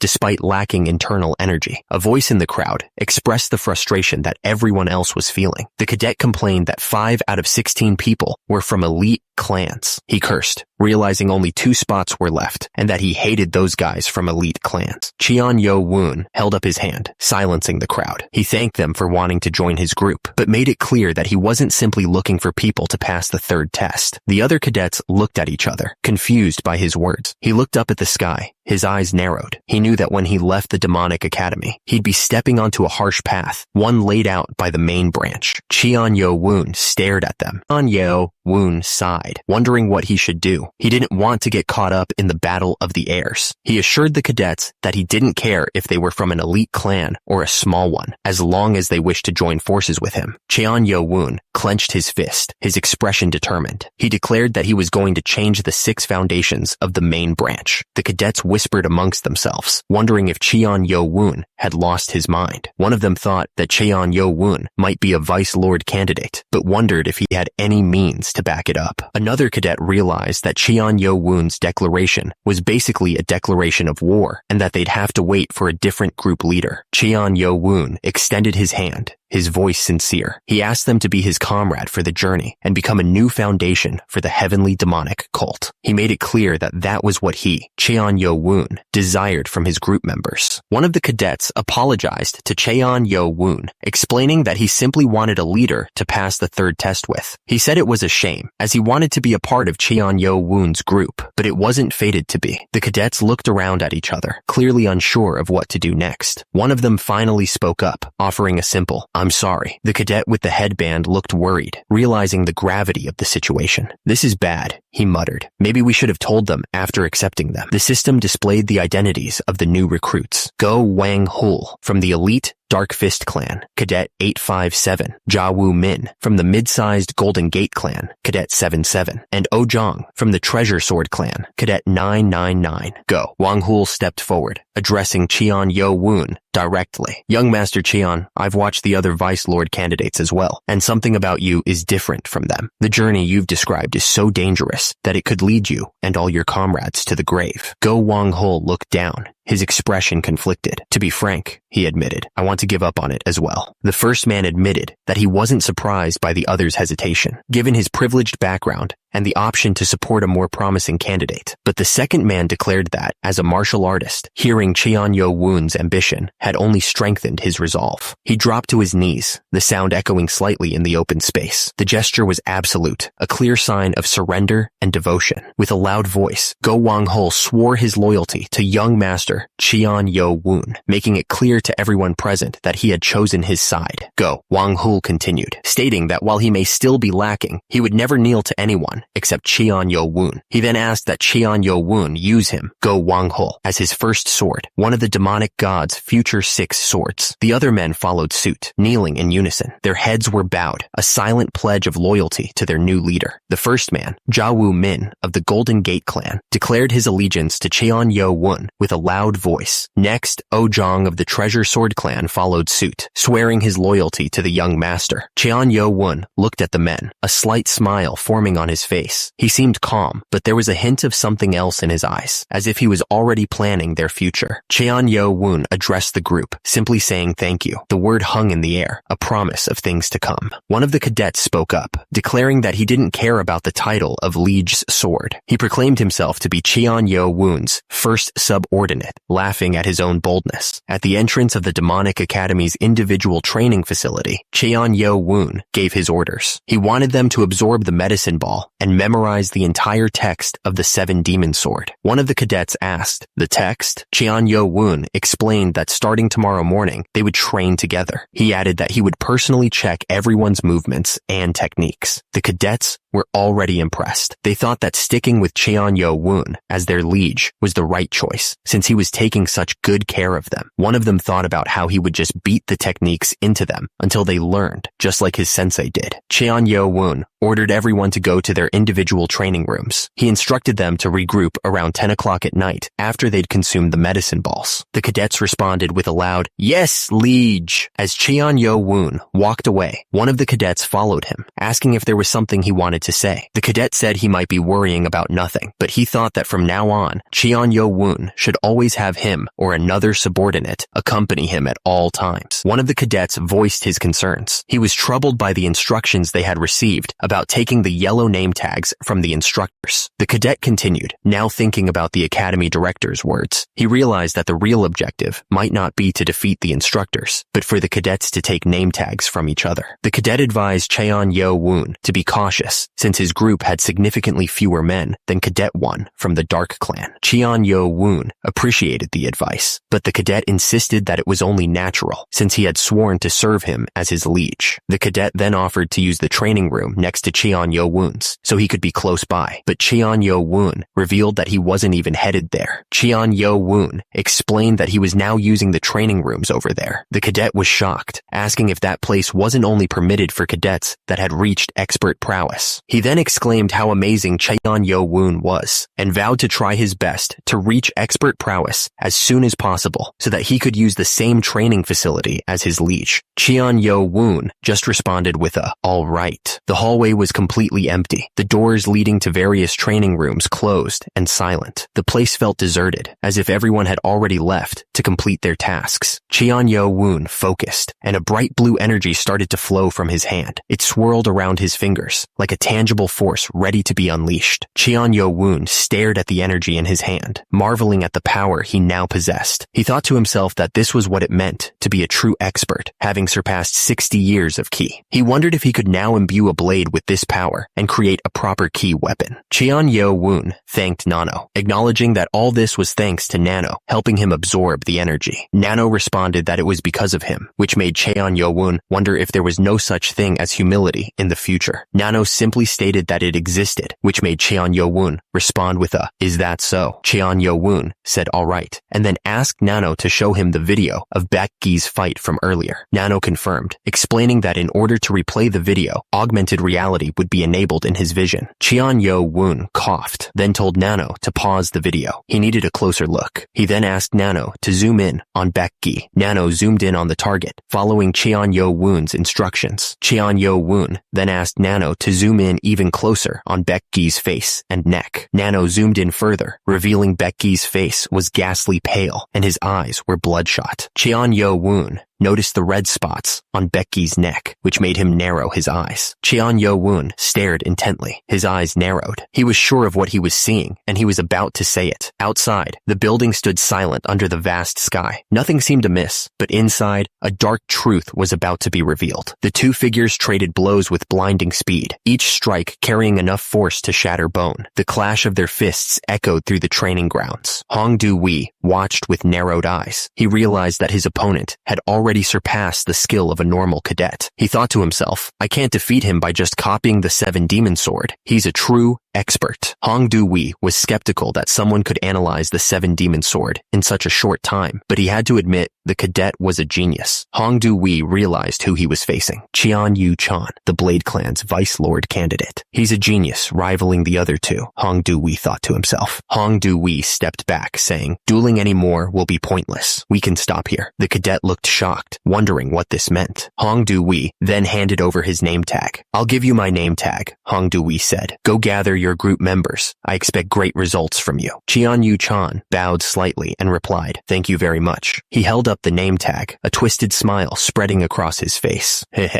that's one, he muttered to himself, his eyes gleaming with ambition. He wondered to himself who he should target next. Over at the Demonic Academy restaurant, cadets were grabbing a bite to eat. The air was filled with the clatter of bowls and hushed conversations. Suddenly, Cheon Kyung-woon, the Sword Clan Vice Lord candidate and Cadet 2, approached Cadet 18. Hey, Cadet 18, Cheon Kyung-woon said with a smile. I enjoyed your duel against the instructor earlier. Cadet 18 glared up at Cheon Kyung-woon, his face contorted in annoyance. I'm eating, Cadet 18 snapped. Don't disturb me. The recruiter tried to butter up Cadet 18, telling him he was impressed by his skills. He wanted to know if Cadet 18 was interested in becoming a group leader, but wondered if he wanted to climb even higher. Cadet 18 slammed his chopsticks down, the sound echoing in the room. He was pissed. The recruiter forced a smile, trying to keep his cool. If he got angry, it would ruin his plan to gather talented people, he thought to himself. He told Cadet 18 to think about the offer, saying it would be a great opportunity. Cadet 18 ignored the recruiter and continued eating. That was the second time he had been interrupted. The recruiter thought about how the Blade Clan jerk had asked him to be his right-hand man. He wanted Cadet 18 to be his. He shivered, cursing the G-Clan scumbags under his breath. Baekgi stared down at his food, his expression firm. He didn't care about being a group leader or climbing higher, he thought. He wasn't interested in being under anyone's command either. His only goal was to become stronger. Suddenly, a voice interrupted Baekgi's thoughts. Someone was asking if they could talk to him for a moment, apologizing for bothering him while he ate. Baekgi sighed, clearly annoyed by the interruption. Again? He thought. He told them he wasn't interested and to scram, but then he paused, adding that if they didn't talk now, they might die later. Baekgi's eyes widened. What? He thought, completely caught off guard by the warning he had just been. Across Across the room, a figure sat quietly. He stared directly at Baek Gi, his expression unreadable. This guy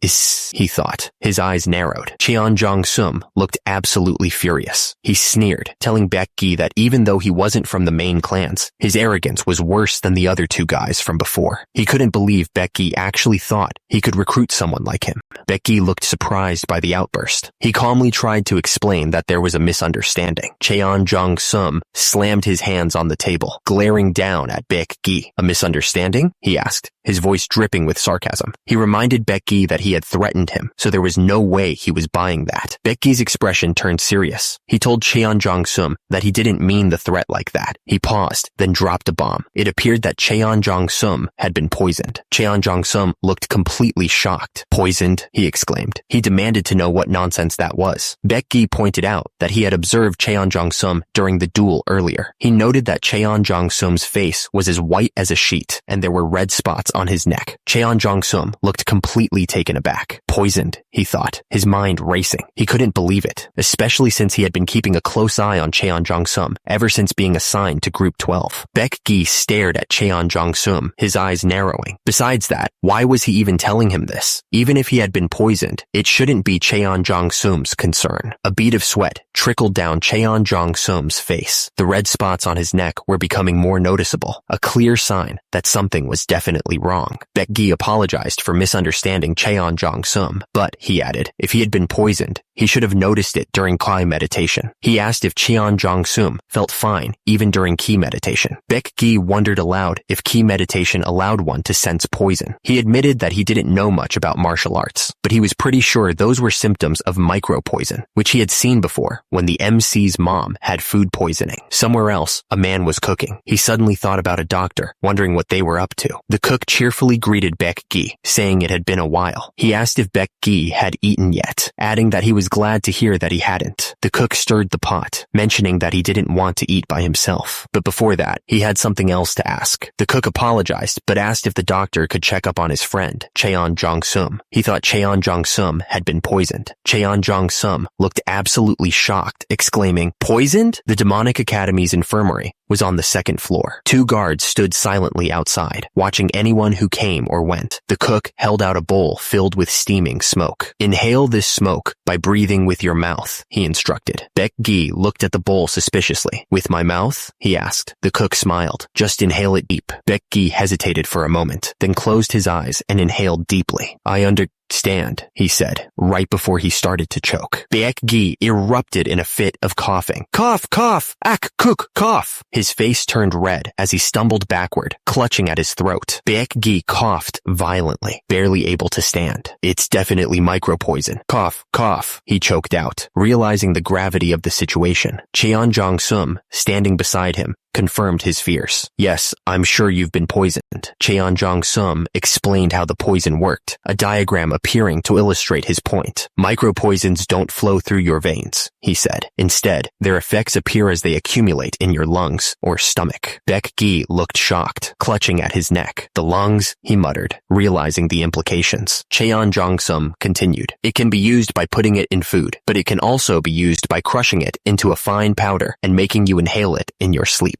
Cheon Jong-sum's eyes narrowed. "In small doses, it's hard to notice that you've inhaled it while sleeping," he said. "Are you perhaps sharing a dorm with a poison user?" The Demonic Academy dorms stood silent under the night sky. It was the first night for Group 12, and danger already lurked in the shadows. The guys around Cheon Yo-won were furious. "Get a hold of yourself. Young master, you jerk. How dare you, when you're only from the Gentle Kick clan? Do you think you'll be safe after attacking Cheon Jong-sum of the Poison clan?" Cheon Yo-won looked down at them, not impressed at all. "Does it matter who I am or who he is? At the Demonic Academy, strength is everything. Now that I've won, I'll be in charge of Group 12. Cheon Jong-sum watched from above, a sinister smile spreading across his face. "You're so full of yourself. Enjoy your victory for now. The claws of the Poison clan are like poison liquor. They grow stronger over time." Baek Gi's eyes widened, understanding dawning on his face. So this is what he meant back then. Cheon Jong-sum, that scumbag. One of the men spoke with concern. I'm glad we discovered it so soon. If you take an antidote for 7 days, you'll be as good as new. Isn't it pretty serious if red spots are appearing on his neck? The man leaned in, explaining the poison's effects with a serious expression. Right, you said you got hit on the chest during your duel, right? So the symptoms became pronounced for a moment because your lungs were stimulated. If the symptoms were present all the time, not even a godly doctor could save them. The man tilted his head, a hint of suspicion in his eyes. But how do you know so much about this poison? Cheon Yo-woon's face darkened, a shadow passing over his eyes. My mother passed away from being poisoned with micropoison, and I was poisoned by it for a while as well. He paused, his voice softening. I'm sorry, I haven't shown you my gratitude yet. You've saved my life. Thank you very much. Cheon Yo-woon looked away, a determined glint in his eyes. I just didn't want anyone to die from such a cowardly poison. The man's eyes widened in shock, his face paling. Something about Cheon Yo-woon's words had triggered a realization. Also, what? Baek-gi grinned, his eyes gleaming with a dangerous light. I've been looking for the source of that poison, he muttered, a dark excitement building within him. What? Is this intense bloodthirst? Cheon Yo-woon suggested. Why don't you rest in the infirmary for today? Baek-gi looked at him, surprised by the sudden concern. Pardon? Cheon Yo-woon warned. If you return to the dorms, they'll just poison you again. Baek-gi listened intently, considering the warning. Cheon Yo-woon pressed. You weren't planning on taking your revenge right now, were you? You even have a foot injury. Baek-gi hesitated, looking down. No, sir. But deep down, he really wanted to. Cheon Yo-woon said with a serious expression. Cleansing the poison should come first, so get some rest like the doctor ordered. You can leave Cheon Jong-sum to me. Cheon Yo-woon asked the man what he was planning. His eyes narrowed with suspicion, but the man just scoffed, thinking to himself that it was total garbage. He was shocked by Cheon Yo-woon's sudden question. Cheon Yo-woon smiled, his eyes glinting with a strange light. He told the man that he'd be able to find the guy he was looking for in the forest near the 5th dorm. If what he was saying was true, he'd let him have the spot next to him. The two men stared at each other, both looking completely shocked by what they had just heard. They were clearly caught off guard. The man just grinned, a creepy smile spreading across his face. It was clear that he was enjoying the chaos. The man started to panic, his eyes wide with terror. He couldn't believe it, thinking there was no way. He hoped that Cheon Yo-woon and that crazy scumbag from the Poison Clan would fight each other to the death. He realized that Cheon Yo-woon had looked him in the eyes and he was losing it. Actually, he hoped Cheon Yo-woon would die. The mountains loomed in the distance, their peaks shrouded in mist. It was the kind of place where danger lurked behind every tree. A lone figure walked deeper into the forest, a lantern his only guide. The darkness seemed to press in around him, swallowing the light. The man grinned, holding up a lantern. He thought to himself that because the instructors stayed in the 5th dorm, there was no one else around. He was in the perfect place to collect poisonous plants, and thanks to the medicine realm, he now had the internal energy of a near expert. The man's smile widened, his eyes gleaming with malice. He thought to himself that without even using something like micropoisons, he'd be able to make that cocky Baek-gi kneel in front of him. He was going to kill him with his own hands before the micropoison made him croak. But then, a voice interrupted him, asking what had him so happy. The man spun around, his eyes wide with alarm. He demanded to know who was there, his voice laced with fear. The voice didn't sound like a martial arts instructor, which made him nervous, but the lantern was too weak to see who it was, so he squinted, trying to make out the figure in the dark. Suddenly, Cheon Jong-sum stepped out of the shadows, his voice dripping with anger. He demanded to know if the man was feeling good after messing with micropoisons. He then called him a bastard, asking what he was doing there. Cheon Jong-sum's eyes widened as he realized he'd just mentioned micropoisons. He wondered if he'd been overheard, but then he remembered the red spots on Baek-gi's neck, and his expression turned to disbelief. He stammered, asking how the man had figured it out. Cheon Jong-sum's face twisted in pure terror. He knew he was in deep trouble. A twisted smile spread across Cheon Jong-sum's face, and he began to laugh like a maniac. He was screwed, and he knew it. Cheon Jong-sum smirked, his expression oozing with false innocence. Heh, right, that's how you figured it out, he said, acting impressed. Now that you mention it, suddenly Cheon Jong-sum's face was a mess of blood and pain. Before he could even finish his sentence, he was sent flying backwards. He crashed into the ground, leaving a trail of blood and shattered wood.